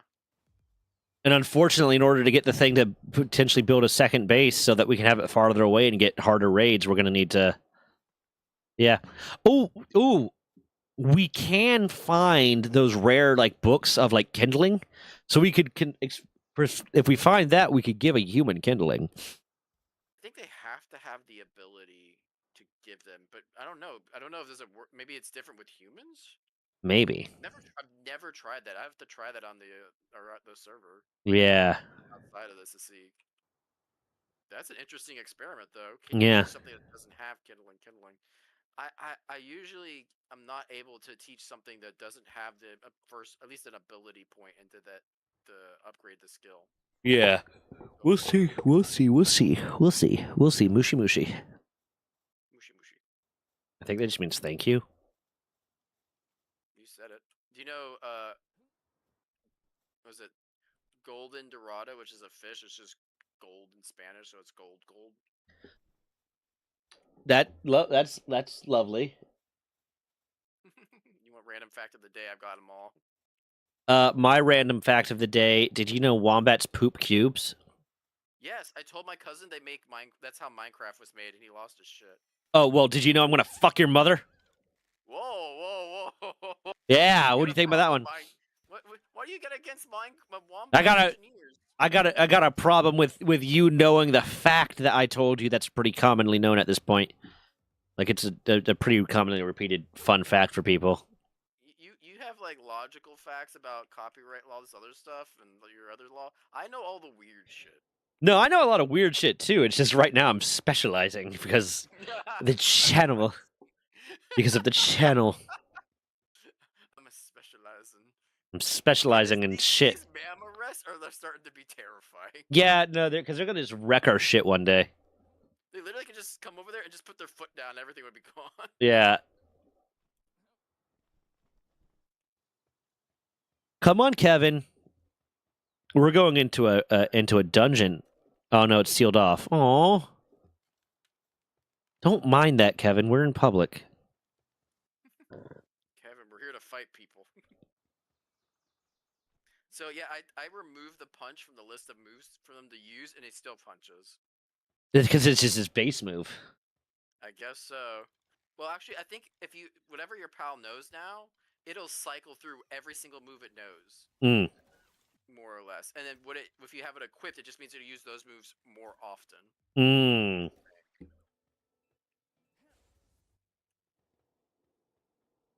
That's another thing that they did differently than Pokemon is the moves aren't done by a PP, it's just done by a cooldown. Well, which is funny because that's what they added in the new one. Yeah, no, the new one just has still a bunch of shit from Palworld. It quite literally just stole so much shit from Palworld and said, "Look at what we did." Yeah, I've actually been playing the new Digimon. I've enjoyed it, but I'm pretty okay with turn-based. Yeah. The thing I like about Digimon over Pokemon and most other Mon games is that the branching evolution tree. Yeah, is crazy. Massive. Yeah. And with like the Digimon World games, where you have to train them in a certain way to get them to evolve the way you want. I like that. I agree that it gets unnecessarily grindy at points, but there's an easy fix to that. And that would be like, okay, maybe early on in the game you have to, individually tell them to train something.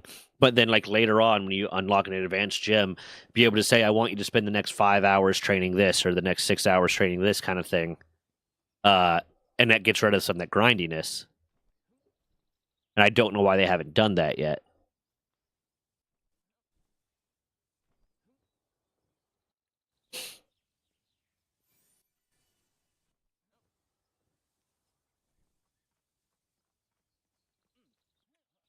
Don't hate me, but I got a Fox Sparks for us. How? Well, I'll be honest, like, I don't think people are gonna want us to sit around and wait. Okay, that's fair. This is quickly not becoming a Nuzlocke. No! It is. It's still. Oh God, what happened? I almost fell to my death. Don't you dare! I guess if we keep it to the combat pals are the ones that we capture during raids, it still follows that theme. But for the sake of just being able to do things that are necessary without having to wait forever and get like RNG. Yeah. I think especially just because, particularly with the fire thing, I literally, if I could make it myself, I would stand there and do it. Yeah. But I literally cannot do anything. Yeah, I'll say that's a fair adjustment that we can make. That's an on-the-spot adjustment. Like, okay, if we could have one of each type of producer that we just capture ourselves, as long as we don't use them for combat. Yeah, and like I said, it's just to get us a leg up. Yeah, because we don't. We get raided and we can replace it, and we'll just get Yeah, rid of it. yeah. But it's like, yeah, no, because then it would just be us waiting around to be raided again, and hoping that they have a fire pal. Dude, it took us like what 3 hours? Now, how long has it been since we started? Yeah, a long time before the first raid. 3 to 4, yeah. I'm surprised it's taken this long. Yeah, it's a little bit. I think it's because we literally built our base right next to spawn. Huh? Never would have thought that would have been the problem. Yeah.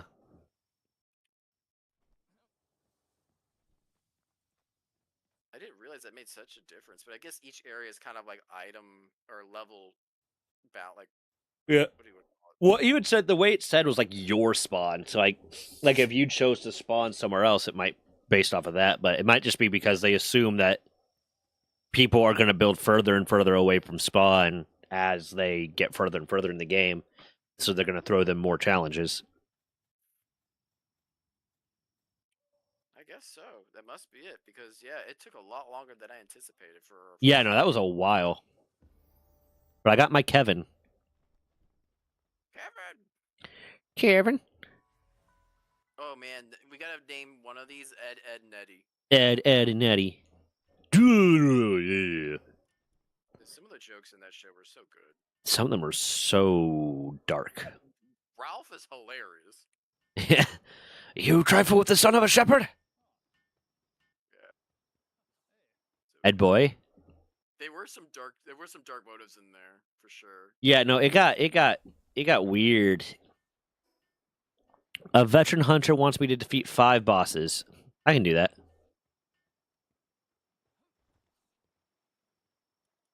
I'm at the small settlement. Let's see here. Anything worth selling? Nope. Oh my god.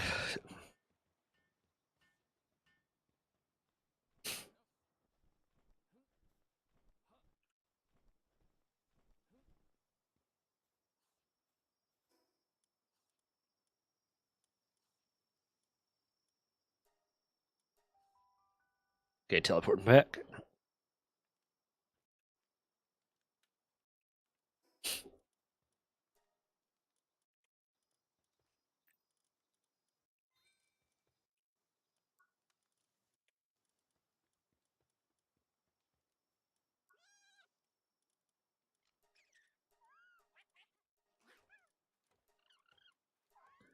Exceed Deviant. There's some pals we just won't get because they never appear in raids too. Yeah. I'm wanting Nightwing. I'm really wanting Nightwing to. You have a flyer raid, which could be very devastating. Yeah, and that was honestly the raid I tended to get the most often. It seemed to be like the Nightwing raid. And I just want to get flyer. I want to get a flyer. I would always get the raid with the nature preserve people and Lilligant or whatever his name is. Yeah. I want to get a Lovander raid. They can just see you. Don't worry about it. I'll handle it from here. What are you doing? I got this. Take my pants off. You can't take them all on by yourself. Just try and stop me. Pop a Viagra. Jesus Christ. Snort some poppers.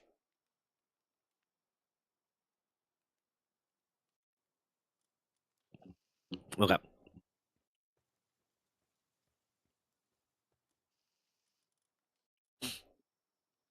If you destroy, how many of your pals do you have left in your party?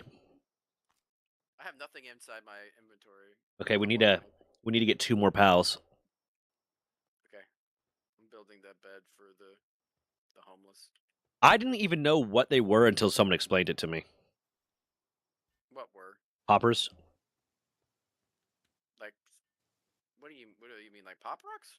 No, poppers are like a sex drug that like gay men take in order to be like it I guess it loosens their booty hole to make it a little bit easier for them.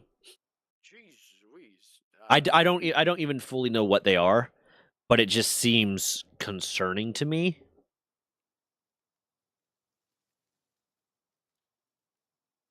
I think you're just saying laxative with extra words. No. Poppers are acyl nitrites, so alkaline nitrites, are vasodilators used by many gay, bisexual, and other men who have sex with men to relieve pain, enhance pleasure, and facilitate penetration during sex. Wow, I didn't know that was a thing at all. Yep. So why don't women take them? Because they don't want to do butt stuff, and like I'm not gonna ask someone to do drugs to do it. Well, I mean, maybe it would make it more. I'll be honest though. Some women is really painful. Not just sex, but just even periods and everything can be awful. I don't. It's a vasodilator, so I don't think it's gonna help with that as much. The reason it reduces pain during sex is because it loosens the asshole. It loosens the rectum. Its recreational use is believed to be potentially dangerous for people with heart problems, anemia, or glaucoma. Reported adverse effects include fainting, retinal toxicity, and vision loss. Retinal toxicity? You're gonna poison your butthole? Retinal, not rectal. Oh, my bad. Retinal.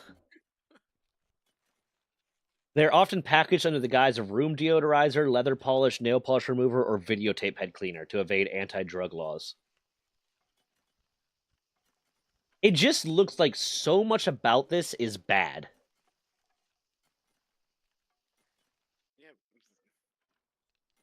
Like, everything about this seems like bad, and listen, I enjoy a good sex, but not enough to, like, say, oh, I want to have sex right now, gonna roll the dice on whether or not I kill myself. The interview's being uploaded now. Honestly, I think this fits more of a minimalistic edit anyways, so it was just adding some text and your outro stuff. Yeah, I didn't need too many fancy stuff, and I don't think we brought up anything that would necessitate, like, a pop-up. Dang, still short. Yeah, Fox Sports isn't great. That's better than I have no choice. So we've kind of on this boat now. We need 15 ingot for the high-quality workbench, and then we're going to need enough to make 5 nails. Yeah, it's going to be a minute. But the good part is we have plenty of people to help make the nails. You aren't going to die, it's fine. I'm not going to go ahead and promote drug use on my channel. I don't. It just It seems like just the whole concept behind it, and the fact that they're like often just because I remember reading that before that they were marketed as other things in order to get around laws. It's like that seems so sketchy and unregulated to me. Never know you needed a drug dealer for your booty hole. Oh my god, do you ever need a drug dealer for your booty hole? I didn't know you needed one. It's news to me. It's called a proctologist. You better have some good ass gloves. God. You ever have to have your prostate checked? It's not fun. Not yet, but I probably am overdue for it. It's usually 40, 45 when men have to start having it checked. But God, I'm not there yet. I had frequent prostate infections when I was younger because I had a urinary tract infection that, wasn't treated properly. Damn. So there was a several year period there where I had to get my prostate checked every quarter to make sure I wasn't developing prostate cancer. So you really know whether or not you're gay or not. Yeah, I don't like it. Well, yeah, you probably know. Not fun. Not a good time. I'm going to go ahead and say no. I remember I was in boot camp, and someone I was talking. You were in the to, was like, military? it was not. I wouldn't call it being in the military. Did you drop out in boot camp? I did not handle boot camp well. Okay. You quit. You're a quitter. No, I got discharged. I did not get quit. I was not Wait, allowed to continue. What did they say to you? Wait. Hold on. Story time. Let's go. Oh no, let's not do that. There's trauma there. Oh, is it really? Yeah, man. It Okay. was a doozy. Yeah, I had like a health condition and everything, and they're like, you shouldn't be here. And I was like, you think? Yeah. It was like, this is the second time I've been in the ER here, or whatever the Oh fuck my the God. office is. I'm like, you want to keep testing me? I'm really not okay. Yeah, like mentally, I was like, yeah, I could do this. I want to do this. That's why I'm here. You know, I signed up, went through MEPS, did the whole shebang, and I was like, yeah, I'm here. My body's like, oh, fuck no. We know what yelling happens. We know what happens when yelling occurs. And I'm like, yeah, you know, we grew up with that. And I was like, I thought I could like reason my way through the trauma of my childhood. Don't make Did me feel not work sad for out. you. I need you to dial it back, okay? It just Don't make me feel bad for you, you piece of shit. and it got to the point where it was so bad it was like clinically really bad for my health to be there. Yeah, man. So yeah, they discharged me, and you probably saved me 20 years off my life. Yeah, I mean, there's some people that just do not handle it well. We had one guy that faked having a psychotic episode because he missed his wife. He got married, like he was my age at the time. He was like 18 or 19, and he got married right before going to boot camp. And then like just started like he was originally the top rack right next to me because I was the top rack. He was the one right next to me. Mm-hmm. And one night he's just talking about I don't think I can do this. I don't think I can do this. Like, what's wrong, man? He's just like I just miss my wife so much. I just miss my wife so much. I don't think I could do this. And then like 2 days later, he reported to the petty officers that he was starting to hear voices and they're telling him to kill. It's like we all know that you're just quitting. Yeah, that is bullshit. No, like the other people that were there, most of the people that when I got discharged, like there's a holding element, and most of it was for medical reasons. Like one person's like, Yeah, okay, I was like, this one's pretty BS. This guy, he's like, I have hemorrhoids. I'm like, that's not a okay, reason to get dropped from boot camp, man. You could go but through boot camp with fucking hemorrhoids. yeah, I was surprised that that was you know. It's not that you had hemorrhoids, it's that you have hemorrhoids and you're a little bitch. I Yeah, get I hemorrhoids mean, sometimes. It's not that bad. that's what he said, and he said they had to check him and everything, and I was like, They oh, violated me. yeah. They violated. They made me take poppers and then checked for hemorrhoids. Yeah, so that's where that kind of came up, was from that. Yeah, but I think at one point they recorded like my heart rate was like 220 or some shit, like was sane, and I was like, oh, that's not good. Yeah, it was pretty bad. I remember one time they couldn't get an IV in me because my body was so tensed, and I woke up out of like whatever the panic attack was, and I looked like I was a leopard. I had dots all over me from all the failed IV attempts. I'm like, at what point do you give up? Like, Yeah, please. uh I just saw Kevin Fuckface just made arrows. I remember when I was going through MEPS, they had to draw my blood and test me for AIDS and all that different shit. And I hate needles. I hate needles. So I was shaking a little bit, and the lady nurse that was trying to draw my blood missed 3 times because, and a little bit of it was like I was kind of shaking a little bit, but not so much that she should have missed. And then she gets in my face and yells at me. You know what? I'm gonna get King Kong in here. You wanna know why we call him King Kong? Because he doesn't take no shit. I was like, oh god, someone's gonna come in. They're gonna yell at me. I'm like 17. I signed my contract when I was in high school, my senior year of high school, and I'm gonna get yelled at. I'm so scared. And then just this big, heavy dude, one of the nicest guys I've ever met, comes in. He's like, hey, I heard they're having a little bit of trouble drawing your blood, so we're going to switch to the other arm. I was like, okay, cool. And it was real nice. Finds the vein super easily, draws my blood. He's like, okay, man, have a nice day. Cool. I go through the rest of MEPS and whatnot, and everyone else is getting like you're getting approved. Like, okay, their blood test came back, they're fine. They're getting approved. They're getting told to go out into the waiting room, and I'm just in the one room by myself entirely for like 30 minutes. Like there's no, I'm 30 minutes by myself, and then like I guess the commander of the MEP station comes out and says, "Hey, Mr. Johnson, we need to talk to you." I was like, oh, "Okay," and pulls me into his office. He's like, You got AIDS. He's like, there were some complications with your HIV screening. I was like, what? Me and my girlfriend at this point had sex one time. No, oh no. And I've already told the story before about how I should have realized she was cheating on me when she had a pregnancy scare, despite the fact that we had never had sex. Yeah. But I started thinking, oh my god, did Kate fuck some dude with AIDS and like now I have AIDS? And she's like, So your blood hematized, and we weren't able to use it for the test. So you're gonna have to come back and get it tested again. It was like, and I just like kind of fall back in my seat. It's like, you're an asshole. He's like, yeah, I'm an asshole. Anyways, man, everything else is good. You're just gonna have to come back and get that blood test going before you ship out to boot camp. I was like, okay, fuck. But yeah, he had me sitting there for a second thinking that I had HIV. That bastard. He probably does that a lot. I'm not gonna lie. Every time someone has to come up there, he's probably like, "So your test, came back." He has a script. That man's got a script ready. Oh, and honestly, like, man, some of these, like, he might have done recruiting duty because, like, RDC duty, because, like, the drill sergeants, the RDCs, we call them in the Navy, are some of the funniest motherfuckers that you've ever met. Like, they have no right to be that funny because they're trying to make you laugh so they can break you so that they can beat you.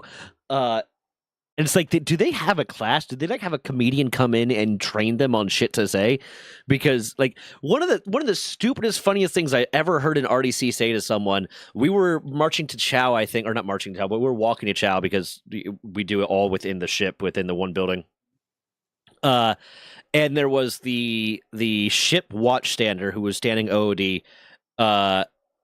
and like he had something fucked up about him, and these RDCs come up and they're yelling at him for a second, and then they walk away. And as they're walking away, one of them's like, "You look like a fucking soup sandwich, man. Fix yourself." And another one just shouts, "A grilled cheese soup sandwich." And I don't know why, but the way he said that, the way he said a grilled cheese soup sandwich, was the funniest shit I have ever heard. What the hell? That's hilarious. Yeah. It was definitely interesting. Well, I'm glad to hear it. That sounds like a very funny memory. Yeah, it was a good time. Like looking back at it, I don't remember the bad things nearly as much as I remember the good things, and even the bad things I remember them like in a funny context. Like I remember at one point we were getting beat because someone had brought a snack back from Chow, and you're not allowed to do that.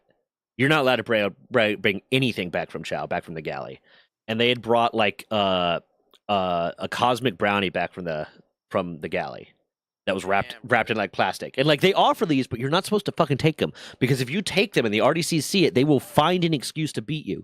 They're not allowed to beat you for taking the cosmic brownie, but they can find, or taking the snacks from the snack cart, but they can find a fucking reason. And not only did he take a snack from the snack cart, he put it in his pocket. He took it back to the the berthing, and he ate it in the berthing and then threw it away in one of the trash cans. And our MA, the recruit that was the MA, saw this wrapper in the trash can and thinks he's looking out for the division by reporting it to the RDCs. Like, petty officer, I noticed blah blah blah. And I don't know who it is, but I just want to make sure that you knew ahead of time before the entire division gets in trouble. What that meant was the entire division got in trouble, and we all start getting beat. And like the RDCs are saying, "Whose is this? If you admit that this was you, whose is this? If you admit it's you, we'll let everyone else go." The guy doesn't admit that it's him. So we're all getting beat, and we're getting beat for fucking hours. And during that time period where we are getting beat, I am supposed to take over watch. Me and this guy Kuhn are supposed to take over watch, and I'm not going to say shit because the watch standards aren't getting beat because they're standing watch. I'm not going to say shit. I'm not going to be the guy that says, "Oh, petty officer, technically I shouldn't be being beat right now. Those two are supposed to be getting beat right now." No, fuck that. I'm taking it. And then like Kuhn looks at me and kind of like mouths, when the petty officers aren't looking, kind of mouths like, "We have to take watch. We have to take watch." And I just shake my head like, no. And then he shouts, "Excuse me, petty officer, Johnston and I are supposed to take watch." And the look of rage that Petty Officer Scott turned to us with, like turned to him and then turned to me. I didn't say anything. I didn't do shit. But the look of rage that like filled her eyes looking at us, I was terrified of that more than the beating. And then at the after taps, after we like, they tell us that we have to go to chow. They can't take away our chow time, so we have to go to chow. So we finish up. We change into our NWs. We go to chow, and we're told that we're going to get beat on the way back. But I don't get to go to chow. Me and Kuhn don't get to go to chow because we have to relieve the watch. So we got beat for several hours. then relieve the watch and have to go to late chow. And then like Taps comes. They come back from chow. We go to chow. We come back. Taps hits. We're all supposed to go to bed. The petty officers leave the berthing, and this dude May, who was like 5'4", this just 5'4" skinny black dude, pops up because we had like an afternoon prayer circle or like a post chaps prayer circle kind of thing. Comes into that. Well, we're all trying to like you are like, hey, it was a rough day, but whatever, we got this kind of thing. And says, I know all you motherfuckers knew it was me. I knew all you motherfuckers knew it was me. And if you guys rat me out, I swear to God, I'm going to tell on every single fucking one of you. Oh, shit. I never participated. During my time in boot camp, I never participated in a sock party. Which, if you know what a sock party is, it was like you put your soap or you put something heavy in a sock and you hold someone down with their comforter or with their blanket, because we don't really have a comforter, we have a blanket. And then you beat them with the sock and the thing that's in the sock. I never participated in a sock party. And May's rack was on the other side of the berthing from me. But I did wake up that night to hearing the muffled sound of someone screaming, and May's behavior the next day was really, really good. Like he was just like that's yeah. I can't confirm or deny whether or not that happened because I didn't participate in it. I woke up in the middle of the night to the sound of muffled screaming and I went back to sleep because I figured it was him. God damn, what an idiot. Yeah, who the fuck did he think he was, man? We also got another beating at one point because this dude Scroggins, who was on SIQ because he had an STI, he somehow got an STI. And he was on SIQ for it because his testicles, I guess, were like swollen to the size of a cantaloupe. Yeah, and he was on SIQ, so he had to stay in his rack while everyone else was doing stuff. And I think he ended up getting asthma back or kicked out. I don't remember what this final solution was. But that's not the right way to say that. But he had someone at some point. The MA reported someone for something. I can't remember. Gross reported someone for something. I can't remember what it was. Gross was kind of a snitch. Reported something for someone for something.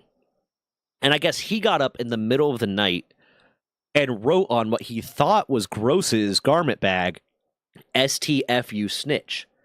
But Gross and Garmin were at the same rack, so he didn't write it on Gross's garment bag. He wrote it on Garmin's garment bag, STFU snitch. So when Garmin got up to get dressed in the morning, he saw that and didn't want to get in trouble because someone wrote this on his bag in case there was an inspection. So he went and told the chief, because the chief was in that day, our first RDC was in that day, and said, hey, someone wrote this on my garment bag. I don't know who it was. So everyone gets beat. Everyone gets beat except for Scroggins, because Scroggins was SIQ. So the one that did the thing that wrote the STFU snitch on the bag did not get beat and did not own up to the fact that he wrote it on the bag and watched everyone else get beat. Oh, what a dick. Yeah. What the hell? Yeah, he's a piece of shit. And I don't remember if he got asthma back or he just got kicked out. I feel like for an STI, it's not like a kick out thing. It's we're gonna put you in a medical division. We're gonna asthma you back to hold you back in and then cycle you back. Yeah. But goddamn, that dude was a piece of shit. Because he could have just owned up to it. He could have just said, it was me, sorry. And they wouldn't be able to beat him because he was SIQ. But no, he actively watched all of us get beat while the chief was like, who did this? If whoever owns up to it, it's not going to be fun for you, but everyone else will be free. Didn't own up to it. What a little bitch. I have 2 title ideas. I'm trying to think of a third one. Mammoth IP expert weighs in on the U.S. Patent Office. As an IP lawyer. Well, I'm probably gonna start wrapping up so I can get some dinner. Yeah. I kind of, yeah. I mean, you got to eat. You got bourbon. My food. Chicken, was it? Bourbon chicken, and I had beef added to it. Damn, put the protein on the protein. Yep. Okay, so you want to try again for next Wednesday? Hell yeah, man. Okay. We're on a good run so far. Yeah. Other than the Fox Sparks faux pas, I think everything else is going. We're slowly working out the rules for this Nuzlocke. Yeah, but I think the idea of using the raids is actually a really good one. Yeah. And it's just like, as long as we're not using captured ones for, as long as we're not using captured ones for fucking fighting, if we have to fill in a blank just so we can progress at all, then we do that. We'll replace it when we catch one through a raid. I think that's the best way to do it, just so we're not stalling the video too. Cause, Yeah. you gotta think, not just for us, but for everyone watching. Yeah. All right.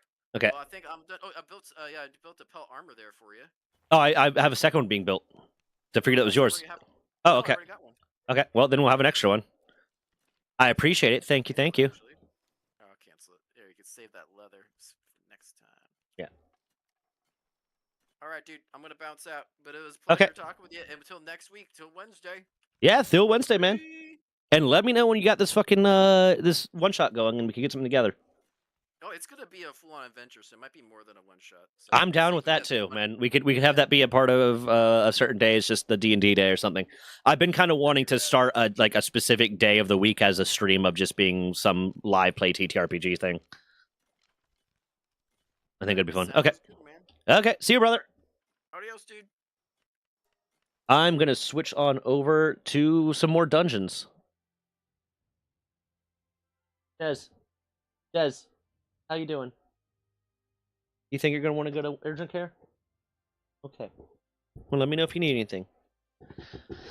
I'll switch over to some dungeons because I don't want to feel like getting into a build right now on Minecraft, and I do actually want to beat dungeons. I was so excited when Dungeons 4 came out, and then I just haven't played enough of it yet.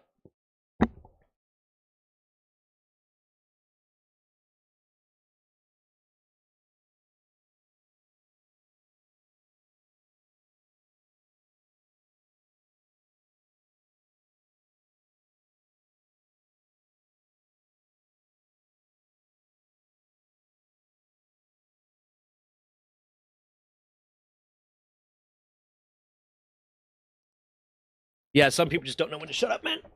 Welcome back, Demon Hiring Evil. There's a thing too with the nurse that missed my fucking veins. Like, I was a little bit nervous. I was a little bit shaky, but like, I kind of get like tense when I'm shaky, so I wasn't that shaky. And if I remember correctly, it was implied that the reason why my blood hematized and that they weren't able to use it was because I got stabbed so many times. Because of the fact that they stabbed me so many times, it caused the blood to, like, blood cells to burst or something like that. But, like, I don't know.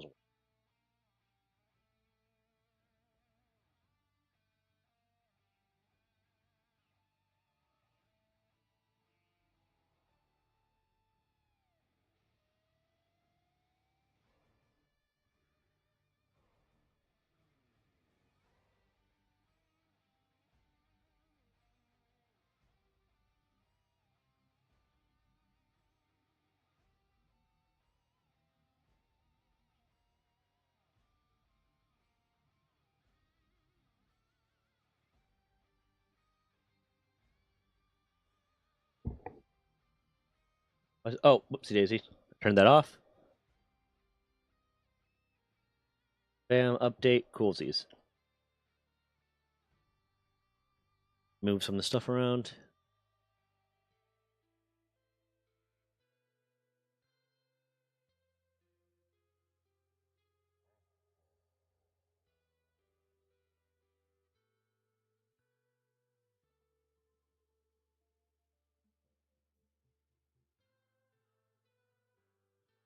I need to go through October's.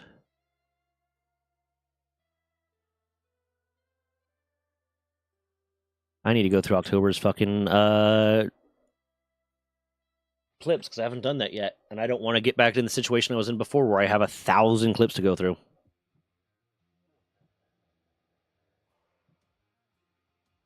Hold on, I'm gonna go give the girlfriend a kissy kiss.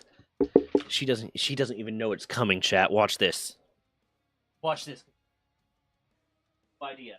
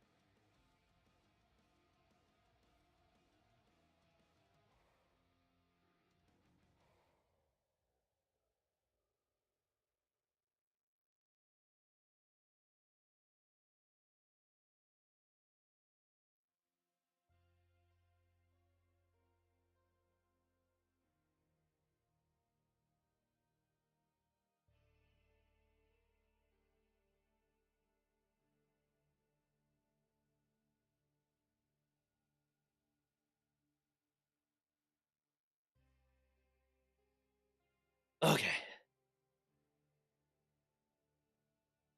Bro, Chad, I gave her a kissy kiss. She was so shocked. She was like, "Whoa, where's this kissy kiss coming from?" I was like, "Yeah, son, you gonna learn today."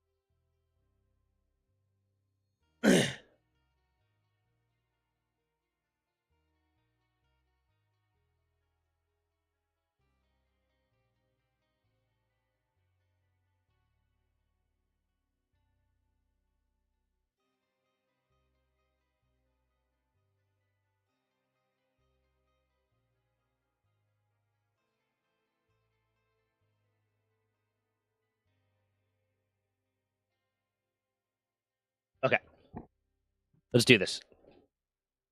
But how's chat doing? How y'all doing?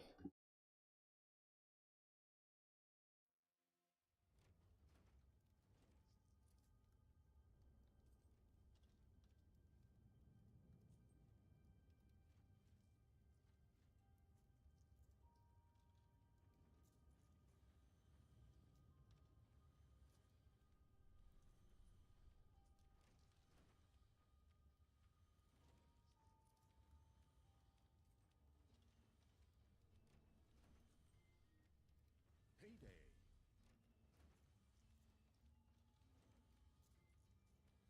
The towerless evil still did not have the magic tower under its control. Okay. Mentally snapping its forehead, it set out to change this. Let's gather some. I can get some of these, and these. But I don't have spaces for them, so let's. Needs 2. That'll get me 2, 6. There we go. Bam.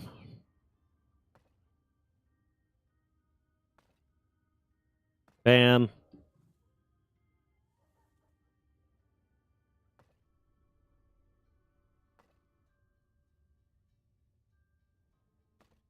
Your enemies are in the dungeon. Are they? Are they in the dungeon? Okay, Skade, see ya. Skade wishes you well, Des. She says thank you. In her way, by going, yeah. But thanks for coming out, Skade. We need to play some Repo or something again, man. And I'm doing all right, Venom. I'm doing all right. Kind of hit that, like, energy lull in the, like, a midstream kind of energy lull that happens sometimes. Where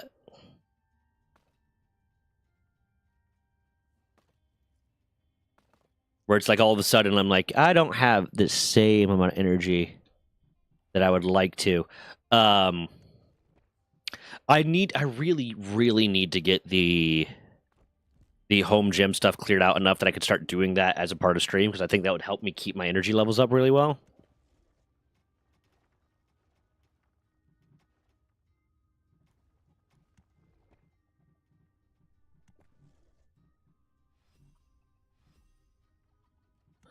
Do do do do do do do do.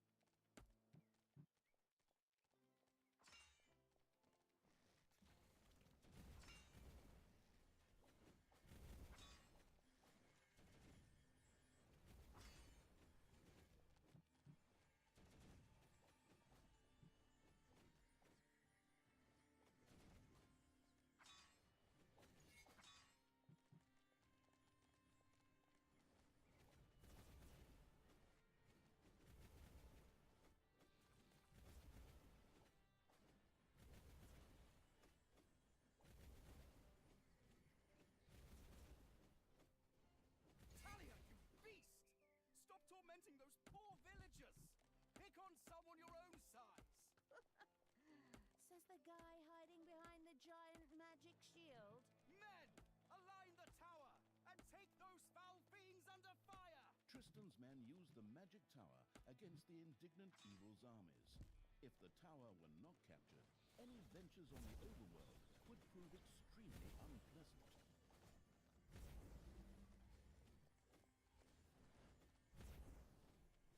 Hey! What the hell? Unheard of firing at us here. Talia and the surprised evil's army were taken under fire by the magic tower. The absent evil's creatures would get no rest there until it had been captured. Ha! Never! Reload, men!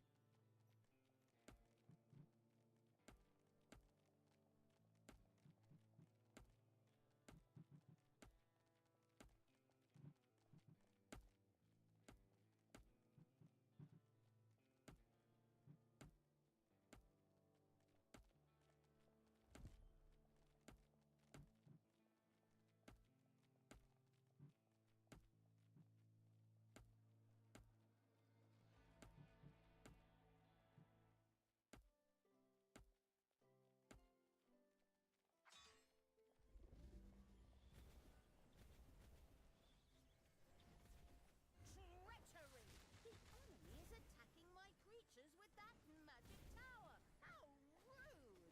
Forward, creatures! Do something about that! Even if some of you die, that is a sacrifice I am willing to make. There are enemies in your dungeon.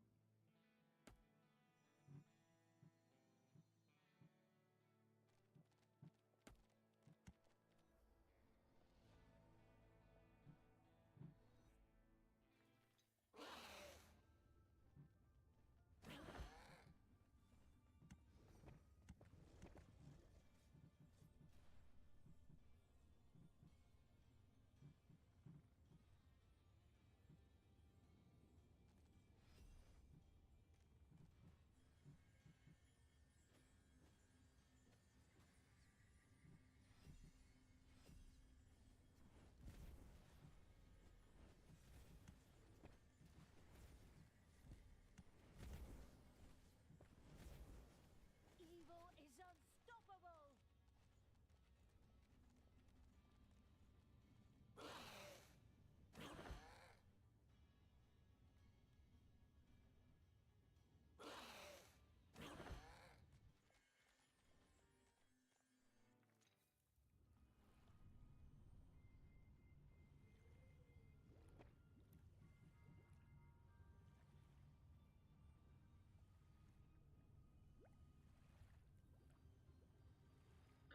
Okay, my mom wanted to call to see if I was what the plan was for coming down for my dad's prostate cancer surgery next week.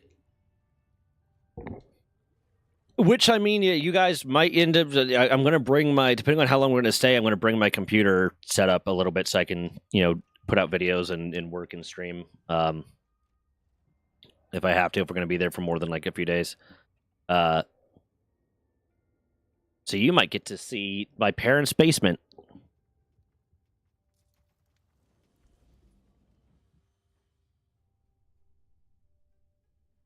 Hey, Tristan! Stop that! Firing on me is against international law. As if you I don't know. international law. All you did in class was shoot slimy spitballs at me the whole time. A gold vein has been mined out. I don't know where this thing is. Find the hidden dungeon gate in the dungeon. Capture the magic tower. Is the magic tower? Is this where the magic tower is? Maybe. Oh yeah, that is the magic tower. Okay. So I'm going to need that hitting Gungeon date to do that.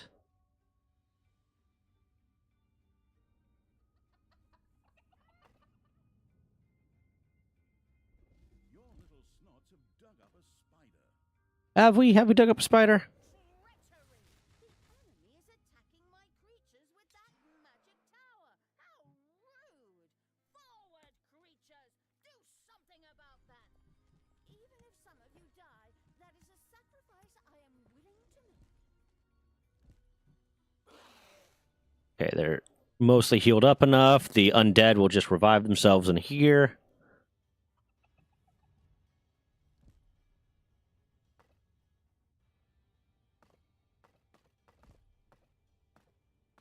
We need to refill those. Let's do this.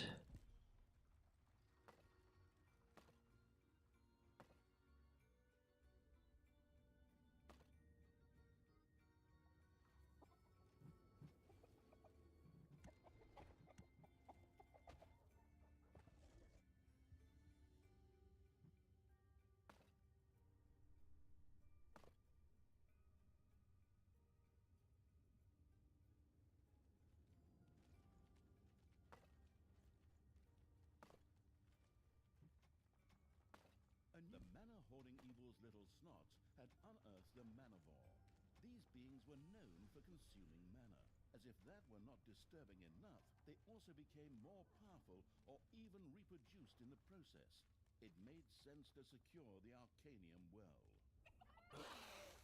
Bam. Let's get this thing. One manivore had eaten so much mana that it had evolved into a large, much stronger manivore. Oh, these are also manivores. Shit. Can't they eat some other evil underground ruler's mana? Like that Oberon, for example? A new area of the dungeon has been discovered. What the fuck is... Oh my god. What the hell?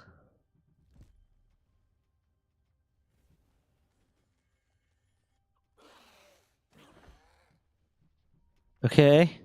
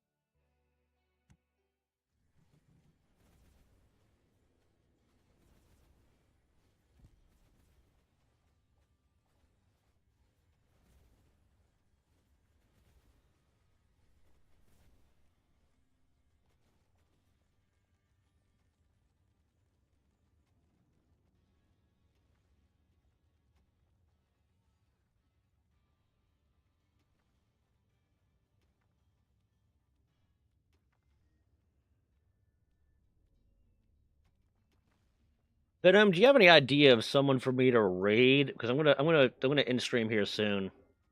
There's no one else playing Dungeons 4.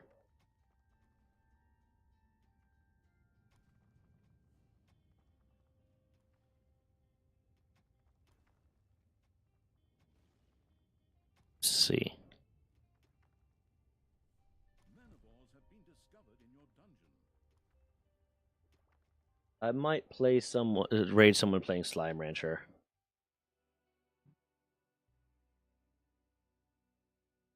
No, there's no one there that like in English and has face cam on YouTube.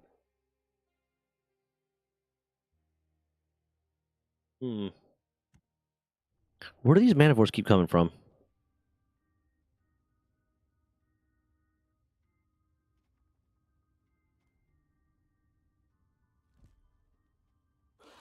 They just keep appearing.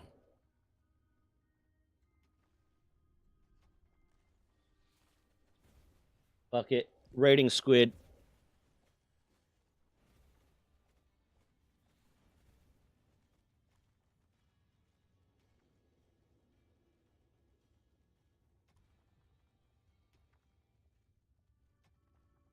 Okay, guys, bye. I got some stuff I got to get done. I just realized it's what time it is. One of the stores I have to run to closes at 5. All right, close that 7. A few manivores have appeared in your dungeon. Enemies have entered the dungeon. It's not grabbing everybody. Hold on. For some reason, it is not grabbing everybody for the raid.